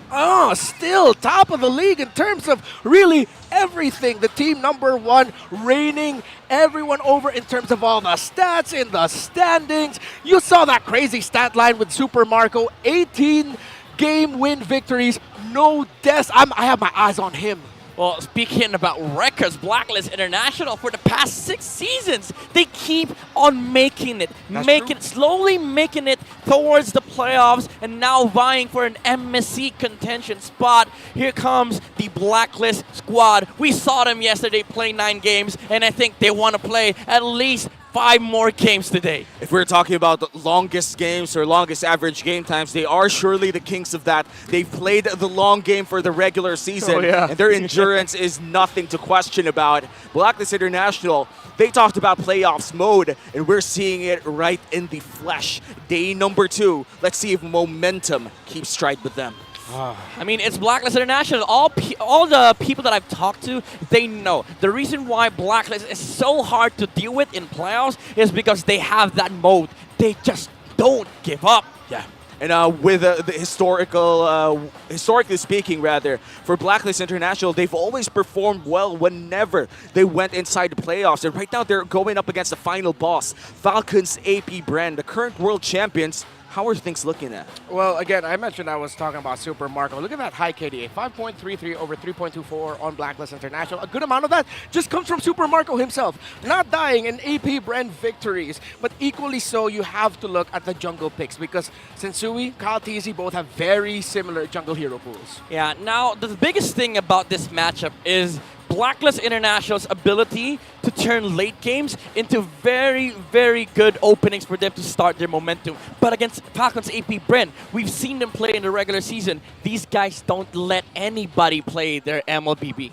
That's true, and with the gameplay that Falcons APBREN has shown us throughout the regular season, we honestly expect them to just go around in the early game and make sure that the tempo is controlled by them.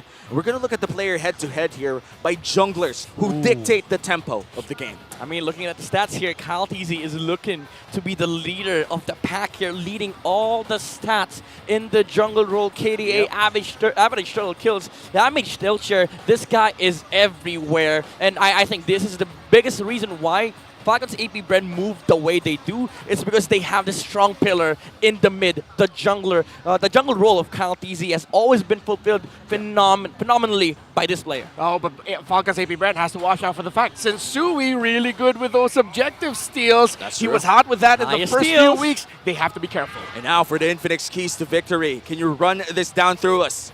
Falcons APBREN, they have to be aware of Haji and Edwards' flex picks. Look at that Edith coming out from Blacklist International. Now for Blacklist, channel the urge to get back to them again, use the momentum, use the drive of that this is the only team that we haven't beaten yet in the regular season and even in the playoffs for both sides. This is the thing that took everybody by storm yesterday, the contention with the Fredrin. Yeah, no Fred, strictly no Fred. If any of these two give up the Fred, that means they prepared for it hella. Yeah, that's true. The Fredrin has been the best picks out there, especially in the jungle role. In fact, only in the jungle role, but kind of miss Fredrin in the XP, honestly. I mean, we do miss a lot of different heroes and like different roles, but the thing is, in the regular season, we've been introduced to like Barat, Baksha, even some assassin junglers, some weird flex as well, like the Julian from Liquid Echo. But come the playoffs, this is all serious games. No fun whatsoever. We all want to win. That's why there is a high priority on the Fredrin pick. But now, in this current situation, you have two excellent Fredrin players on both sides. You have Sensui and you have Kyle TZ. The truth of the matter is, whoever gets first pick, they have Fredrin Prio, and right now it is looking like it's Falcons APBREN. Yeah, Falcons APBREN. Kyle TZ on potentially that Fredrin might just be a big boost here for the side of Falcons APBREN. I do remember, though, for the side of Blacklist International, Sensui yesterday rather, the last time that we did see him play Fredrin, those were some game-changing Appraiser Rats. Yep. And that's something these two teams are very well familiar of. But when the Fredrin doesn't get through, there's a lot more in the tank. Barrett, Baksha, come on. And let's be honest, like these two, again, they have fantastic Fredrin players, but also you have Sensui rocking the Carmilla yesterday, but also do keep in mind, Kyle TZ has won from Sensui's book. They love the Akai. Yeah, and the Akai has been a surprising pick for a lot of the teams that we've seen so far, but not healthy in terms of the win rate. Here we go. First pick here, would it be the Fredrin? Would you see the value in him? Let's see. Let's see if he's always on the case, right? If he's always going to be on the case. But there's a lot of things that Falcons APBREN can consider here. They can get the Minotaur, something that they really loved in the regular season. They've always first picked that for the first 3 weeks of the regular season. But again, it's playoffs. It's very, very different. Yeah, and Coach Bonchan taking away the Harris. That's respect, but at the same time, the value. It's Blacklist International saying, we should be ready. We are ready to face the Fredrin of Kyle TZ. Yep, and add to that, do take note, first 3 bans of Falcons APBREN. Look who's out. Edith is out of the option. No flex for both Edward and Haji. Both Ogren and Haji love to play this Edith, and you could say the same for Edward.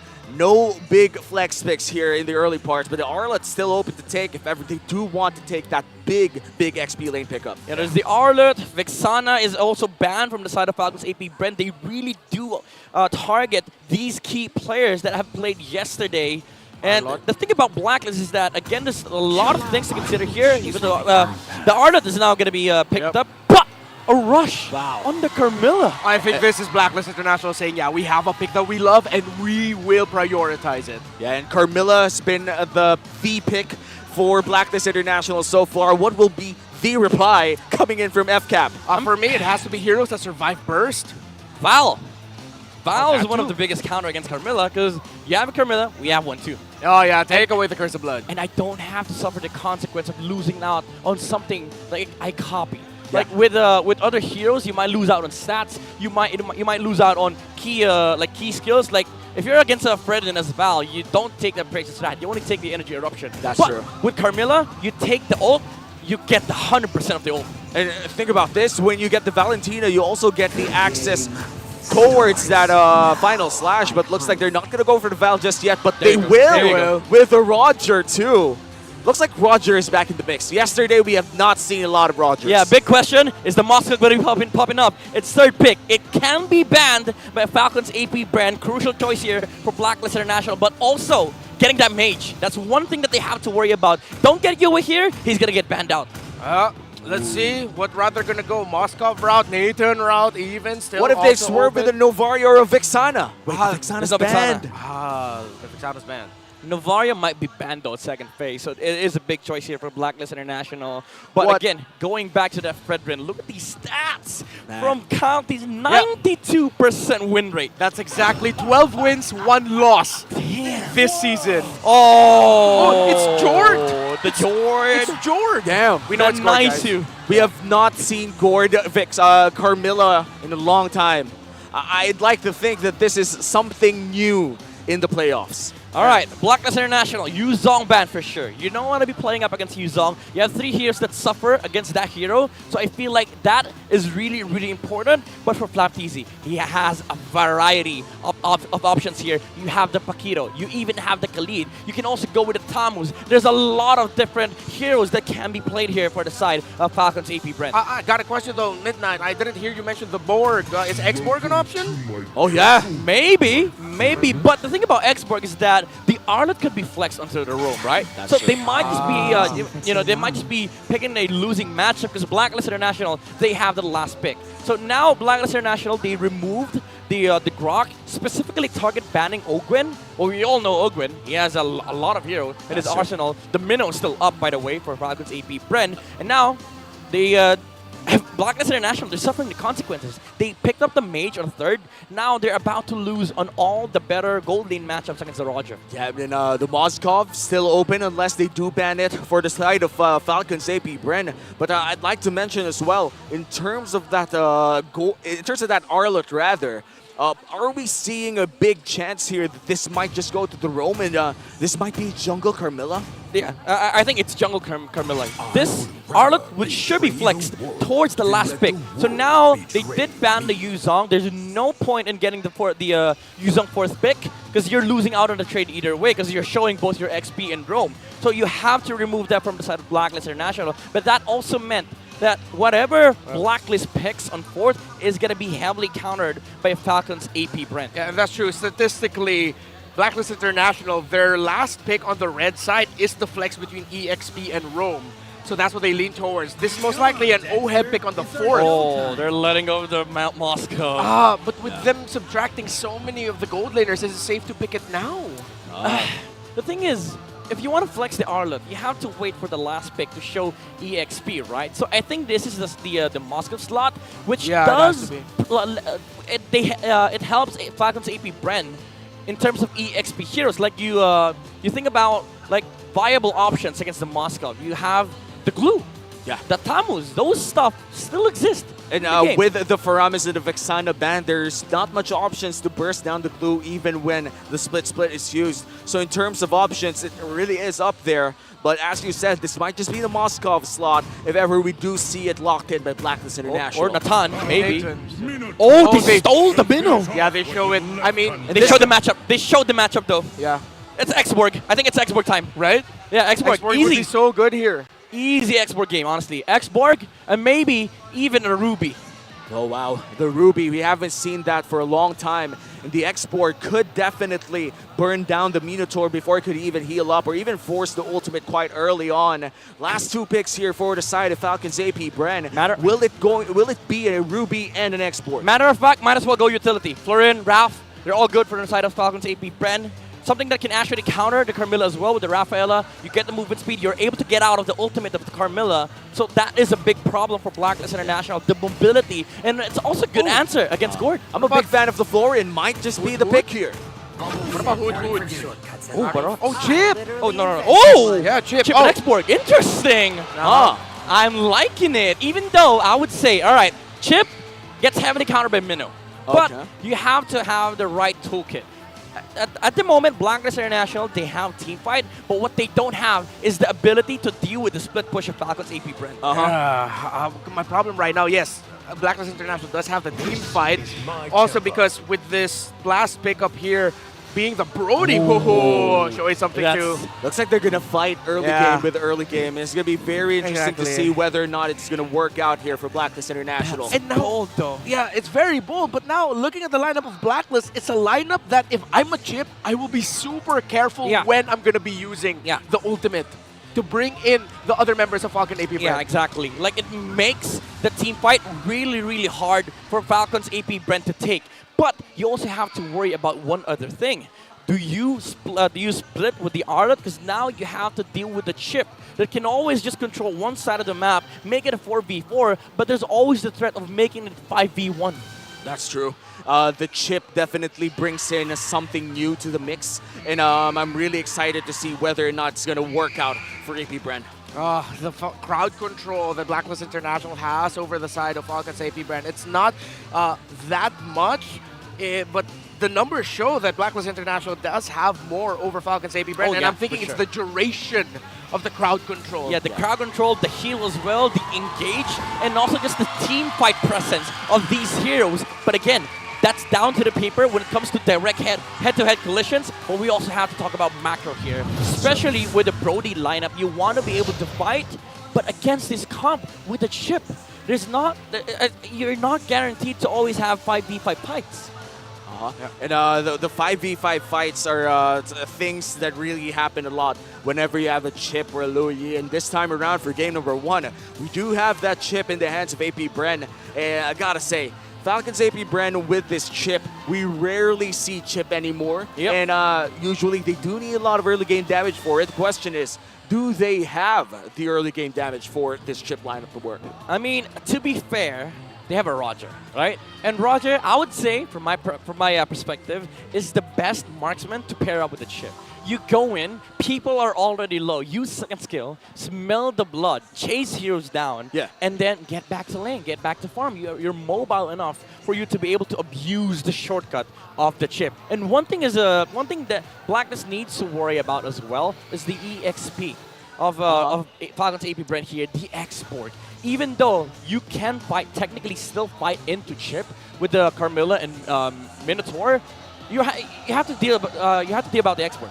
That's true, and it's extremely hard to deal with that X-Borg if you don't have enough burst damage. And I do think that they have crowd control, but not enough damage. Yeah.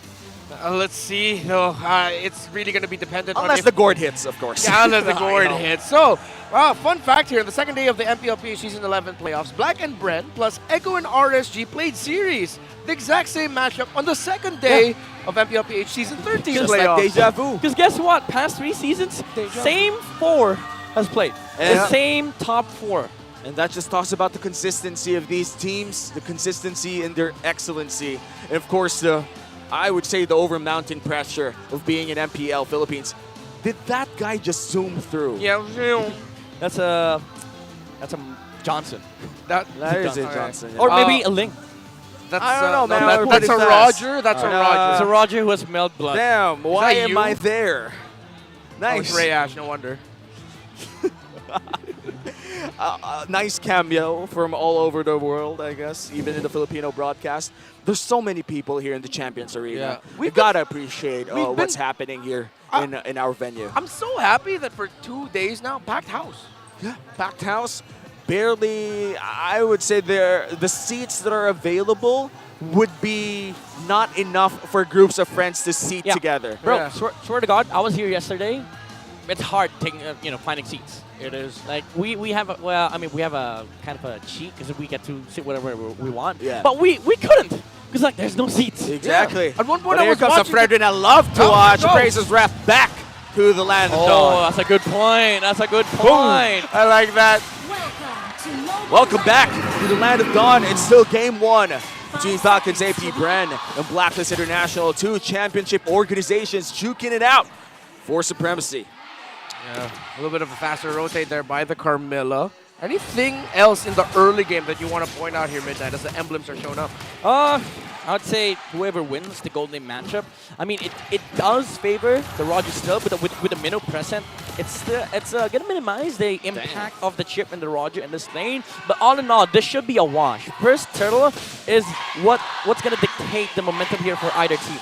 And the Master Assassin emblem coming in from the Roger, just making sure that they win those 1v1 matchups here in the gold lane. And overall, the engage and the aggression coming in from FCAP, definitely online already with Ogren landing on this chip. Still slow and steady for both of these two. And I'm still trying to the read late where phase. where the first big engagement will be. It's a deep cut onto, oh no, that is Haji, excuse me. I thought that was Ogre for a Imagine we have moment. like 4 flickers in the side of Blacklist International. Surprise! Lycan Pounds, first blood, FCAP. Again, the lane freeze from Super Marco Oheb. Quite greedy. He didn't know where the chip was. He tried to step over to the lane to get some XP, and now he suffers the consequence. This is the power of a chip. He's very hard to deal with in the early game. He don't have enough damage to take him down, and he camps lane so well. And with that, the gold lane matchup for FCAP is just really good with the Roger, with potentially look at Oheb again. snowballing towards the mid game as Oheb. well. Now, Really low. looks like they're going to go for the turtle, APBREN. Yeah, the members of Blacklist International are here to contest, but Ogren zoning them out, and Chewy trying to look for a turnaround shortcut used already. Curse of Blood. Here comes the last Insanity. But the chip's gonna fall. But Gothies, you'll be able to get the turtle. He's just turning around. Appraiser's Wrath. That is FCAP getting 3 kills. And the turtle now. Excuse me, I was a bit too premature there. But FCAP get a win. 2K gold lead spike all of a sudden. Falcons APBREN, I thought they were done with that Carmilla ultimate, Oh my but goodness. with the damage coming in from the gourd, still wasn't enough to burst them down. I mean, they did take down the chip, but that was everything. They've thrown everything down to the kitchen sink, but that was a wombo combo from Falcons APBREN.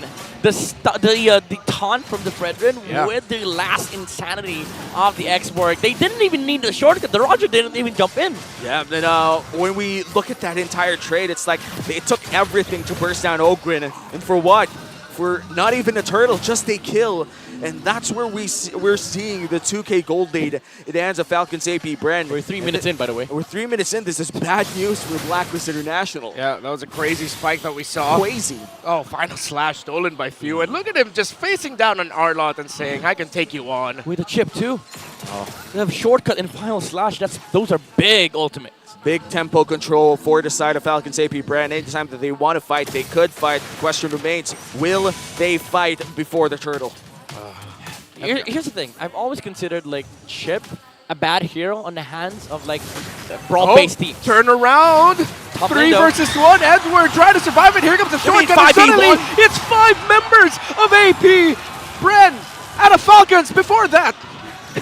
And just like that, You got 5 people in your lane. Trying to take your Fine, stuff. though. All right, this Blacklist International sir and Kyle Teasy helping out Super Marco. While the members of Blacklist International comes to Ogwen once again with the Y-Walk. Outrageous Wrath, Curse of Blood, and here comes the Mystic Gush. You went with the save, Haji as well, but here comes Few. Does he know? Can he sense it? Sends Zui back. Flicker forward. Not enough damage. Stunned by Oheb. Few holding on. Mystic Gush. Oh my goodness. The Capitan! What a play! A godly play from Few. El Capitan in the house! See you later, he says with a Mystic Gush. Now 2v2 down bot lane here. Might just be another conversion for FCAP, but looks like they're going to go for the turtle instead. What fingers are getting frozen? What getting old? Kyle Teasy going forward. Appraiser's Wrath sends you with back. Highlight that, folks. Few. What a play on that Gord. He gets taken out, but he took down the jungler. That's a W trade for FCAP, who got the turtle. Dude, there's always going to be a score in trades, but if you're able to take a role that is above you, like if you're a support, all core kill, they do matter. And that was the jungler. That was like the highest priority in the game. And still, a 3K gold lead for the hands of Falcons APBREN. Blacklist International still trailing. Couldn't really find the team fights that they want. If you're Blacklist International, I just want to know, what do you have to do? What is the win condition here when team fights occur? I mean, as of the moment, you have to find ways to punish the chip. Because again, I was talking about it earlier, like chip on the hands of brawl-based teams, it's bad. Because you don't get to utilize fully the effect of the shortcut. But on the hands of like a macro-based team like Falcons APBREN, they're really able to control the map like this. We're 5 minutes in, and it feels like Blacklist International is cowering for resources. That's why I think in this current situation of the game, during the mid-game, they need to find answers with the chip. I love what Falcons APBREN just did just now. They changed up the lanes for the 2 side laners. They're going to be able to take down up top. And because they have protection here in the bottom lane, they can hold on to this. Blacklist International, they tried to adjust. They made the right adjustments to answer it, but they walk away with nothing. Yeah, slowly the goal difference in the XP lane is starting to look bleak here for Edward. Already 1,600 ahead. Flap DC is having a hell of a game. Here comes the pendulum. Falcons APBREN, they understand this so well. At this point, you don't need to stay side lane. You start from the mid, let Ogwen stay on the side lane. With the cooldown of the portal, you can just pour it in towards the top lane, make sure that you set up for the Roger. But even then, in this current situation, they don't need to do that. Leave Roger top lane, because you have a shortcut. Fight the 4v5 in the turtle, because it's still essentially 5v5. Every time the shortcut is up, a team fight may occur. Blacklist International, it's really hard for them to find these big team fights that they want. The ones that they started all with the Curse of the Blood. Looks like they do find Ogwen once again. Oh, they know. Realize shortcut already dropped here. It's going to be up for a while for the members of Falcon APBREN. Rushing the turtle, are they? And Blacklist International, no contest. 3 turtles didn't even need to retry it. Looks like early game is looking great for Falcons APBREN. You know what's crazy? This Roger feels like he's in Moscow. He can just pop inside a team fight from the portal. Look at that 3v1. The Filipino cannon showing why he earned himself a title of the world's best X-Borg. Up top, Ogwen finds Zoheb. Haji's here to come in for the assist. Shortcut not up just yet. Oheb and Haji back off. It feels like you can't even fight it, because the thing is, you have to know when the shortcut cools down. But that is like a specific set of numbers of cooldowns that you have to remember. But even then, Chip showing up, it's very hard to already take him down. But you also have to worry about the safety of the marksman on the side of Blacklist International. Oheb cannot fight that. And look at the positioning coming in from Falcons APBREN. They're just pressuring so many people, and look at that! Curse of Blood! Last insanity! Edward with the big final slash. You were able to free him, but Ogwen from out of nowhere! He stops the Mystic Gush! Oheb able to get away! It looks like Edward's stuck in a bad position! Edward trying to hold on against the Arlot! Who will survive the taunt? Edward falls! A 6K gold lead in the hands of Falcons APBREN, and Blacklist International is looking like they can't find the fights that they want. Blacklist International, they're playing in the hands, in the palm of Falcons APBREN. A shortcut! And Sensui can do nothing as he gets crowd control chain. We talked about crowd control earlier, but because of the lead that Falcons APBREN has built for themselves, this is what we talked about beforehand. Falcons APBREN are a team that don't allow their opponents to play Mobile Legends Bang Bang. When we look at Blacklist International, they have the damage. It's just Why won't it land? Again, it's the macro. It's the effect of having the chip in this lineup. Super macro. Yeah, super macro. The macromatic himself. It's even the other way around. We were worried about 4v5s earlier into 5v1s. Guess what? They're not even forcing 4v5s. It's always Roger on the side lane, 1v1 in the lane, and the 5v1s, they don't chase for that. They chase for the 5v4s. And as we enter the 9-minute mark, we're already looking at a 7K gold lead and might just be an uncontested first lord of the game. Things are looking worse and worse for Blacklist International as Falcons APBREN secures the first lord of the game. And here's the fun part about Chip. You don't even have to have the best hands in the world. You just press alt, that's it. Hey, you gotta need the best brain in the world, though. Exactly. That's why I love Chip. Falcons APBREN, they understand the map movement so much that there was no space for Blacklist International to literally pressure a lane. The only lane that they've touched is the bottom lane, and even then, there's a slither of damage on that tower. All right. They're pushing in at mid lane. Looks like Falcons APBREN decides to take away the buffs first. Blacklist International already trapped inside their base. It's like a 2x2 square foot house. They really need some galvanized steel squares right now. I thought it was beams. Squares? Steel squares. Yeah, steel squares. With eco-friendly wood veneers. All right, I'll get it right next time. But maybe Blacklist International, they need a permit from Falcons APBREN. Because as of the moment, Falcons APBREN, they're not letting Blacklist extend this game further. Yeah, I mean, late game, yeah, sure, you have damage, but you also are fighting into an export. Yeah, Falcons APBREN feels like the Bureau of Galvanized Steel Squares. Denied. That's true. I definitely agree with Auntie's, I don't know, screws. And what else can we say? Right now, Blacklist International is just trapped inside their base. Yeah, this is just vintage Falcons APBREN, folks. If this is the first time you're seeing a Falcons APBREN and you're wondering, hey, are these guys the world champions or the champions of the Philippines? Yes, they are. They are. Why? Because of this. And also because of the fact that Falcons APBREN has had the highest number of 10K gold leads in the regular season. Oh, that's and true. now they just added one more to that count. And to be in this level of excellent gameplay for the longest time, ever since their world tour in Cebol, it's just insane to me, honestly. To be fair, they haven't stopped yet. They haven't stopped. Yeah, this is part 2. It's season 2. It's like season 1 was great, season 2 was also great, and I'm not excited for the cursed season 7s, you know? Champions, I'm thinking, though, I have a title for it. The What? World Tour. The World Tour. It's season 2. Electric Boogaloo. Yes. Nice. I like it. I like Exactly. it. You got a proper billing for that too. Thank you 30 for that. seconds from now, though, the first Luminous Lord of the game will be spawning. right. Looks like Blacklist cannot go out of their base. Yep, Let's they're look stuck. at both junglers here.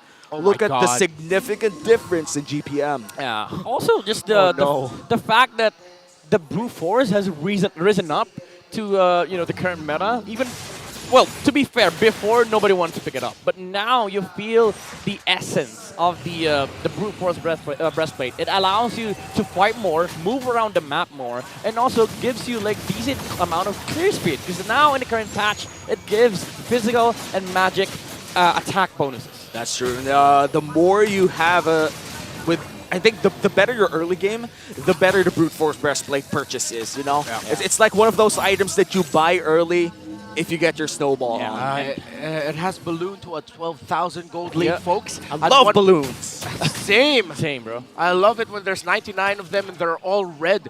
Earlier, we saw it. Super Marco has almost a 3,000. I think it's climbed to like 3,500 now at this point. Gold lead over Oheb's Brody. He just doesn't die. 1,000. Marco just does not die. Oh, Edward with the final slash Mystic Gush. Here comes a big wombo combo, but then answer as well by FCAP.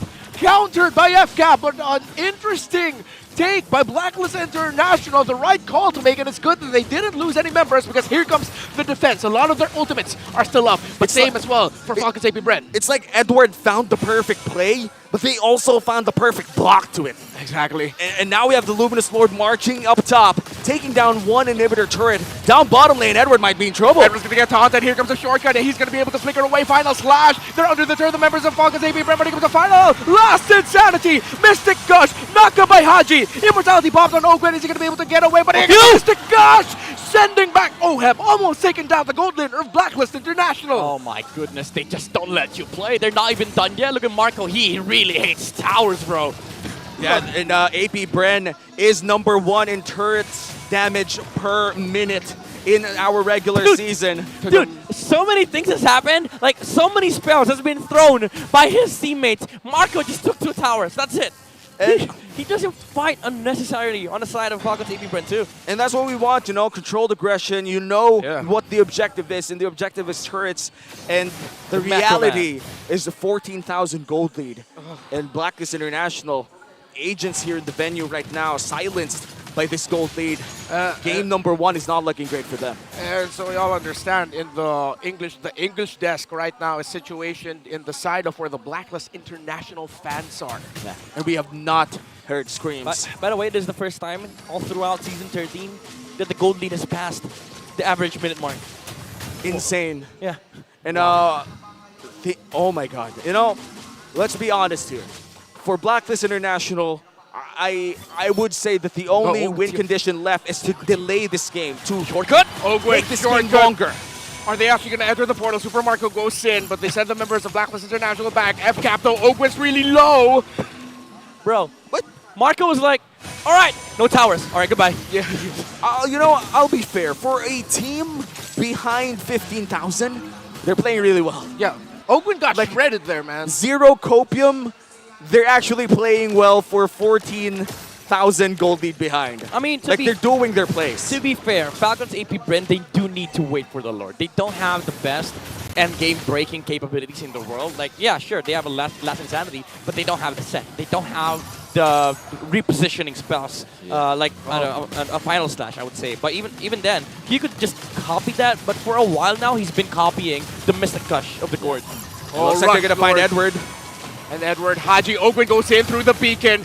Shortcut committed, but they're all here. They don't need to use a taunt onto Edward. Is he going to be able to get away from this? Haji already used a flicker, so did Edward. Edward not going to be able to get away. Stuck. Oh, the curse of blood. Final last Insanity. Double kill for the Roger. Unstoppable is Flapped Easy. 3 down on the side of Blacklist. And Oheb trying to hold on here to try and deal damage.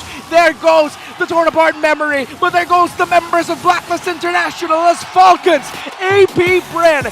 16,000 gold lead to dominate game 1. 16K in 16 minutes. That is a world champion team game up there. This is a statement game from Falcons APBREN. We want that MSC. We want to be able to dominate. We want to win. Whatever it is, they don't care, and they don't even let their enemies play their game. Yo, I'll be honest, they're not Falcons around right now, man. That's they true. are laser focused in winning. Yeah. 16,000 gold lead. I've never seen that in my career as a Same. caster. That is, I can't believe my eyes. Bro, 16:30, they were already up by 16.7. That's the highest per minute. How do you even begin to do that, especially against Blacklist International? Let me reel you back in day 1 of playoffs. Blacklist International played 9 games yesterday, played them really, really well. Yeah. And in terms of statistics as well, in the regular season, they were top in the longest average game duration, could really play these long games, but man, it's 16,000 gold lead. How do you even deal that? Man, TDG, that damn good. They're the world champs for a reason. And they're still proving it. Why? Or too damn good. Too damn good too. Too damn good.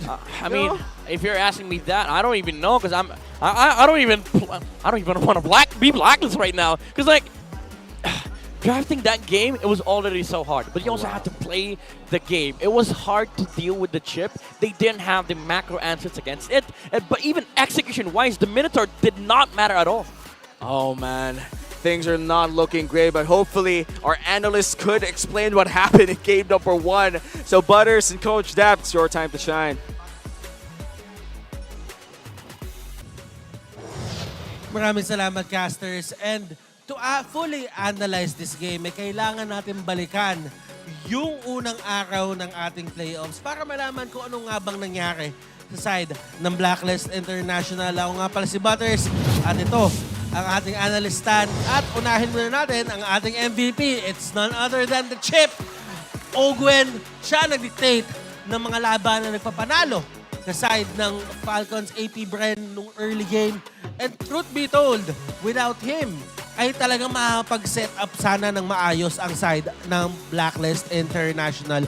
But enough about that, kailangan naman natin balikan kung ano nga ba yung nangyari nung day number 1. Kung alalahanin natin, 9 games ang nilaro kabuuan ng side ng Blacklist International. Ngayon, that is a feat na hindi basta-basta nakukuha and they got out of that first day alive. But then again, you have to remember, may mga impormasyon na silang nabigay para doon sa mga teams na mga katapat nila ngayong day number 2. Now, looking at it, kapag pinili mo yung Fredrin sa side dito ng FCAP, ay talagang automatic makukuha ni Sensui yung kanyang Carmilla. But then again, mas ready ngayon ang side ng FCAP Bren. Kasi nga naman, kung tutuusin, the last 2 picks doon sa ating draft, the Chip and Flaptizi on that export made all the difference and made it easier for the side of APBREN or Falcons APBREN to dictate kung ano man yung gusto mangyari ni Sensui. Usually, ang mga Carmilla, ang gusto talaga nila is extended team fight. Pero paano ka nga mag-extend ng team fight kung ang bibilis ng pagpatak ng buhay nyo dito? Ngayon, kung titignan naman natin kung paano sinet up ni Ogwen, nakikita yung screen nyo ngayon, yung mga laban, may mga times doon na gusto mo na sanang makipaglaro or makipaglakaran ng side ng Blacklist International, but with the Chip available, hindi nila alam kung kailan darating yung laban sa nila eh. Looking at the emblems, ay mapapansin naman natin dito na mostly onto the side of FCAP Bren, they knew na kinakailangan nila dito yung tank emblems at kung papansinin, Few and Flaptizi, naka-impure rage sila. Ngayon, bakit nga ba sila naka-impure rage? It's because of the innate tankiness na meron dito yung mga members ng side ng Blacklist International. And they knew na kinakailangan nila yung extra damage, yung extra oomph para talagang ma-take down ng mabilis yung mga members dito ng Blacklist International. In terms of the items, Kyle TZ, alam niya na siya talaga yung primary target dito. Kaya kung titignan nyo, yung kanyang items, may winter truncheon na sa dulo and he really knows na siya yung primary target. Kaya naman kailangan niya protektahan yung kanyang sarili and go the extra mile. Rich Guy, Super Marco with a GPM of 892. Ito talaga yung yung jeans, yung alamat jeans na tinatawag nila na si Super Marco, I feel like kaya niyang maglaro doon sa idea ng tempo na marksman. Pag sinabi mo tempo na marksman, pwede ka mag-scale or pwede ka din sumama onto the early fights na tinatawag. And yun yung pinakita ng kanyang Roger kanina. Don't get me wrong, maganda na maganda yung ginawang lineup din dito ng side ng Blacklist International. It just so happened that yung pinakapuso na kanilang draft was countered heavily. At kung titignan naman talaga si Yue dito, ay yung damage dealt niya ay mataas rin naman. Kaso ang pinaka-problema, yung mga heroes na makakapag-setup sa kanya ay hindi rin tumatagal. Kaya naman napipilitan siyang i-cancel yung Mystic Gush. At sabihin na natin hindi niya nakukuha yung maximum damage potential nung Mystic Gush. In terms of damage taken, kitang-kita naman natin kung kanino talaga nakatutok dito ang puso ng lineup ng side ng Blacklist International. Sensui talaga ang makakuha ng target na yan. 99K. Nakita mo naman yung gigil ng side ng Falcons APBREN sa kanya, di ba? So, basically, talaga makikita natin doon na alam mo yon, alam na dito ng side ng FCAP Bren kung ano yung kailangan nilang gawin because they saw this many times yesterday.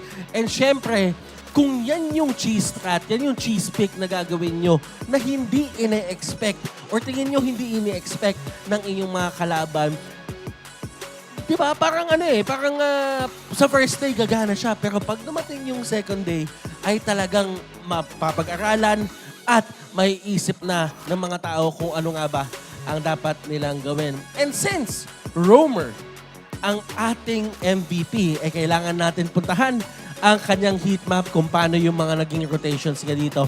As you can see, yung heat map na yan, mainit yan. Ramdam ko siya dito. But then again, looking at kung saan pumunta dito si Ogwen, may mga bungi doon sa mapa. At kung mapapansin nyo, bigla-bigla na lang may lumilitaw kung saan-saan. And that only means na fully utilized dito yung passive at yung ultimate ni Chip. At talagang siya yung pinakalagdigta doon sa laban na yan. Ang daming heat map doon sa may baba. Ayan, sige, tuloy nyo yan. Pero during the first 5 minutes of the game, it's all about turtle control. And definitely, this is one game na kailangan tignan or basahin ng side ng Blacklist International to get back on track. At pinapaalala ko lang sa inyo na nagsimula na ang kauna-unahang rank party ng MLBB. Sali na para makakuha ng rank party bonuses. Maraming activities at free rewards ang ipamimigay simula May 11 hanggang June 21. Huwag palalampasin ang rank up time na to dahil maraming libreng rewards ang naghahantay na maklaim nyo. Rank up time? Manjin, hindi kita isasama dyan. Hindi kita, narinig ko may mga tumawa doon. Alam nila kung ano yung pinagdadaanan ko.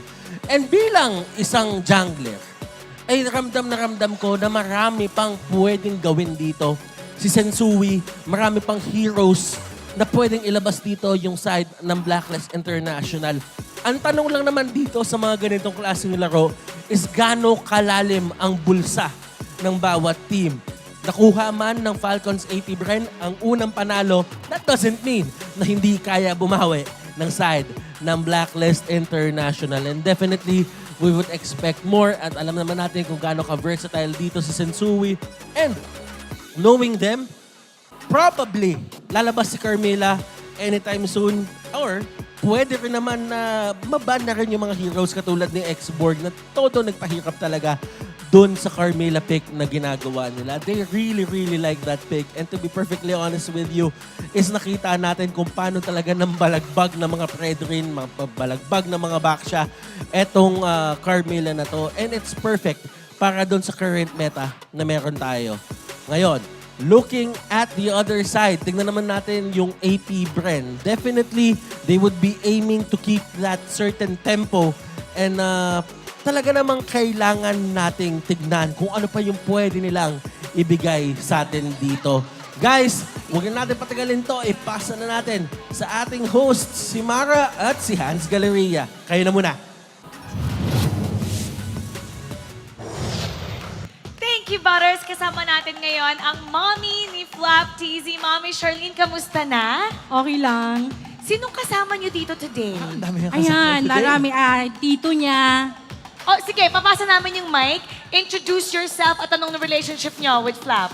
Hello guys, I'm Tito ni Flap TV. Tito ni Flap TZ. Hello guys, Tito ni Flap, pinakapuging Tito ni Flap. Wow, patingin nga ng pogi. Patingin ng post ng pogi. Ayan, yan ang pogi. O, sino pa kasama? Okay, shifting on to this one. Hi, I'm Ann. Kapatid ako ni Flap. Kapatid ni Flap, younger sister, older sister? Older. Older, ikaw si ate. Okay. Ate, okay. I'm Ren, tita ni Flap. Na nakakausap kita sa mga live. Very active. O, I di ba? agree. Full support ng family. Okay, so I see it. Mami Charlene, ang daming beses nyo nang napanood si Flap. I'm sure, mula pa nung season 6. Kamusta naman ang panonood sa kanya this time na playoffs na naman ulit? Ito, super excited na naman. Kahit maraming beses ko siya napapanood, pero may kaba pa rin. Alam mo yun, kasi hindi ko alam na kung matatalo siya o ano. Pero naman ako sa kanila. Tiwala naman ako sana mag-champion.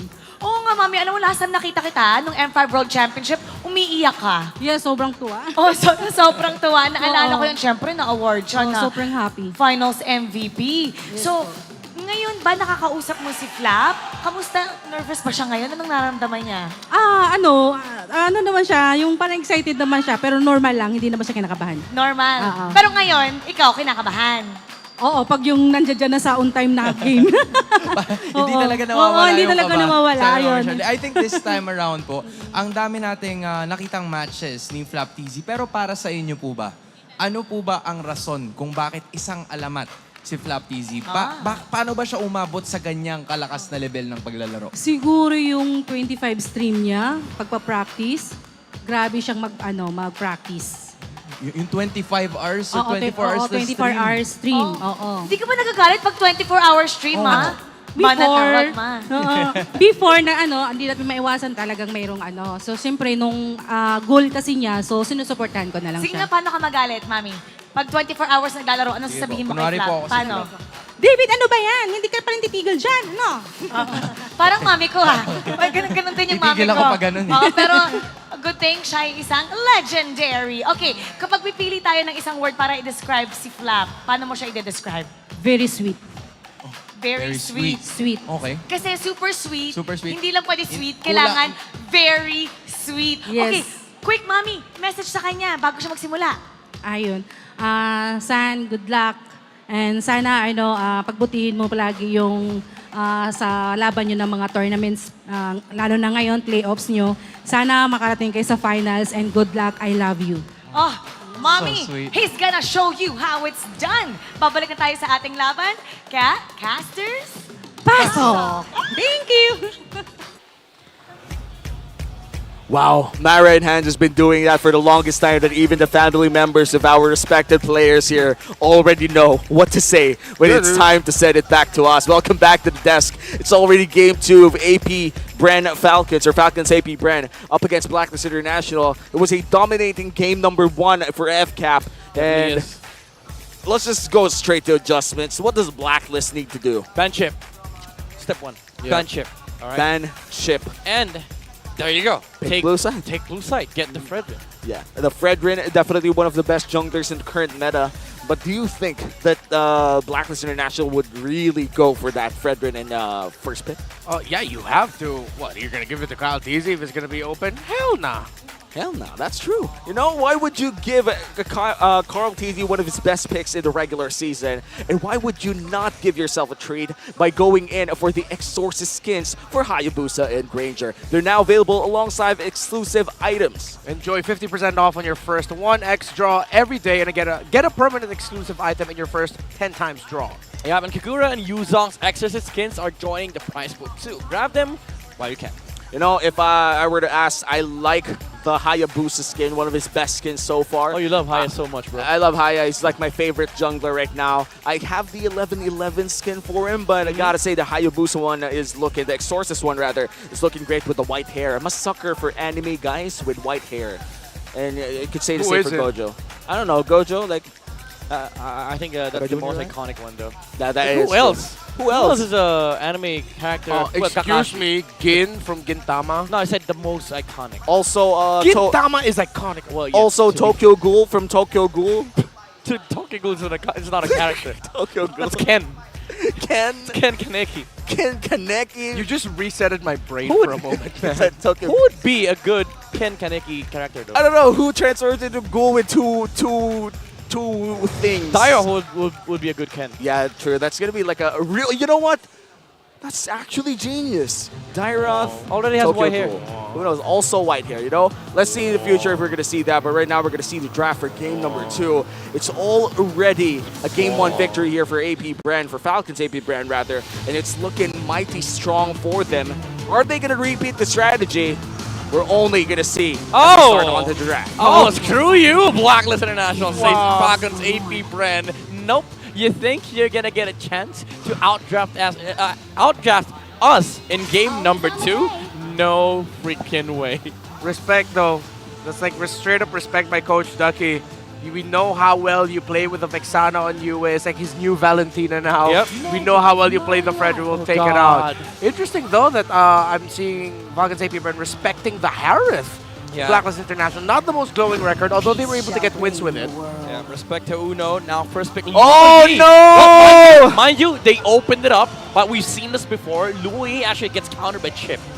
So there is that route that Falcons APBREN can go with. Because the thing is, yeah, sure, you can split with the Louis, you can look for targets, but if Falcons APBREN has a Chip, they will be playing as 4, and then let Chip play the opposite side. Looks like they're going to go for the Barretts. Will they get an early XP laner here? Looks like they're going to go for the flex pick instead. Alright. It's going to be the Edith in either the roam or the XP lane. Yeah. I guess you could even say the same for the Barretts, but I feel like with the presence of a low year around, I wouldn't want to park a Barretts in the EXP lane. Feels a little bit too slow. Hey, I wonder, a part of me is sort of like feeling a Hellcurt today. Not say, yeah, I mean, this is the only other season. I feel like a Hellcurt might come. I'm feeling sleep paralysis demon today. Like, you gotta get that checked. That's very different. Now, Boxshot gets opened up by Blacklist International. Yeah, I'm not gonna very help her good here. clear speed. Can actually match the Barats on the side of Falcons APBREN. One thing is concerning though, like Gold Lane hasn't been picked up yet. And there you go, Blacklist International, they go with the Claude. Classic answer against Edith and Barats. And this is going to be the global BMI. They could go for the semi-advanced Lord dance, where they could just dance around the entire map. Yep. It feels like I'm looking Fnatic, Onyx, PH on the left side, and on the right side, it's Blacklist International. Yeah. Feels just like that. Novaria locked in. What do you say about this one? Feels like there's a swap, as Ren was mentioning. Well, Novaria is a good answer against Louis. We've seen that from the regular season. Like the Vision, they do matter against these diversions coming out from the Louis, but also like the Star Shutter. The Vision on the bushes, it's very important. And also keep in mind, Blacklist International, they don't have the best heroes when it comes to dealing with the pokes coming out from the Novaria. Yeah, if you want to deal with pokes, I wonder though what Falcons APBREN are going to ban, if they're going to be focusing on another Haji ban. Are you going to take out the Chip or are you going to take out the Minotaur? Maybe Raph, something like that. Raph or well, the thing is, Haji has only played 2 to 3 heroes, I believe. Or maybe Arlet, Tigreal, and Kaja. You know, sometimes we could see the occasional That's a lot more, sir. Yeah. Oh, there's a lot more. It's a deep pool. No, I mean in playoffs. Oh, in playoffs? Yeah, he's only played 3. Wait, 4. That'll have to check, yeah. Oh, we're gonna see. You're most likely right. And when we look at You're right. Haji as a player, it's mostly a lot of versatility in the regular season. Yeah, to be fair, Minno's still open. That's true. And with versatility, it almost always came with a price. Not all of these picks in this very deep hero pool I would call as very effective. And now both of the suppression heroes are taken away. I'm feeling a bit lingy or a fanny. Nah. Well, actually, that's a good point. That's a good point. Because with the Franco ban, I find it really, really weird that Falcons APBREN will ban the Franco, although they did play it once with the Carmilla. But they have a good hero to deal with it. So now they take the Moscow. We don't know if the Barat is going to go to the jungle, because if he does go EXP, Fanny is up for the taking. Oh yeah, man. I'm already feeling it. I do feel like this is a Fanny game for Kyle TZ, though we have not seen a lot of success in the Assassin. I would say Kyle TZ in the World Champs. Gotta put my bets there if you want to see a good Assassin game. I think last time he won with Fanny was last season. So it's a risk for him to do that. Now Blacklist International, they go with the Arlet Luoyi, Fanny, and the Bene. But again, it's a good setup for a Fanny. Fanny. Nah. Oh no. Nah. Okay, I'm not disappointed. This still looks good. It's going to be Flapito? Flakito. I'm bad with this. Can you say that again? Flakito. Flakito. Yeah, okay, it's the MVP skin. The MVP skin. First ever in M Series history, by the way. Make sure to get that.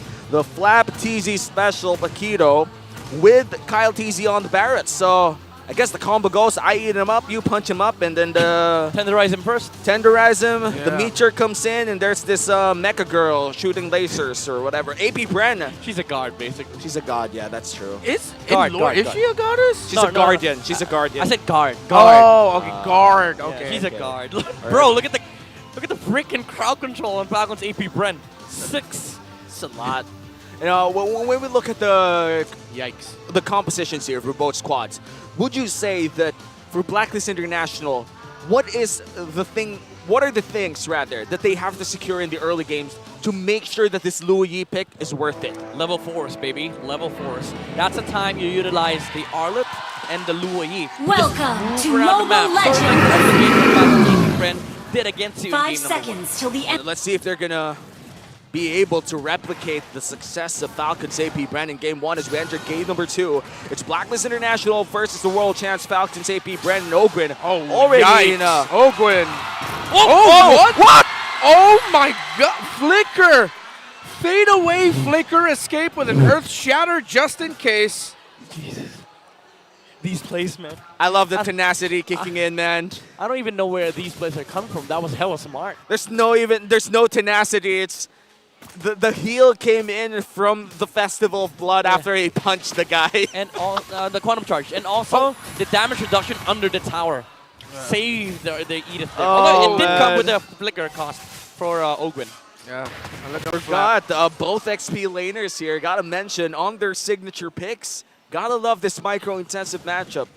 Oh yeah, good. Oh, it got stolen. Yeah, he's gonna hit level 4 eventually, but it just kind of sucks and it hurts as a jungler to have your Crammer stolen like that. Not the best. Oh, in the mid lane, Haji brought out really low, able to use the vengeance, but no, first blood by Few with the burn. Bro, the captain of Falcons APBREN is so mad right now. He just wants to go home. Yeah. And now Oheb forced back. Yeah, so far, Falcons APBREN replicating the success that they had in the early parts. Everything just tore apart for Blacklist International in the first turtle of game number 1. Let's see if it's going to be the same story here. Falcons APBREN already setting up their first turtle take. What does Blacklist have to do in order to not replicate what happened in game 1? I mean, maybe do the same thing that they were doing against Minana Evos, but Sensui already on top lane. Okay. They're dueling it out. Actually, I'm surprised with how Scrappy just Fidus Edward is trying to hit level 4. No one can be committing any big ultimates because the turtle is up, contestable for both. There's no ult in Sensui. No ult in Sensui. Oh yeah, that's going to be a big one. Haji, not level 4 just yet. Dancing around, Ogwin trying to find an angle. Oh no! Okay, Divergent into the back. A really great angle here for Blacklist International. They don't know. Falcons APBREN continues to take a lot of damage and it looks like he's going to be able to get away. No! Final slash with a vengeance. And Blacklist International get the first turtle of the game. Ogwin with an onward. Earth Shatter. Not going to be landing it, but the turnaround, the ultimate of the Edith. Primal Wrath! And the Star Shatter from Few. But that's... Ogwin! Ogwin flickering forward, but Haji able to get away. Super Marco! Wait. From out of nowhere with a Spear of Destruction. That was a prediction play as well. That came out like 3 seconds earlier, way earlier before the flicker. You know, POV, the skill shots land, but looks like Sensui might just get a free one here. Yeah, Ogwin's gonna go down. Kaltizi finds it out, no, but Sensui able to take down Ogwin. Blacklist International, despite getting dominated in that first game, they are taking it to Falcons APB. All right. They're taking this game by storm here, Blacklist International. And they're also doing, again, what we mentioned earlier, like the thing that they did against Minana Evos yesterday was that they focused heavily on taking down the jungler instead of forcing the objectives.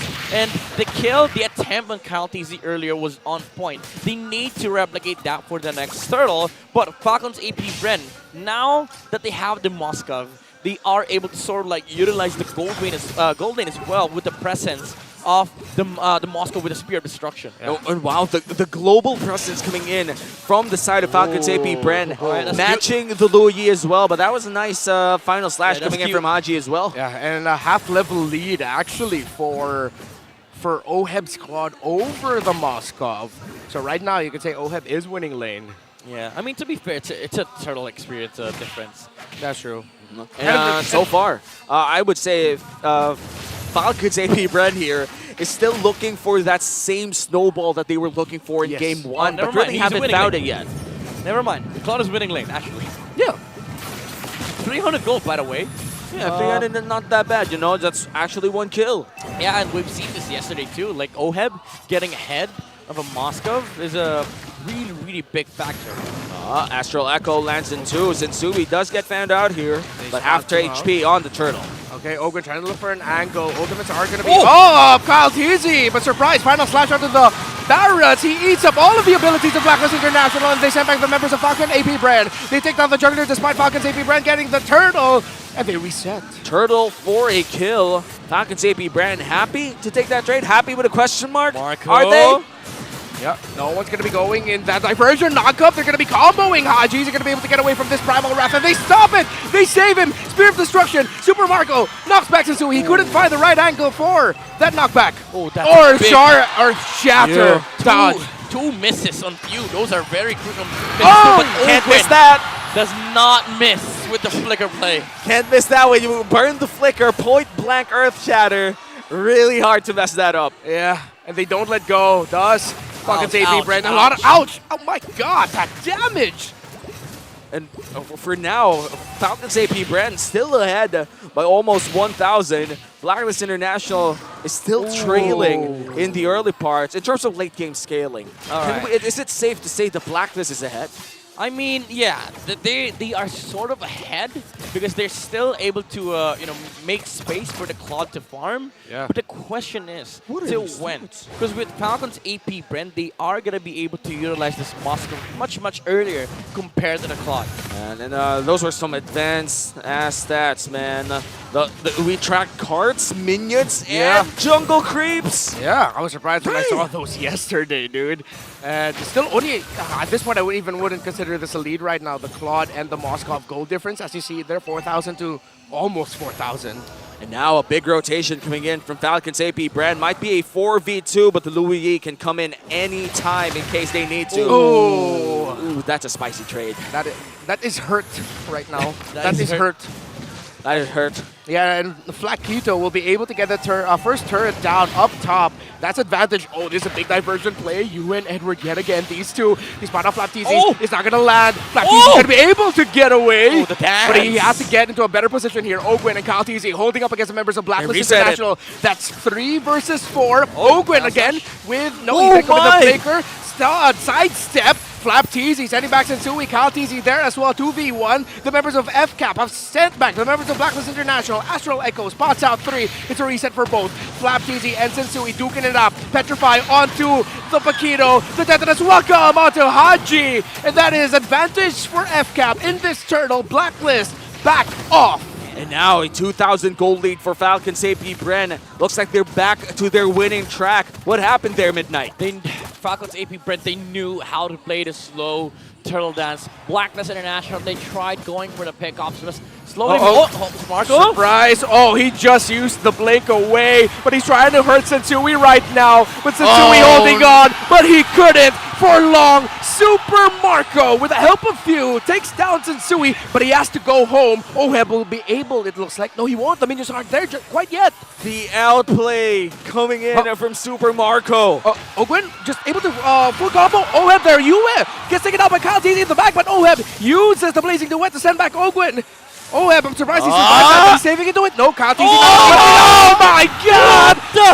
Missile expert, close enough, finds Zoheb. Kyle TZ with a double kill. Expert indeed. And a lot of things happened. I just want to say one sentence. Falcons APBREN, they're dancing around Blacklist International. Oh man, Kyle TZ just sweeping up the place from top to bot, and now inside the jungle. Falcons APBREN now almost 5,000 ahead. Things are, again, not looking great for Blacklist International. It seems like Blacklist just can't get a break every time they get something.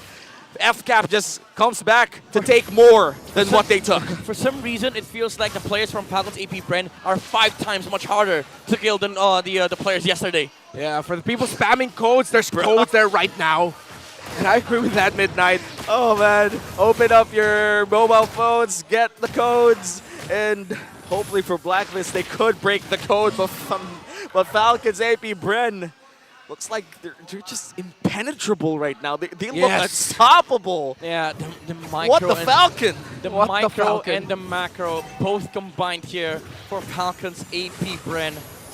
So much names in that team name, but so much skill as well. So much knowledge. Marco gets stunned. Okay, Purify already committed, and he's able to BMI out with a Blazing Duet, so Oheb is safe. Oh my goodness. But See, that blows out the Purify, exactly. though. Like, Falcons APBREN, at the back of their mind, like, every play has a good outcome. It has a positive net growth for Falcons APBREN. And what an interesting approach, although it does make a lot of sense. Actually, Super Marco spending a lot of time parking the gold lane. He's not there now, but they're really just maximizing the global presence of a Moscow with his ultimate. And the thing is, like, for Blacklist International, you do not put Claude against Bakiro. That's a bad matchup. But Moscow staying on the opposite side ensures that the Claude is not able to split. No way! FlappTZ able to knock them back. Haji with the final slash, a big one. FlappTZ goes down. This could be a big win for Blacklist International. FlappTZ starting to hold on, but he falls down as well. A shutdown, double kill. Haji has found the turnaround for Blacklist International, but FCAP still have a spot here. Oh, wow. Crucial pickoff coming in from Blacklist International as the Lord started as well. And as you said, no jungler here for FCAP. This might just be a free Lord. Full vision, Few and Ogwen and Super Marco. They're sending back and holding the members of Blacklist International to be able to get that Lord. Haji is going to get taken out there. Ogwen with the Primal Wrath. This doesn't look good for Blacklist International, but Ogwen's still alive. He's still alive. He gets away. He finds the damage. No freaking way! Falls down. Double kill. Super Marco. Will it be 3? One more for Satsui. He gets away. How is this man alive? What is this? Again, it feels like the players are just 5 times much harder to kill. 3 times in this game, man! Oh my goodness, they won that Lord Dance without their freaking jungler. MPL Philippines is insane, man! And just like that, Falcons APBREN get the Lord! Alright, Haji tried pulling off the exact same play that he did yesterday against Fnatic Onyx. But unfortunately, it did not work. Falcons APBREN already left the push. The thing is, when you're trying to control the Lord, you need to get control of that push. That's why Blacklist International sort of knew that there were players there. But again, Falcons APBREN, they're a step ahead. Yeah, no, surely that one big flicker play, what could have been a great play for Blacklist International, spelled disaster. Here comes the diversion. Where will it send them? Towards the back. Oh my goodness! Here comes the entry by Falcon APBREN. Edward is not gonna be able to survive.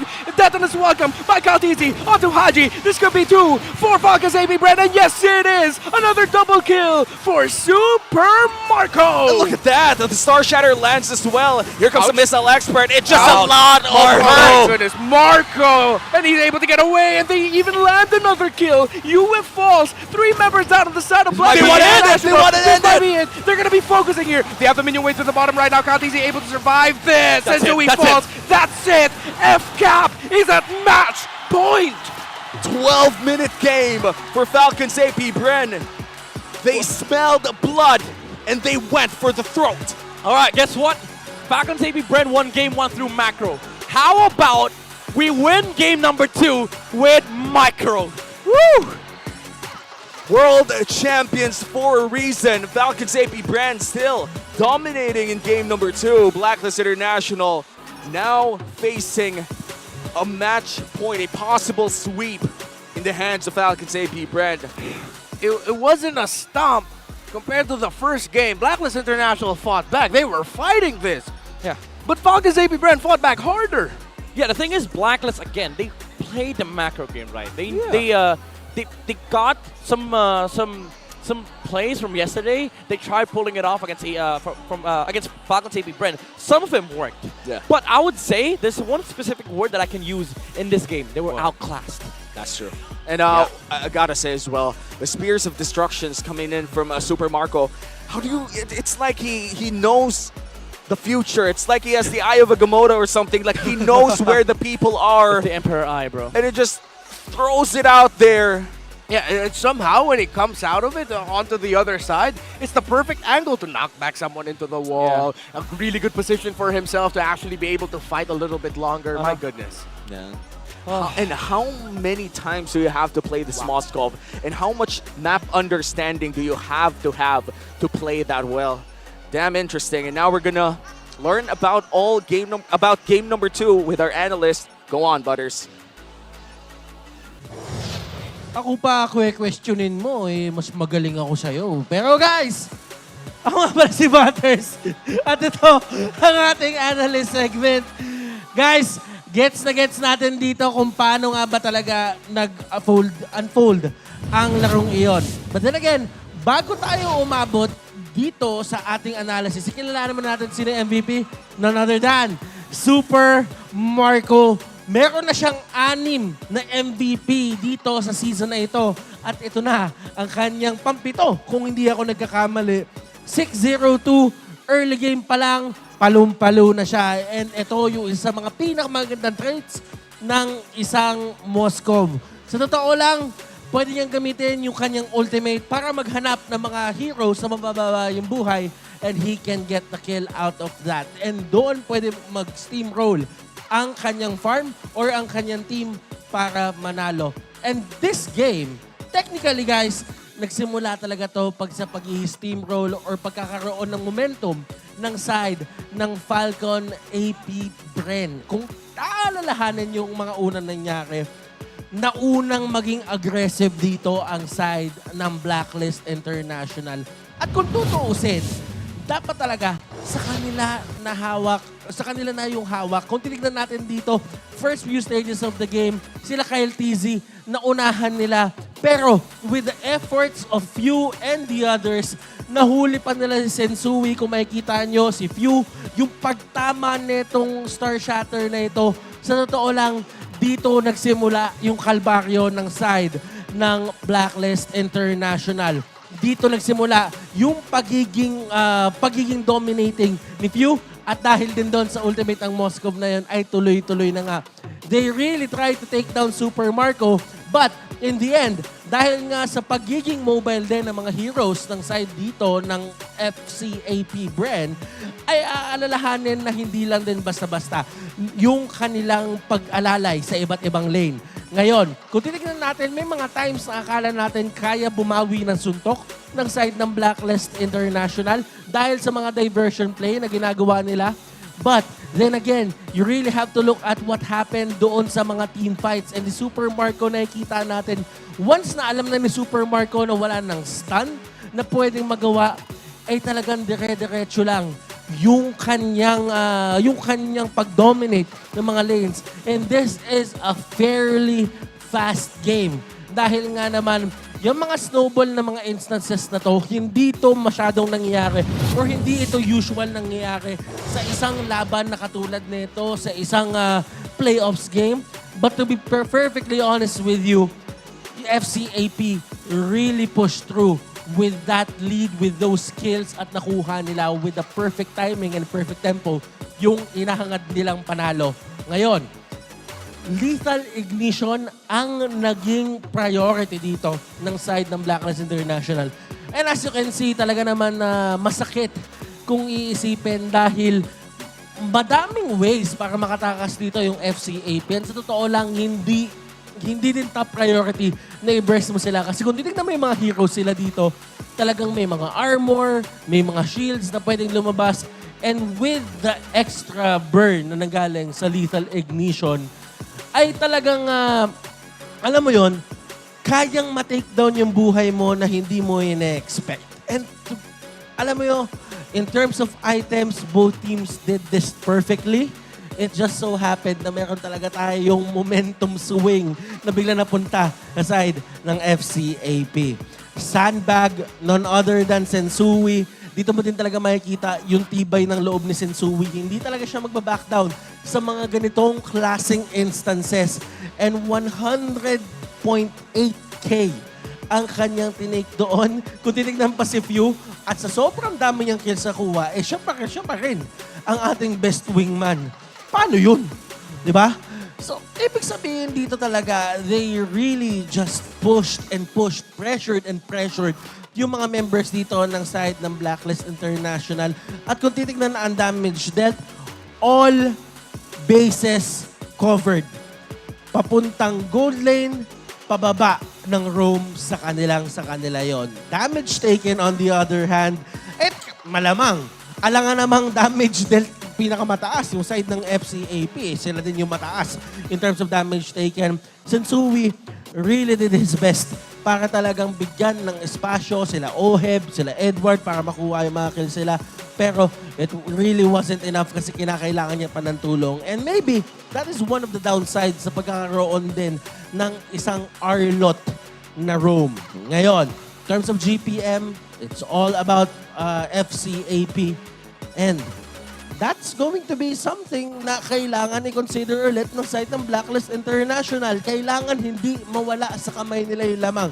Ang galing ng side ng FCAP in terms of turning things around, yung humanap ng mga little opening para palakihin at para papuntahin yung momentum sa side nila.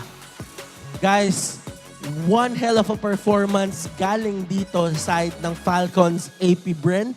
And sa totoo lang, kung ako yung gagalaw para sa kanila, talaga namang wala na akong, alam mo yun, wala na akong papangarapin pa doon sa game number 2 nila.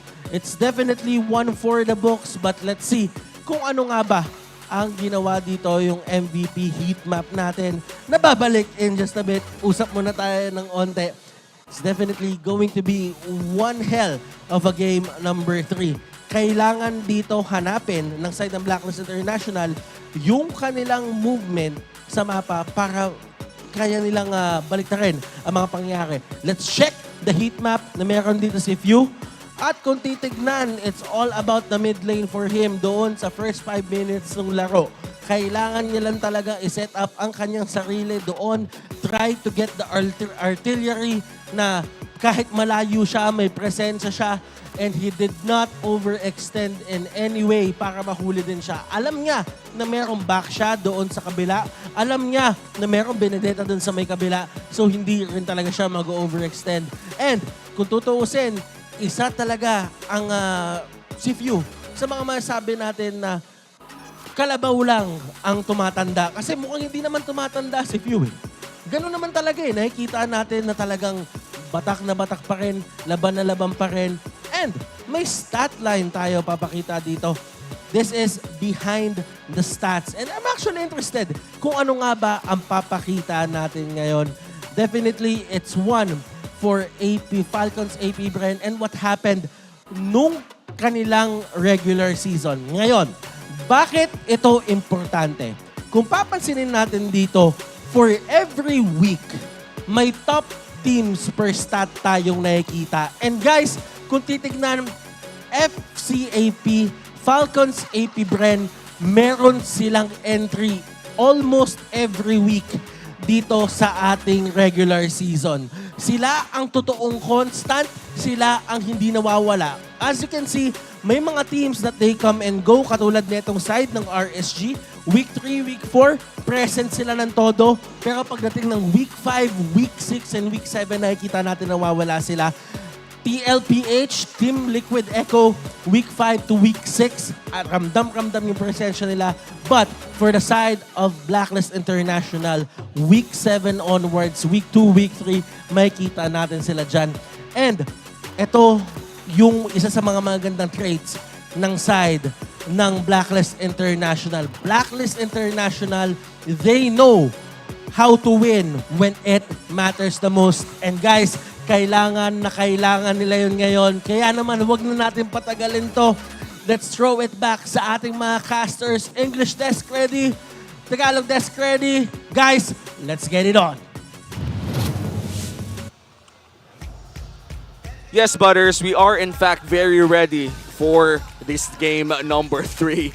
And after that, 2 games of domination coming in from Falcons APBREN, you could say that the arena's heated up with all of the tension in the air. Yeah, that's a perfect way to describe it. There's just a lot of tension. I feel like there's even tension on the side of Falcons APBREN because I feel like even their side didn't expect their team to be this dominating. Yeah, we talked about the tension in the arena. Now we want to see their faces because we're looking for the smart game face of the day. MPL Arena, be the next smart game face of the day winner. Just flash the hashtag the power of smart on your devices in the green background. Put your game face on to win a redeemable in-game code. And a lot of familiar faces who watched. Oh, that's a game face. That's a game face. That's a game face. How do you beat that? That's a game face.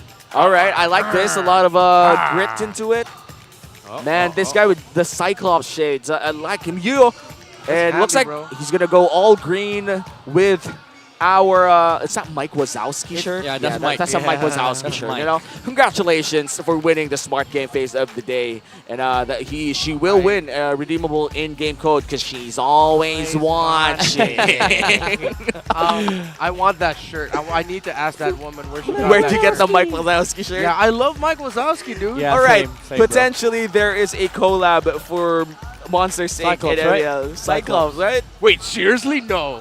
Mike Wazowski? Oh no, I thought you said that was potentially. For the first time ever, we're gonna get Chill. a for some reason Monsters Inc. Who's gonna be Sully?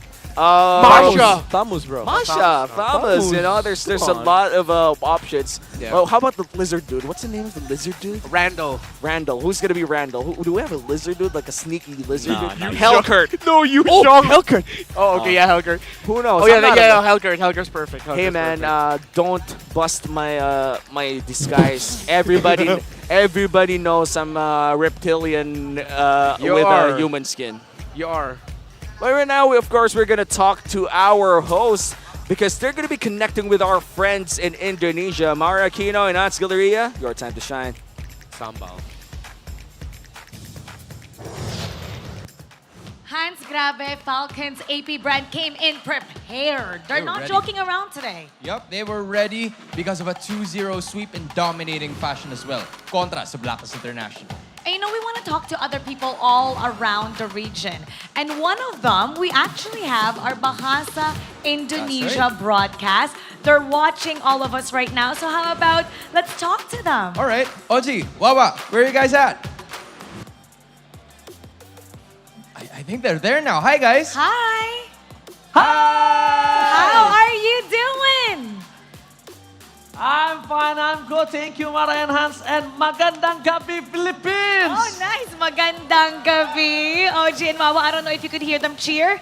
I think they're saying magandang gabi also with their cheer. Magandang gabi rin sa inyo, Oji and Wawa. I just want to ask you guys, what do you think so far about the series of Falcons, APBREN, and Blacklist International? I don't know how to say in the game 1 and the game 2, but I have advice. Turn off the internet from APBREN. What's the advice? What's Unplug the internet from Unplug, APBREN. unplug the internet. Oh my goodness. Unplug it. Now, earlier we were talking about the anatomy of a legend for Kyle Teasy and Super Marco. Other than these two, who do you think anyone else in this series that's deserving to be a legend? To be honest, we discussed before, and we are agree. The one name in our mind is Flaptzy, right, Mama? Yeah, we choose Flaptzy because he can do his role really well. As the EXP lane can zone out the opponent, can do the 1v1, the laning phase is very good. Especially when he's winning, the teams always win the game. Flap Teasy, he is legendary. Final words before we say goodbye, because all the Filipinos are watching you guys. Okay. What? Okay, so thank you. I mean, like, just give us a very good entertainment. Okay, Filipina, thank you so much for the entertaining match. So let's make it 3-2 or 3-0. Let me see it together. Thank you, Filipina. Love you guys. Thank you. We're gonna see which one of them has the correct prediction. Exactly. Bye. Bye, guys. Tingnan nga natin kung sino yung tama sa kanila. Kasi kanina, yung prediction, ano yung prediction kanina? Sabi ni OG, 3-2 daw. Sabi ni 3-2. Wawa, 3-0. So, we're about to find out. Malalaman na natin yan. Pupunta tayo sa ating mga casters. Pasok. Thanks, Mara and Hans. We're back here in the desk, and we were just talking about how cool OG and Wawa is. They're just, they feel like cool uncles, right? Yeah, OG's the uncle who wants to be young. Wawa's the uncle who's taking care of the uncle trying to be cool and young. Dude, I want to be No, but they are both cool. I want to Well, be friends with him. if you're hearing this, we hope to be friends one day. And it looks like Falcons APBREN will be picking blue side, and this means Kyle Teasy might get the Fredrin. Yeah, might get the value. That's true. Oh, that's always on the case. Blacklist 24/7. International better take it out, y'all. Yeah, copy what Falcons APBREN did That's in true. game 2. Ban the Fred. Yeah, maybe force the Baksha versus Barrett's matchup once again. Yeah. And one jungler I miss a lot. What? Martis. We have not seen Martis for the longest time. He's still searching for planets, bro. You know what? Yes, Yeah. 3,000 worlds. He's now not a single worthy planet. He's on 3001 right now. Yeah. Yeah, I mean, still no planet where he is within top 3. Because statistically speaking, he is top 4 or 5 in our jungler so far. To be fair, he might have found Philippines and gave up. That's true. You see all the Baksha mains, all the Barrett's mains, and even the Fanny mains waiting for their time to shine once again. Yeah. You know the funny part about our best junglers in the Philippines? What? Almost all of them are Fanny gods in their days in the amateur scene. And first letter K. And then suddenly they debut in the professional scene and they become Fredrin gods. All right. It is what it is, you know? There you go. Good respect. Good respect. Respect to Uno for Blacklist International. But my next big question, though, is the first pick of Falcons APBREN. There's Mathilda, there's Barats, there's Arlott, and also they might just steal the Moscow. And they're going to take away the Louis. The chip is still open. One more teleportation beast is still there. All right. Barats, Chip, Moscow, Arlott, Minnow. A lot of first pick material. Would you first pick a Chip? Not against Val though. Not against Valentina. There's a Valentina on the other side, so might not be good. So they go for the Barats. Now Blacklist International. If they play Chip, they should take Valentina, and Chip. But knowing them, they would likely go with the Moscow. Moscow Yuzo maybe, or Moscow Arlott. Let's see if they're going to go for that route. But I do believe that the Valentina plus the Chip would be the smartest approach here. How about you, Remar? Chip this early on, I'm not really the biggest fan of, especially that the Louis isn't there. Valentina, I do agree with you, though, would be great. Valentina, let's see if they're going to take that. Maybe just a Val. Val Arlott, Val Moscow, Val Carmilla. I thought you were going to say just the Val and that's it. Don't pick the other Just the Valentina. Let the timer run out. Yeah, wait, you mentioned it, Val Carmilla, though. I wouldn't mind. Or Val Nathan, yeah. We haven't seen a lot of Nathan so far, and I do remember Oheb being one of the Nathan users, but looks like they're going to go for the Faramis instead. Wow. No! The Valentina is open to take. That means Oh my god, this is the best Val game I've seen in a long while. You have the Tortoise Poissons that the Valentina could use. He's a god with that ult. And also the Netherrealm for Capitan Few. But also you set up for a very good Claude game for Super Mario. Oh man. And surely Coach Trevor and Coach Ducky already sniffing out this possible Valentina game. Yeah, they're sniffing it. You just go Claude Val here, right? The falling stars. Well, looks like they're going to go for the Novaria route. Oh, wow. Screw the Val, right? Yeah, screw the Val. Let's talk about why the Novaria is there. Is this going to be more so of a safety pick? Who said there are no shortcuts? All right, Chip. No wonder. Yeah. That's why. That's why. Yeah, they're going Chip. I was like, Novaria does not make sense against Varamis, but with Chip, because you get that vision, you get that, your ult provides a lot of vision for your team, and then you have Chip. Yeah. So what is it going to be, an Arlo or a Minnow? Florin? We have seen Florin Faramis do a lot of damage in the regular season, especially in the hands of Minana Evos, but yeah, they looks like they're going to go for the Minotaur. Yeah, the last time I saw a Florin Chip matchup, it was in MPL Indonesia in the last week, and the Florin did not have a good time, man. Damn. All right. That's tough. It was very tough. So for Blacklist International, their first pick, second phase, Claude is still up for the taking. I think it's going to come down to Claude Moscow or Claude Roger for both sides. Yeah. But Blacklist International, they get dips. I see lots of And it looks like, as you mentioned, Roger's Roger, they will take it out. In terms of the Gold Lane matchup, we haven't seen both marksmen yet. But are we going to see marksmen? I think we haven't seen mages so far. Like the Harith is always banned. The Lunox is very particular, you know? Yeah, it's only TNT that played it, I think, in the Gold Lane. Yeah. Now, both teams, they understand. It'll come down to those two, Claude and the Moscow. Maybe some Natan there for Blacklist International. But I do feel like Falcons APBREN, whatever marksman they get, they're gonna be happy with that because they are playing into a Chip and Novaria. What concerns me is the XP. I am Oh, all right. They're forcing the Claude and Natan. Yeah. I feel like this is Blacklist International trying to force a Nathan ban.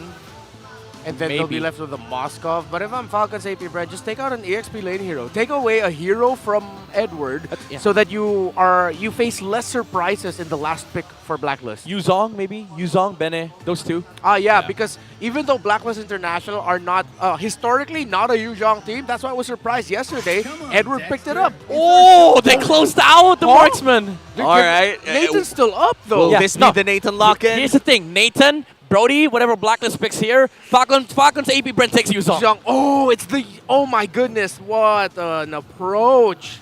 And look at this. And that forces out the Bene too. Yeah. Coach Bonchan in a pinch right now, discussing things with Haji. I think you take Yuzong here because you don't have any option, I think. Yeah. All right, they go the Natan route. All right. Paquito, Yuzong, they're open for Falcons APBREN alongside potentially the Bruno or the Brody. And this is a choose your poison type of bit for the side of Blacklist International. Will it be the Yuzong here for Falcons APBREN? You talked about the Bruno and the Brody. Which one do you prefer? I'd say Brody just for the NetherRealm, or maybe they can go for the Nova Trix combo too.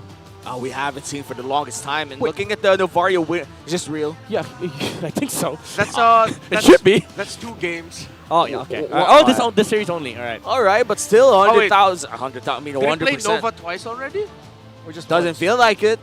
No, in this game, just once, right? Just once. All right, yeah. so 2 games in total. Yeah, 2 games in total. So still a very high win rate regardless. Paquito, Khalid. Oh, they did go for the Nova Trix. And the Paquito. Oh my goodness. Oh man. Nice predictions, Midnight. Damn. Oh god. Super Bene? Marco Bene? Phobius? with the $1 million shotgun.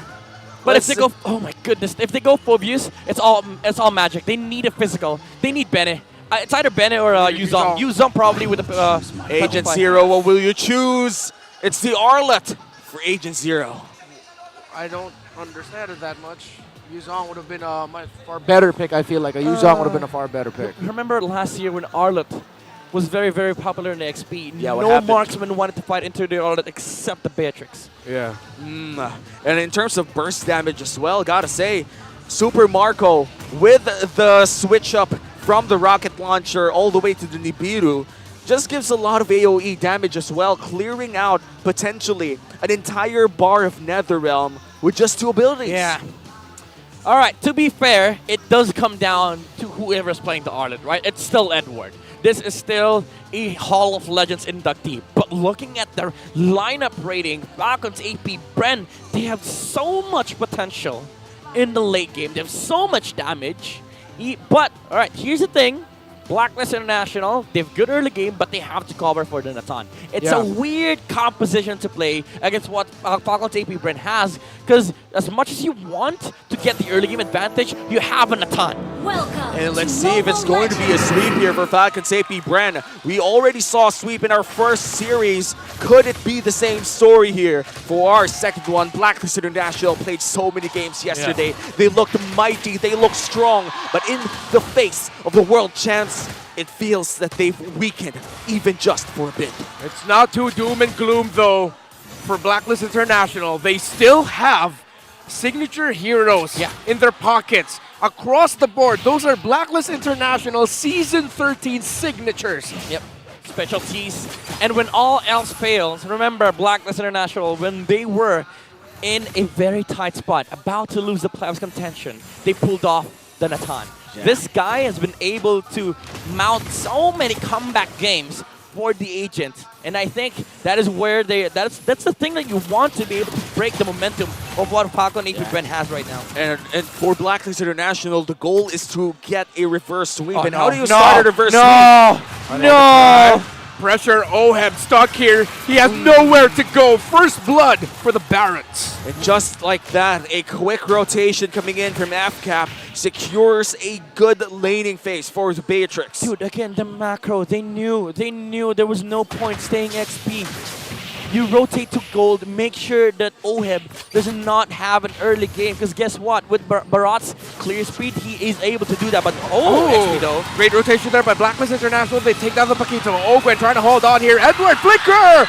Misses because Ogwen was able to flicker away himself. But this looks like a good spot for Blacklist International. Nice cross-map play coming in from Blacklist International, just making sure that whatever they took in gold lane, we might take back in the XP. And that means they might even have turtle priority, but looks like FCAP is early to the party. Astral Echo rush here by FCAP, but Blacklist International are here. Kyle TC is going to be able to get the retribution onto that. Edward misses the final slash. Here comes Ogwen from out of nowhere. Finds Edward. Flicker forward by Flap TC and a clutch.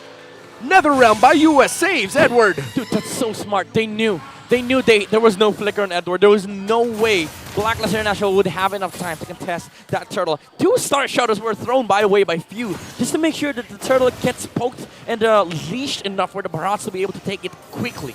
And look at this, just a lot of trading in the mid lane. And another potential big rotation once again up top. Oheb already getting ready with Haji here. Looks like FCAP, they already signaled everyone. The Blacklist knows that they're on to Oheb. 4 heroes on the Stolen! No! Stolen by Few! Oh my god, everything has gone wrong! Tragic. Blacklist. Very tragic for Blacklist International. Alright, I was about to say, Falcons APBREN with 4 players sitting at the top of the gold leaderboard. That's already bad. You lose Orange to what's supposed to be a late game or mid-game scaling composition, and you have a better early game. Now you're put in a situation like this. It's gonna be very hard for Blacklist to come back. Well, at least they didn't die in that fight, you know? Yeah. At least they still have themselves, and they'd be left asking, an Orange, you glad that the fight didn't break out? Yeah, but that was, you know, the cost for Falcons APBREN was just 1 star shutter. I say silent there because I really was trying so hard to come up with a response to the Orange You Glad thing that Womi just dropped. I came up with nothing. That's all right. You know, I was cooking that up for like 5 minutes or so. And now 10 seconds from now, the last turtle of the game, or rather the second turtle of the game, will be spawning. Oh, it looks like there's going to be a big 1v1 here. What the hell? There's a whole level difference between Flap and Edward. Yeah, Flap TZ was the one who got ganked earlier. Let's see now. Falcons APBREN. Have the vision here first as Haji and Yue, 2 members of Blacklist here. And the funny part is they have shortcut, so they could just do their own stuff while Ogwen holds post. You know what's crazy? Falcons APBREN is positioned here, right? There's one Paquito on the opposite side. Edward has to go to this turtle fight because he knows that the Paquito is just going to be able to get there. They can freeze this turtle, by the way. And then guess what? Ogwen, after this, can just pour it in bottom lane, use shortcut for the Paquito. All right, never mind. Flappy's here. Oh, he's here. He's just hanging out. All right, how's it doing here, guys? We all good? Oh, he's actually, because of the wave that he was able to manage here, Edward had to go back. It could be 5. It is 5 for Falcons APBREN up top. And they might even just abuse the movement speed bonus coming in from the river after the turtle. Yeah. Well, looks like they're not going to fight for that instead. Flap DZ will be in time for his wave, just losing just a bit. Entropy used up. Oh, good dodger. Actually, no, that wouldn't have hit. There's no Astral Echo onto that Nathan. So better safe than sorry, I guess. Yeah, better safe than sorry. But that's like the ultimate expended, though. Yeah. By Oheb, he can't even push the tower. Things are still looking hard here for Blacklist, and now Super Marco in trouble. Okay, in a really bad spot here. Look at the aggression of Sensui, already forcing the flicker out of the Beatrix. As Oheb is able to push up top, Edward in a difficult position right now. Is he going to be able to get away? Yes, he does. But the tower, no! Flap TZ with the flicker, with the punch, knocking out Edward. All right, he could have just flickered second skill, but for the style points, he used second skill first before flicker. Just for style. Was it even the second, like, was it the jab flicker? It almost felt like he went for the flicker left hand. It's like the worst combo possible, but it was needed. That was MMA, man. Oh, that was a lot of mixing and a lot of martial arts. Oh my goodness. Off-cam kill and Oheb too. Oh, the win condition has just been taken down.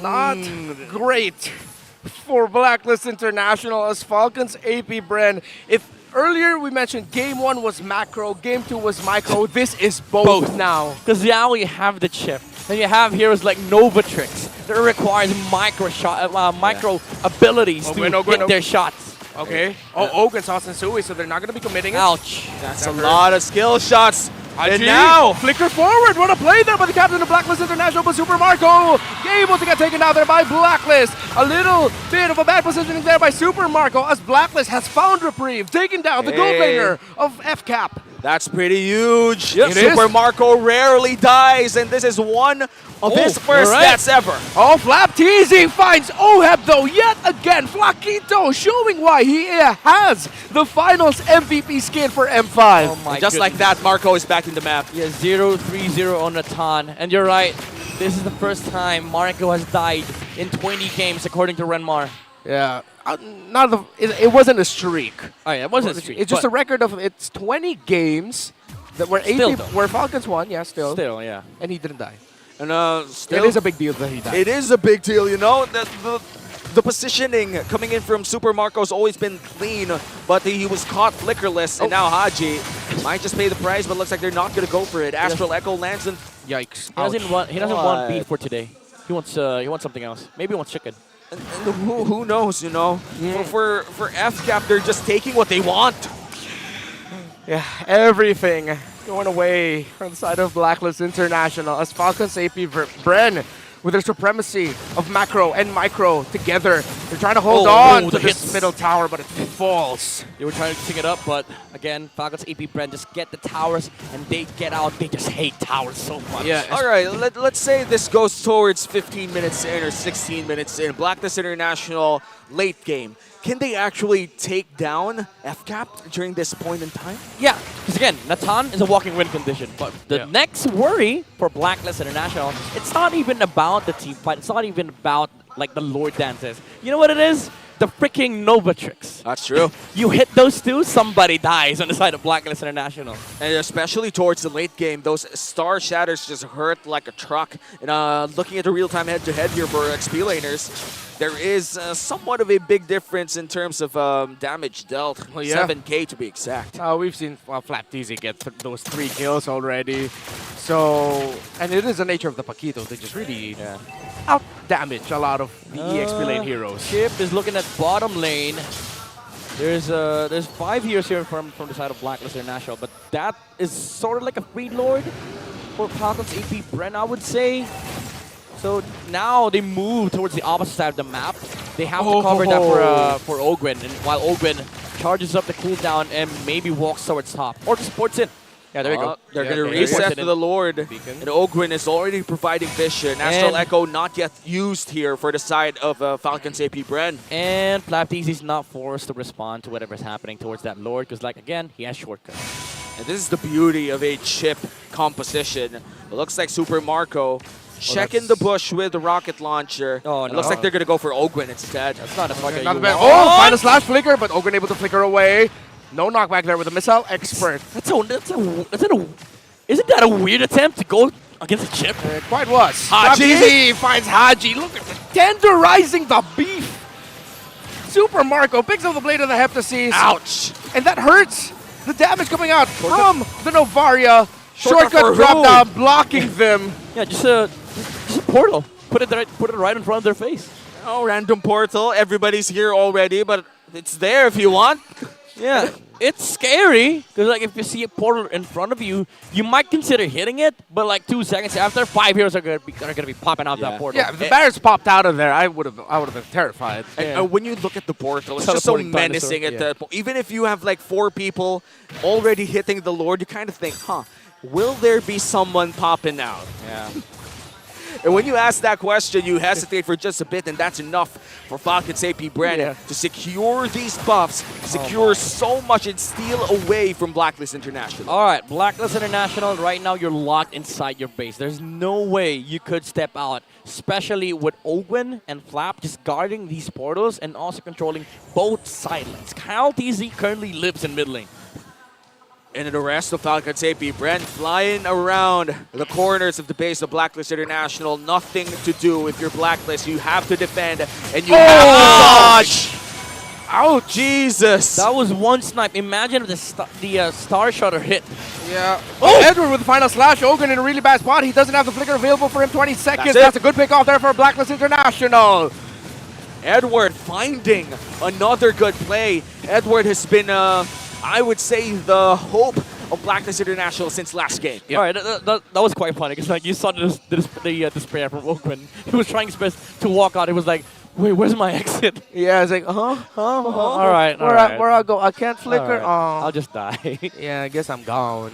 Yeah, but still, just a 7K gold lead Oheb? here on this. Oheb. Oh, no! Flap TZ the damage. Here comes the Nova combo. Nothing's going to land. Flap TZ gets taken down. Falcons APBREN getting a little bit sloppy as Blacklist International are surprising FCAP. Yeah, that's two crucial pickoffs for the last minute or so. And that essentially trims the gold lead from 8 to 5. Yeah, that was another round though. Burned by Yue. Imagine just the sheer presence of the Paquito. One hero is able to force out the NetherRealm on the side of Blacklist International. I mean, man, look at him. Hunter Strike, Sea Halberd, Malefic Roar. Yeah, that is going to force out the NetherRealm. Yeah, you're worthy. Those are items to bring opponents to the Exactly. NetherRealm. But the point is, like, next time they're fighting, it's around Lord. It's 5v5. Yeah. That's going to be really scary if you're Blacklist International. Unless, of course, we're talking about the late game. Mainly when Oheb has already scaled up. Yeah. I feel like Blacklist International, they got to do everything in their power to slow this game down. Yeah, matter of fact, it's not actually 5v5. It's 5v4 with a parenthesis, asterisk +1. That's a lot of math. That's a lot of math, That sounded man. like calculus to me. I like that. I did not understand anything, sorry. I'm a literature major if you're asking. Really didn't study a lot of math. So hopefully, I'll do the math for you, don't worry. We're going to That's why you're see the analyst. a lot of numbers, not a lot of numbers rather here in our next Lord fight, mainly because this is going to be a Luminous Lord and everything is seen by that Astral Echo. 4 members, or 3 to be exact. Bang! Oh my goodness. Takes Edward down to 40% health. Dude, at this point, Falcons APBREN is just playing firing range. Yeah. Look at Paquito. Flap TZ forcing the bottom lane. Showing himself there. 4v4 here, but this can quickly become a 5v4. Ogwen sees out Sensui. We're waiting for the shortcut from the side of Falcons APBREN. Here comes the portal. Falcons International. Here comes the portal. They push back. Forces Falcons APBREN to reset. To be fair, bad portal though. Like it was in front of five people. Easily bursted down as well, which means Flaquito has to find his way manually, or maybe just jab his way back to the Lord area, in which case he is already doing. Marco hits you, not the damage that he wants to deal, but Paquito just continuing to force it. And that's one inhibitor turret down. Oh, Blacklist International though. Still, they can't get their Arlot here quick enough. They're going to be going forward. Sensui finds Galtizi, but the Astral Echo stops the members of Blacklist International from committing because Oakwood is ganking behind. Haji going in, trying to go after Super Marco, but Super Marco is able to flicker away, already using the NetherRealm by the Faramis. Galtizi though gets forced down. This could be massive for Blacklist International. Flap TZ trying to find the angle. Here comes the snipe coming in from that Beatrix. It's not going to be able to land. Flap TZ in a bad position there. Flap TZ brought low, but Oheb gets taken out by the Captain. Edward brought really low as well. Ogwen going forward, Edward is down. What looked like a turnaround turns into a double kill for the chip. It's like a turnaround after a turnaround after a turnaround, but FCAP finds the better turnaround out of all those turnarounds. Oh, is this it? Is this it? 3 down. Only Yue and Sensui. They have good wave clear. Still a minion wave in the bottom. Super Marco, Ogwen, and Few back off. Man, they were taking it out. It looked good for Blacklist International. That jump from Haji, but hold that thought. Sensui's getting bursted down. He's taking a lot of damage. The snipe from the Matrix. Another one not gonna land, but that's 4 down and a Lord for FCAP. A lot of bodies here for Blacklist International, and FCAP might just get this Lord for free. Yes, that is confirmed. The 3rd Lord of the game goes to the hands of Falcons APBREN. The attempt was decent from Blacklist International. Haji tried forcing a lot of things from the side of Super Marco, but they were also forced to expend the NetherRealm just to save some heroes in the front lines. But Falcons APBREN, they had the chase, they had the damage. Even though Blacklist International has done a ton, it wasn't really enough because at that point, there was no longer the entropy. Yeah, man, look at this. Oheb already completing his items. Gotta say, Blacklist has the chance to defend this against APBREN. Astral Echo and a snipe as well. Yue brought down really low. And the siege of Falcons APBREN has started as the Lord marches down. The OHEB gets bursted down. No more gold lane earned damage for Blacklist International. Things are not looking great. The wave clear is gone for Blacklist International as the Lord marches in and down mid lane. Sensui tries to cut it early. He finds Marco. They're going after the gold laner of Falcons APBREN to stop this. Sensui, Netherrealm, he eats it up so he can survive. Oh! And look at the damage. Super Marco free hitting. Edward going in. Is he going to be able to take down Super Marco? No, it's not. That's 3. That's 4. US back, trying to defend. But with 5 members of Falcons APBREN, plus the Lord, plus the minions, the Falcons will soar into the next round, into the upper bracket finals by sweeping Blacklist International. A dominating performance for Falcons APBREN as their fans celebrate. That's a callback to M5. But it is also one step away from MSC for Falcons APBREN. The macro. This team is built different. The future is bright for Falcons APBREN, but the story is not yet finished for Blacklist International. After their grueling run in the play-ins yesterday, they bought themselves a ticket to survive one defeat. But after this defeat in front of the world champions, they cannot afford one more. Falcons APBREN, they have soared to a new height that I am not sure if anyone else in MPL Philippines has reached that. We'll find out tomorrow. Yeah. Actually, no, not tomorrow even. Yeah, we'll find out 2 days after. They bought themselves one day. Yeah. And these teams, they don't need the extra games to boot up. The moment that they're locked in, they know for a fact that they could play this certain level of MLBB. In which case, if I'm an international viewer, if I'm from another region, I think about Falcons APBREN, I think about the final boss of MLBB. All right, actually, never mind. They do play it tomorrow. Yeah, tomorrow. Second series. I was like, wait, we have 6 days? Now we have 5. Right, All right. That's right. Have 5, man. Blacklist International, a valiant effort, but there's no shame in losing to a team that's just clearly top of the cream of the crop of the world. That is just a very, very dominating series coming in from Falcons APBREN. And now we're going to send you over to our host, Mara Aquino and Hans Galleria. It's your time to shine. Congratulations to Falcons APBREN! Their first win as the Falcons. Congratulations. Ogwen, I'd like to give the mic to you, Ogwen. Napansin namin na maganda na yung jersey nyo dati, mas gumanda pa ngayon. Okay, talk to us about the partnership with Falcons and paano sila nakatulong in terms of your preparations para sa dumarating na playoffs or your debut today. Patingin ko si Coach Daki po magsasagot dyan. Coach Daki, ikaw daw eh. How did the partnership with the Falcons help in the preparation para dito sa playoffs natin? Gumanda yung kulay nung namin. Ang ganda na nung kulay. I see it. There's a shade of green. And yung kulay parang green light din para sa kanila to get the win. Oo nga, parang sobrang motivated nyo. Ang ganda ng performance nyo. Actually, this one is for Flap TZ. Flap, nung regular season, you said you wanted to face Blacklist International. You wanted them to survive the play-ins and go head-to-head with them in the playoffs. You got what you wish. Now, is this the result you were expecting? Did you, from the very beginning, have in mind that you wanted to sweep them? Gusto lang namin sila makatapat tas mabigyan ng magandang laban. Pero hindi ko in-expect na ma-sweep namin sila. That was not expected at all. Opo. Great performance. I think kasi Falcons. Yung name Falcons talagang na-boost. Na-boost sila dun. There's always something about that. And speaking of which, Few, this is going, or yung susunod nyong laban will be a chance for you to get to MSC 2024 as the first spot and also the Grand Finals. For APBREN or for Falcons APBREN, yun na lang yung titulo na hindi nyo pa naiuuwi. So, how will we or what will we expect from Falcons APBREN sa darating yung laro kontra sa Liquid Echo?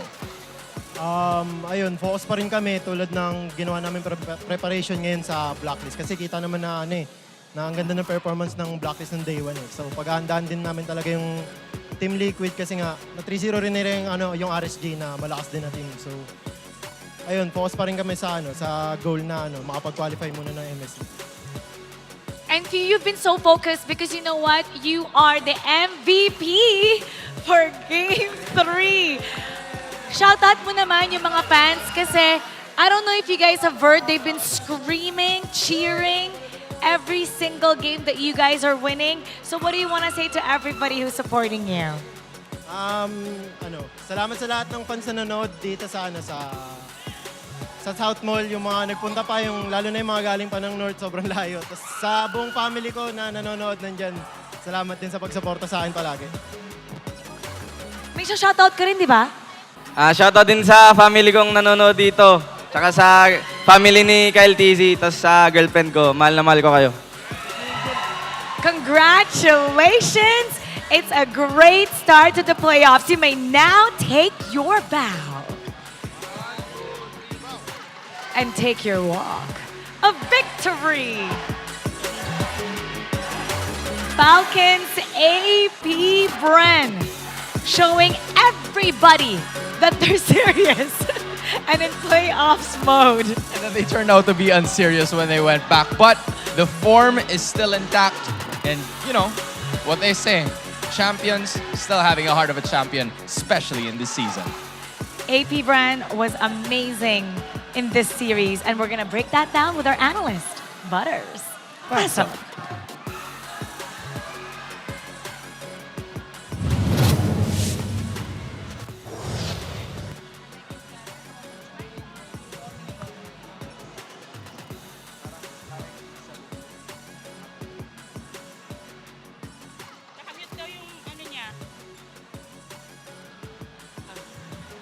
Hello. Ayan! Yun.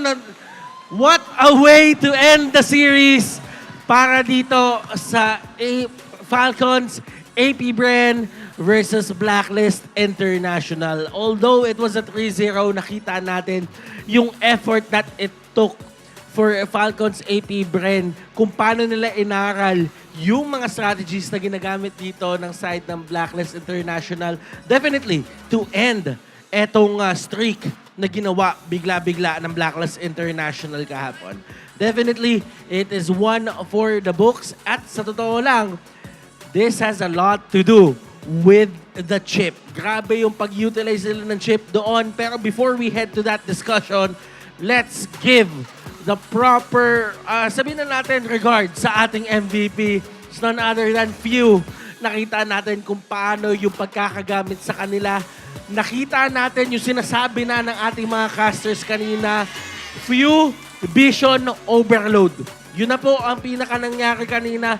Lahat po ng pwedeng puntahan ng mga miyembro dito ng side ng Blacklist International is covered at mas nagiging kampante at mas nagiging confident si Chip or si Ogwen na kumuha ng spots para sa kanyang ultimate. And as we can see right now, yung mga early fights natin ay nakikita natin, nahuhuli din naman yung mga members dito ng Falcons APBREN. But at the same time, yung mga huli na yon ay hindi rin gaano nagtagal. Kung aalalahanin, yung Astral Echo, nakikita natin na ginagamit yan, the Novatrix Duo, may mga times na bigla-bigla na lang tumatama yung Star Shatter at yung sniper dito ng ating Beatrix. Tapos bigla-bigla na lang natin nakikita, nawawala na yung mga miyembro dito ng side ng Blacklist International. And definitely, for the draft, ay kailangan din natin bigyan ng pansin to. Kasi kung titignan, meron kang Baksha, meron kang Minotaur, meron kang Faramis, at meron kang Arlot. But then again, you really have to look at it this way. Sino ang main damage dealer para sa side ng Blacklist International? Siyempre, si Oheb yung magiging main damage dealer nila. Kaya naman hindi na nagdalawang isip ang mga miyembro dito ng side ng Falcons APBREN na kumuha ng Pakito. Kasi it only takes a Pakito para mag-take down ng isang Nathan. Sa sobrang mobile ng isang Pakito, kahit yung entropy, kahit meron pa siyang flicker, madaling abutin ang isang Nathan. And looking at the things na pwede natin makita dito, quantum charge, meron pa siyang agility dito, talagang movement speed, kung movement speed, Festival of Blood. And there were times na akala natin masasalba bigla-bigla si Oheb. Pero dahil nga na sobrang bilis ng damage output, merong si Halberd, merong Malefic Roar, merong Hunter Strike. It only takes one full combo para talagang makita natin na tumutumba na lang bigla dito si Oheb. Oheb did a perfect job dito sa kanyang itemization. Meron na siyang Wind of Nature. Ito na yung kailangan niya para mag-survive. Pero kung tutuusin, nung mga bandang dulo na hindi na siya pinapansin ni Flap TZ, ang pumapansin na sa kanya is yung Beatrix at yung Novaria. In terms of the best wingman, the carry, the rich guy, it's none other than Super Marco. Isipin mo, ang taas ng damage dealt mo, ikaw pa yung best wingman, ang tibay mo. Tingnan mo naman yung mga pinagagawa niya dito. Nagsama-sama yung mga stat line na yan na hindi dapat nagsama kasi nga napakataas ng damage mo. Pero then again, you really have to look at it this way.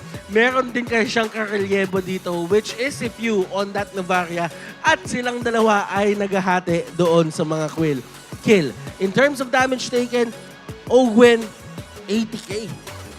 80k ang total na nabawas dito kay Ogwen. Pero dahil nga naman sa mabilis na pag-alalay dito at mabilis na panggugulat ng mga members ng FCAP, ay talaga namang masasabi natin na nasasalba siya. Kahit sabihin natin na parami si Yue dito, ay yung mga extended team fights ay pumapabor pa rin sa kanila. Guys, this is a masterclass para sa side ng FCAP.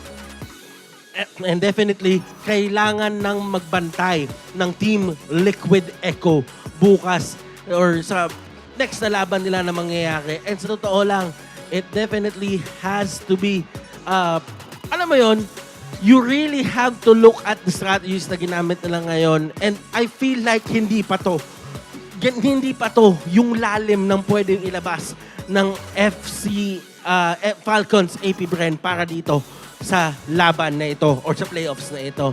Guys, pinapaalala lang din namin sa inyo na maging parte ng kasaysayan at makiisa sa selebrasyon ng Filipino values, talent at sportsmanship.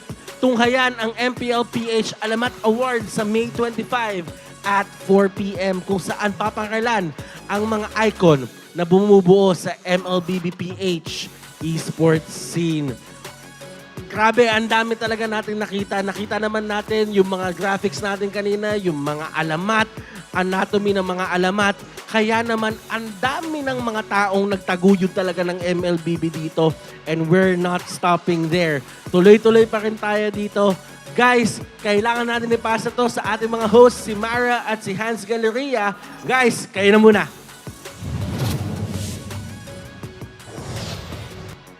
Our top final four teams have proceeded to treat us with displays of dominance to end the second day of the playoffs. The Cavalry trampled against the Raiders via a sweep.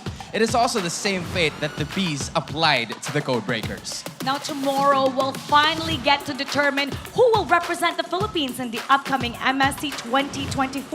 Will it be Falcons APBREN or will it be Liquid Echo? Mara, yan ang ating aalamin. Kaya sama-sama tayo ulit bukas dito lang sa Champions Arena. Muli, ako po si Mara Aquino. My name is Hans Galleria. Nagpapaalalang, magkakaiba man ang ating pinagdadaanan, sama-sama pa rin tayo sa laban.